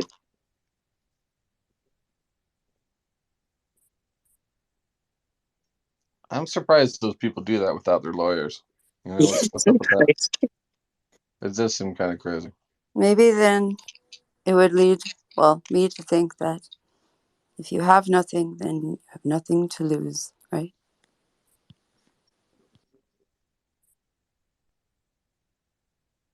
Makes sense. Well, then you don't have to lead your decision making by fear and anxiety, which typically leads to situations like the clusterfuck 3-ring shit show that we're living in currently. What, you don't think we're living in the Garden of Eden right now? I'm kind of poor. I'm in a 2-ring circus myself. Okay. Yeah. Why would you express that? Just out of curiosity. Oh, I was just trying to be inclusive of all the poor people like myself. So 2 is lower than 3, like Yeah, there's a good math. hierarchy socially. Hey, way to go. Good job Oh, there. person has a complex. I'm sorry about that. I'm not going to attack you for your innate identity, but it's all good. That's why we have the anonymity here, and you can be whatever the fuck you want. So calm down and stop feeling sorry for yourself. Is that when a Jamaican person is anonymous? Anonymity? Is that a real word? I've never heard that. I'm poor. Sorry. It's okay. You guys don't have to make fun of it. You can ask directly, and I will answer directly and honestly. I've already Well, no, told no, no. several people. We'll If definitely you make fun look of you back through directly. time, through the records, I have dyslexia. Everybody knows that. It's like my one foible, like as far as linguistic kind of goes. Sorry, I'm not perfect after all. Woo! I have a problem where I can't stop making puns. I also have dyslexia. I think it's our superpower. They say that people with dyslexia have better spatial reasoning, and that's why we have difficulty with word placement, because your brain is trying to figure out where the word exists in three-dimensional space.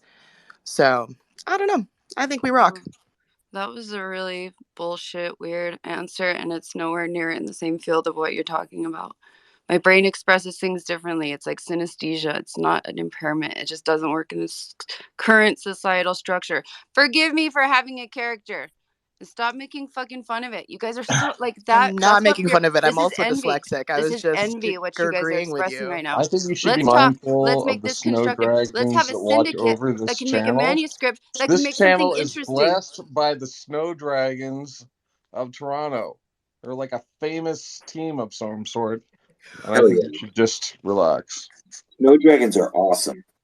I was just expressing that I also have dyslexia, so I celebrate it. That's all. No, that's cool. I'm glad that we have that parallel. But then you like digressed hardcore by making like these really bizarre, invalid statements about what you think it is, and jumping into How that is that category. invalid? That's You will. Research says that people who have dyslexia have better three-dimensional spatial reasoning. Really? Oh my god. Yeah. Oh, okay. Well, that. I'm not. I haven't heard that before. Let's ask two-dimensional guy. Oh, good. He's got You're courage. really, Come on, really Tootie. the moron. Like, is anybody really listening to her? I mean, but is that true?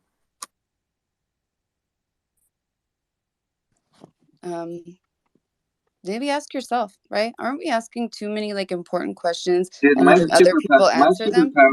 Answer your own fucking questions. You don't need somebody to tell you how to feel. You don't need validation from somebody that you don't know.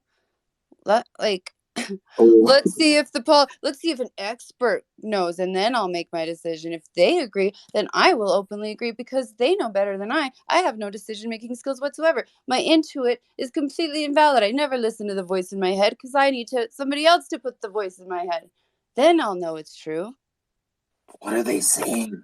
What are they saying right now? See, this is projection and envy at the same time. No, but what are the voices in your head saying? I'm so curious right now.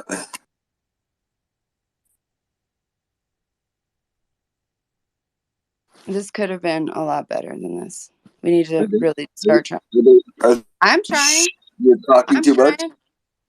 And you guys are like fucking throwing rocks at the one person that's fucking really trying. Sorry, I'm sorry. You're the one person that makes sense in this room. Thanks, Lily. You're awesome. Did that feel good? Did your dopamine drip just like get a good rush? No, but it's funny. It is kind of funny. It makes me laugh, but it's not funny. But good job. Wait a minute. If it makes you laugh and it's not funny, what the fuck are you saying? I made you laugh. That's funny. Come on. Laughing does make you cry. It's true. Oh, I'm Happiness, sorry that happiness could make you you have cry. so much pain. I'm sorry you have so much pain in your life. Why are you mocking me? I'm talking about this Because objectively. mocking you is hilarious. What do you have against me? I don't even fucking know you, dog. Exactly. And you came Why into the room are you? and you talk shit to the whole room. I'm the only one who's gonna All say right, something. okay, I'll You're leave. a Sorry, man. I did not come here to fucking be patronized by a two-dimensional Excuse me, I am person. three-dimensional. Fuck you. I'm Well, you just said you three-dimensional. live in a three and a two. Anyways, maybe I took that But wrong. spit it Your out. Spit it three-ring out. shit You show got it. turns out to You be can do two-dimensional this. due to your You own can do proclamation. it. Could okay, either I leave or Coach leaves. What do Yeah, you guys see want? ya.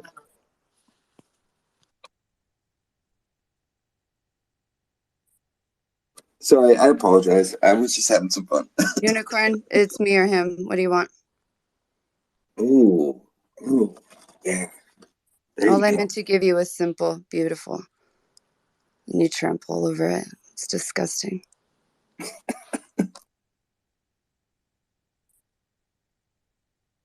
Go ahead. I'm sorry. I didn't mean to interrupt your diatribe. Go ahead. Was I diatribing? No.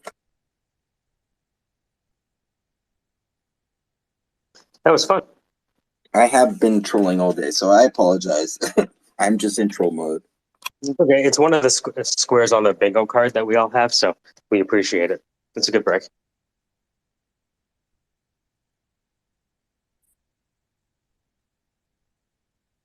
Of course, you're listening to the Syndicate, Lang Chain and beyond. We here at the Syndicate celebrate what we call Together Alone. That's right, Together Alone. Have you ever wanted to hang out with other people but just hate getting around other people? Well, that's why we created Together Alone. Let's get together separately. We don't have to tell each other that we're hanging out, though, right? Like, we can keep that quiet.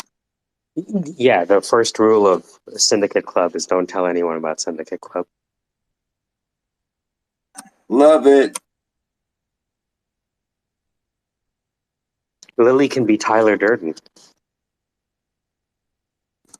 Lily can be whatever she wants. We accept you in all your forms. Yes, absolutely. The Atman in us recognizes the Atman in you. Sorry, I'm back on Kid Art Project. I'll be back. His brain is squirming like a toad. Take a long holiday. Look to the right. If you give this man a ride, sweet.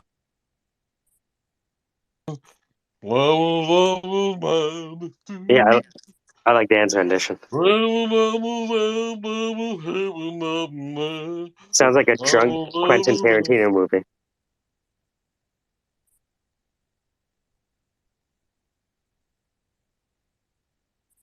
Hey, Paul, how's it going? Welcome to the madness. We were just going through the people getting upset at each other for no reason because we're lacking the natural neurochemicals from physical interaction part of the show.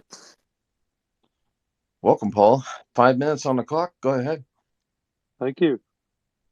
Yeah, I've been listening behind the scenes, and I find it intriguing. You know, it's a little empty, but intriguing.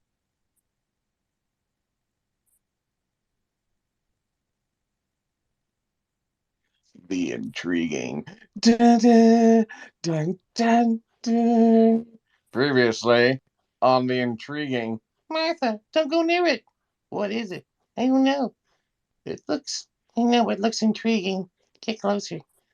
What do you see? I don't see anything. Oh, what do you see? Oh, I see something. Oh my God. Flashbacks, Get away. Get away. ex-wife, Make another animation. ex-wife Fine. flashbacks. So, yeah.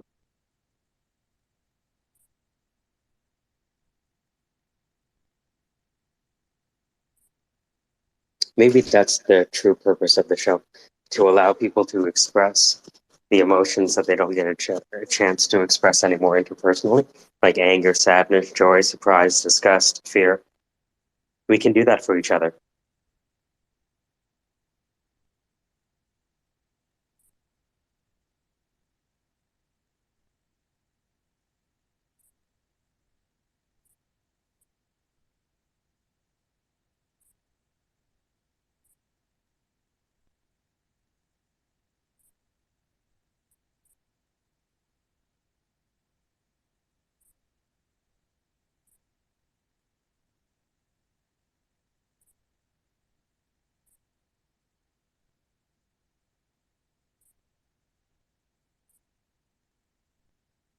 Gotta say, it was pretty easy to send money to Ghana.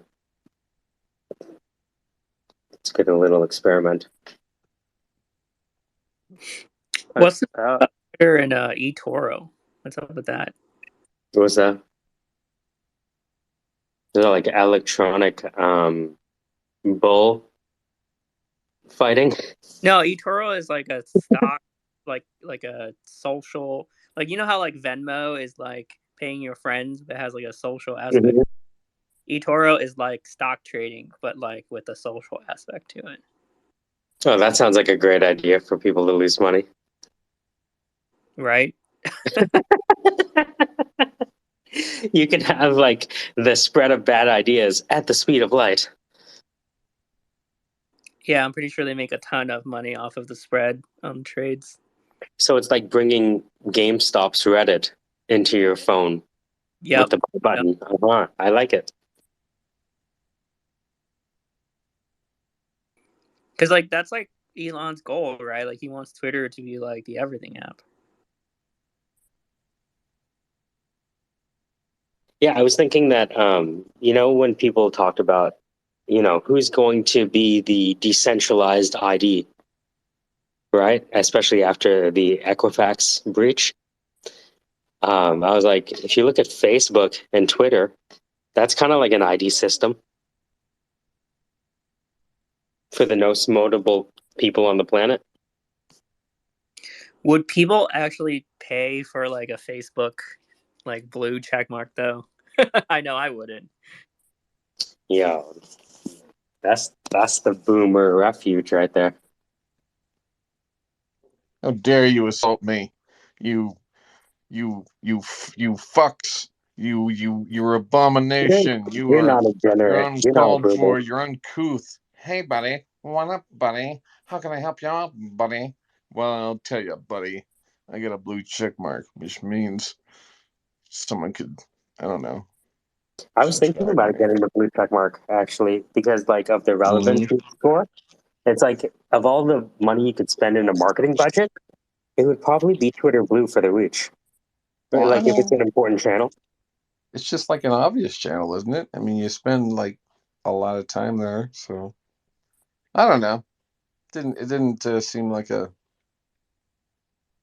I mean, I get LinkedIn, I use that, but I'm not on everything. You know what I mean? I don't really want to be on everything, so It'll probably be something like LinkedIn because they're already working on like NFTs to verify like workplace, right? And NFTs to verify like certifications and education, like boot camps or whatever. Because like right now you could say whatever the hell you want on LinkedIn and it's kind of hard to verify.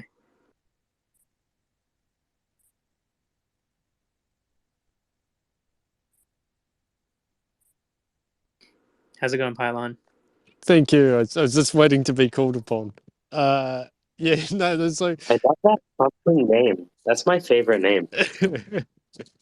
There's something that gets in the way of things. I love it. Yeah. Basically, that's why I chose it because I remember how you talked about how you used pylon as an insult, and I thought, oh, that'd be a good one to use. Thank you. That's high praise. I appreciate it. Yeah, fucking pylon. Did you ever play StarCraft? That's what I think of when I think of pylon. No, I don't think I've played that. No. Or VLC Media Player. I was just gonna say, hey, with the Twitter Blue and stuff, so you know how Elon's talked about like the subscription content, and you can. I haven't looked into it though, but can you like sell like an ebook or something on Twitter now? Because if you could, then I would probably sign up and then try and sell I some content. believe that's the direction that Twitter is going into. I believe. So yeah, I think that there are more and more content sales capabilities coming, if I understand correctly. Yeah, because when that does happen, I'll probably sign up and then probably not on this account, but I'll probably on the other account, I'll verify it and like actually make an effort with my profile and stuff. Because, conceivably, you might even be able to sell courses on there. So I could even like sell a course on Twitter as well as on Udemy. Yeah, I think Yeah. that would be very, very good. You know, you unfortunately we would not be able to sell Rust courses anymore because the Rust Foundation fucked up. But other than that, I think everything else is good. Oh, hold on, Mo. Say that again. You can't sell Rust courses.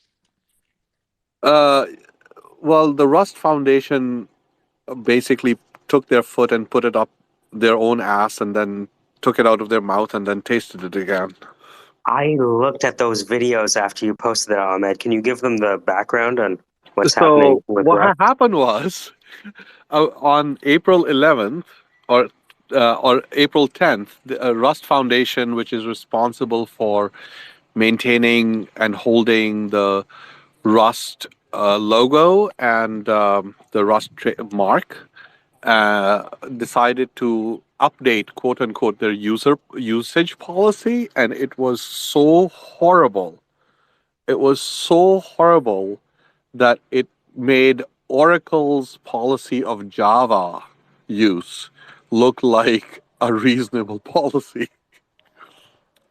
And everybody had a conniption about it, and there are videos upon videos, and I've written a couple of tweets about it, and submitted my opinion on it, which is extremely negative towards Rust Foundation. Which is even the Rust developers, the original language developers, were taken aback by how terrible that policy update was. And yeah, so What? Rust Foundation is backpedaling. Use the ChatGPT 4 to write their policy. Didn't use it. No, they didn't use ChatGPT. They used basically a lawyer, a very litigious law firm of some sort. Whoever was their legal counsel made some horrible suggestions, and part of it is not even enforceable. But there's no language in it. So, for example, one of the requirements is that you can, if you're going to hold a Rust convention, that it has to be not for profit. It has to have a code of conduct, and you cannot allow firearms to be. It has to disallow carrying of firearms. Well, that part where it says you disallow carrying of firearms is unconstitutional in the United States. You cannot create a policy like that because the right to bear arms is constitutionally awarded. And you, dictation of what happens in a convention is also against freedom of speech, and there's like all sorts of there are all sorts of constitutional problems with that policy. And if they decided to enforce it in a court, they would have they like the it's all the Rust Foundation is funded by donations, and the donators will not want their money to be spent on stupid litigations. What are the practical implications for people who, like yourself, have got like a Rust course, or you're teaching Rust? Is there anything? The practical implication is that I cannot, for example, put the Rust logo up as part of my course, saying I'm teaching a course on Rust and make money from it. Like it's that ridiculous. And so you can still you can still like sell a course on Rust, but you can't use the logo. Is that correct? correct. Yeah, I cannot even use the word Rust as part of my course. Like I cannot say, if I say this is a Rust course, it has to be not for profit. And if I say it's a that, and then I immediately have to say this content is not endorsed by the Rust Foundation. It's like a bizarre. I'm just thinking of, yeah, that's real bizarre. I'm just thinking of all the courses on, because there's a bunch of courses on Rust on Udemy already. So will they all have to Oh yeah. update and just have like a a This is disclaimer you and would. get rid of the It's like crab. Rust has become Voldemort. You cannot say its name, right? You cannot create a package. Like you cannot create a package, source code package that has the word Rust in it. For you have to use RS. So if I wanted to say a great, the great Rust web server, I cannot say that. I would have to say web server dash RS. Like it is absolutely fucking stupid. They took all the goodwill that Rust has had built in the last 8 years and completely managed to reverse it all the way down to zero. It is a clusterfuck of a PR situation. Like the public relations situation is a clusterfuck. Are people feeding this back to the powers that be at the Rust Foundation? Oh yeah, oh yeah, oh yeah. Oh, the lashback on YouTube directly. They set up this Google form. The feedback over there, the updates that like there's a massive lashback from the community. So much so people are saying, "Fuck Rust. We're going to fork it, call it Dust or Lust or something else, and fuck the Rust Foundation." Because because the because the language itself is released under MIT license. It'd be funny to have have it called Lust, and you could I use all think the guns and stuff you want. yeah, no, well, the point is that you look. I am a Canadian, and I'm a liberal Canadian. So my own personal stance on gun usage is don't have any. But I also understand. But I also think that if you're going to fight a fight, you have got to read the room. And if you try to bring politics into a foundation policy, all of a sudden you're going to enemies are going to come out after you. You don't want to bring a knife to a gunfight. No, you don't want to bring a knife to a gunfight, and it's not like it was completely and totally thoughtless and childish. Like the whole approach was thoughtless and childish, and it's the people who don't understand what the dynamics are. Like with a policy like this, all of a sudden, every government program that was actually going to pay for Rust development has to cease their participation because the Rust Foundation policy is non-constitutional. Like federal funding would stop, research would stop. Like there's just people who are thoughtless put this shit together, and they don't understand the consequences of their actions. Well, what do you think the chances are that they will change course and say, "Hey, we made a mistake," and we're Pretty gonna? high because they've already apologized as a result. But even though they've apologized, their contrition is not quite as contrite as it needs to be. Like they didn't really say, "Oh, we are so sorry, we fucked up. This was a mistake. We're going to go back to formula and rethink the whole thing." And we've really heard like their apology was very. Hold on. Was their apology like we're sorry, or was it like we're sorry, we're gonna try and fix this? We're sorry, we're going to try and fix this.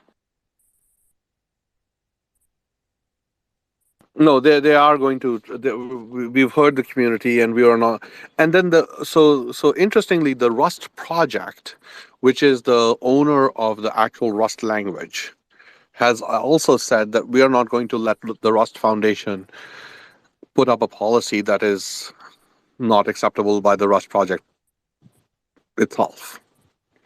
Right. So, but there's a whole host of like it really is. And the thing is that I know at least one person on the Rust Foundation's directors, and she is a really dear friend of mine, and I haven't had a chance to speak to her about this, simply because I think that it's unfair for me to ask her how she's feeling, because I'm so angry with the foundation, and I think that they have well-meaning people, but really not well-meaning means nothing if you're not thoughtful. I don't know if that person is on Twitter, but you could kind of reach out to them and say, "Hey, you want to catch up?" Or to like sort of. I'm gonna leave her alone while she's dealing with the fires, and because there are only like 8 people over there. I'm just gonna leave her alone until she comes back out. And she is a very kind human being. Like as a human being, she is one of the kindest people I know. So I think that she is, and she was not. I don't think that she was directly involved with this part, but Ahmed, oh my is the God, Ahmed, is the title compliant now? the title to what? This What Twitter the space. Rust?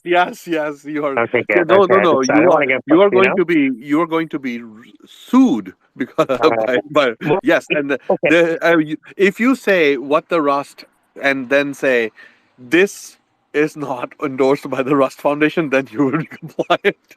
Do you think it's kind of like they made this because they're like they're all into like everything should be free, open source. We don't want No, any no, sort of no, no. commercial activity or No, no, no, no, no? no. No, Rust project specifically chose the MIT license and the Apache license because they want commercial activity, right? So otherwise they would have gone with GPL, and they didn't on purpose, right? And the Rust language is on under a very, very commercial friendly license, very commercial friendly license. But really what they should have just done is what is standard. Like, this is our mark, don't use it. This is like, there are so many boilerplate policies that says, don't use our mark. That creates confusion between your organization and the Rust Foundation, and just left it at that. Like, there's so many fucking examples. Like, just take the fucking Microsoft mark policy and just use that. But they were like, you cannot use any domain name that has Rust as part of a substring, and you cannot create if you own a domain name, you cannot create subdomains that have Rust. So if I have like mastersofrust.com or rustmasters.com, that somehow that is going to be confused with Rust Foundation. Of course it's not going to be confused with Rust Foundation. And yes, you want to I kind of feel like this is a challenge account. Can we do this with Rust? I feel like this is a challenge account. Can we do this with Rust? I kind of want to get sued now. Yeah, exactly. Like I think that this is. I think that hopefully they will get their head out of their ass. Like, so what's that has more probable, a 1 to, like 100 to 1,000 account, or getting sued by Rust? I think it's awesome. You know what? If everybody spent like $3 or $4 on GoDaddy or something, and then, this, I am almost tempted to register the domain. This foundation is not endorsed by the rustfoundation.com. Ahmed, when you build, do you build with a Rust license? What do you mean? Like, do you need a Rust license to run code? No, not at all. Okay. No. But the Rust language compiler itself is commercializable, right? Like, you can actually build it and just sell the binaries. You don't have to redistribute the source code of any modification that you make to it. Mm. So, for example, if you took the GNU C compiler, the GCC, and you made any modifications to it to improve its capability, and you sold it, you can sell it, but you would have to provide the source code because the GPL license forces you to provide the source code of Oh the. wow. Okay, but not source code of your program, but the compiler itself, the software itself. So, for example, if you the GCC compiler itself, if you updated it, but if you created some program that you compiled with GCC, you can sell that under your own license terms, whatever the hell they are. The only problem is that the Rust logo and the cargo and like the tooling, the names is where they should have stopped, and but they started to dictate behavior, and that is not constitutional in United States. You can't, and the Rust Foundation is a U.S. entity, so it has to abide by what is allowed and disallowed here. Why the? So, is it because of the gun violence that they're trying to take a political stance? Yeah. Wow. But they added some because I saw this happen with the Magic the Gathering people. Did you notice that? They're having a similar fight. That thing was dope, dude. That was a dope. Yes, no, but you see, so here's the thing. If Magic the Gathering, if there was a group of Magic the Gathering players that did something and said, okay, we are not going to allow at our convention guns, that's one thing. But what about Magic, the company that actually makes Magic the Gathering? If they said, you cannot play Magic the Gathering in any venue where there are guns allowed. Wow, that's a little imperial overreach. Do you think there and would be more uproar if there was no guns or no cosplay? Oh, yeah. I mean, think about that, right? No, but those are equivalent things. Under U.S. Constitution, the First Amendment gives you the fundamental right to do cosplay because it's freedom of speech. No, we have guns. Cosplay is not protected. How dare you, sir? Cosplay is freedom of speech. I'm a bit fuzzy on the US. Yeah, you're right. You're right. I'm a bit fuzzy on cosplay is freedom of speech. I'm a bit fuzzy on the US law. So let's say you've got a gun. Can you just, and you can hold it on you, can you just walk into a Walmart or your local grocery and you're allowed to carry a gun? They can't, the law, the store can't have a law that, like a regulation that says no guns allowed in the store. Right. No policy can infringe on constitutional rights. That is correct. I'm not that guy, but that is so there is a difference between. So here's the thing: there is a difference between what is allowed inside a private place and the what is considered a private place is well defined. So a Walmart is a public. They can infringe on your rights, but they can't trespass you from the property. Correct. They cannot infringe on your rights. They can ask you to leave. They cannot, or they can give you a choice. They can say, please deposit your gun here, or leave. So they can, provided it is a private. I just checked in with the greeter. It's usually some old guy, and he's super cool to hold the Glock. But so a Walmart, but the problem with Walmart is that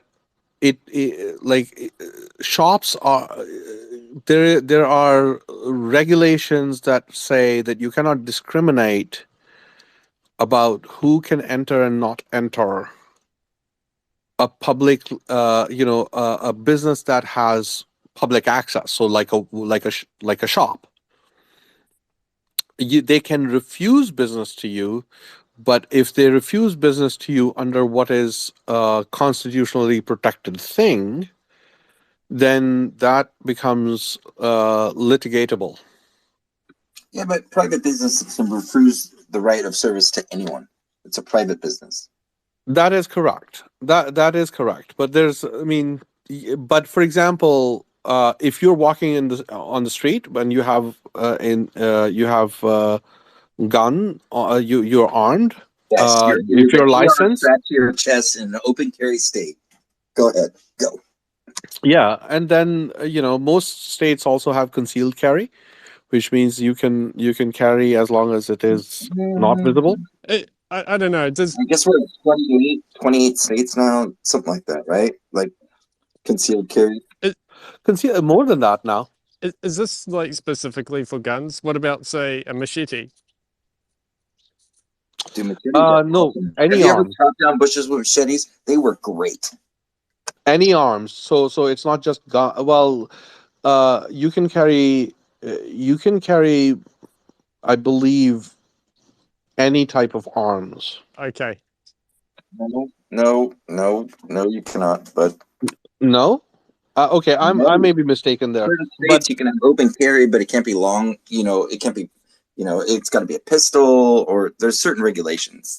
It's definitely it's not anything.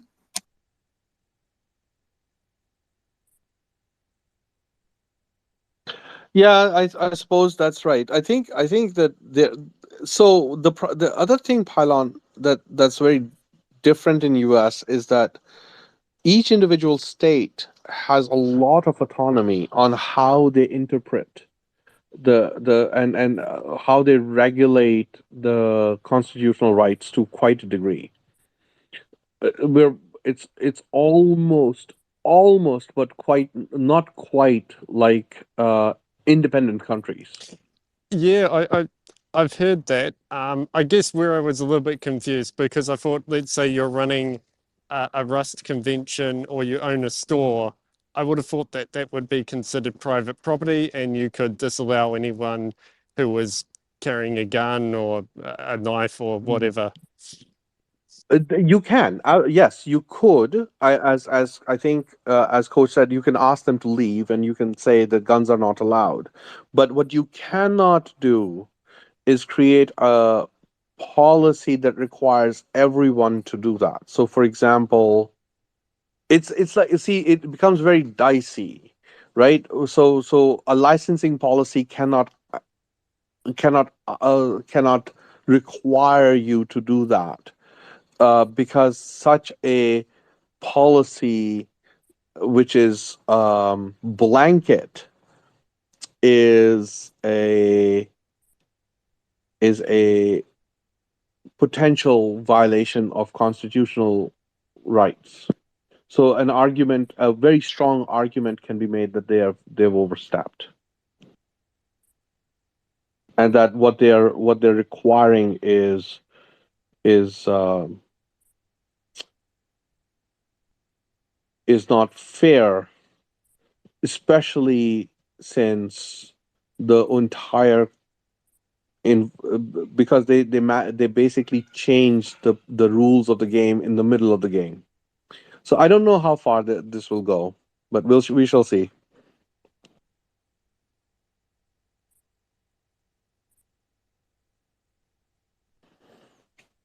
Anyhow, I'm going to go violate the Rust Foundation policy a little bit more by going and still coding in my favorite programming language. It is still my favorite programming language on the planet. You're gonna If they could, violate it? It sounds a little wrong, but I know what you mean. oh no, it will have all of the connotations of fucking shit up. So Love it, love it, love it. Yeah, I love it. take care, my good people. It's good to see all of you, and Give you a follow. Ooh, bam, will do. throw it. Hey, Yeah, before I take go, it hi easy, Kit. Ahmed. Kit, are you around? Hi, Lagertha. Kit Baroness, are you around? Oh, I guess she's not. Well, if somebody said, if Kit ever What is that? What pops is her that head. cartoon from? I know that cartoon from my kids. Like, what is that from? Ahmed. Oh, this is Powerpuff Girls. Ah, there you go. Yes, I got an 8-year-old. That's why. Yeah, so one of my daughters decided that I was one of the Powerpuff Girls, and I was specifically Buttercup, and that's because Oh yeah. because Buttercup is a softie. So Dude, always wants to be friends with I everybody. got four with the daughter at the bottom, and she rules my life. So Exactly. Anyways, if anybody says if Kit ever shows up, tell her that I was asking how she was doing. Take care. Cheers. Bye. cheers. I feel very European when I say cheers.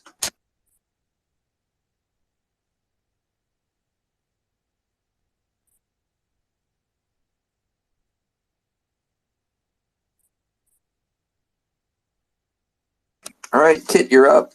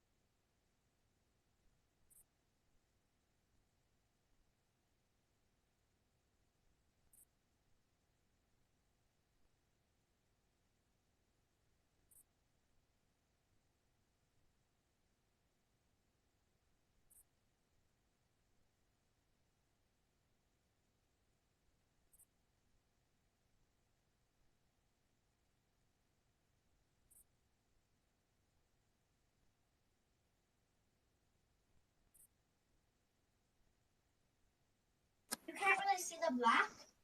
We're like scribbled over the black. Oh, that looks amazing, though. That's awesome. I love it. Let's do more. Well, Mom wouldn't let me pour the oil. I'll make you help. All right, let's light it on fire. Fire! Oh, sorry. My apologies.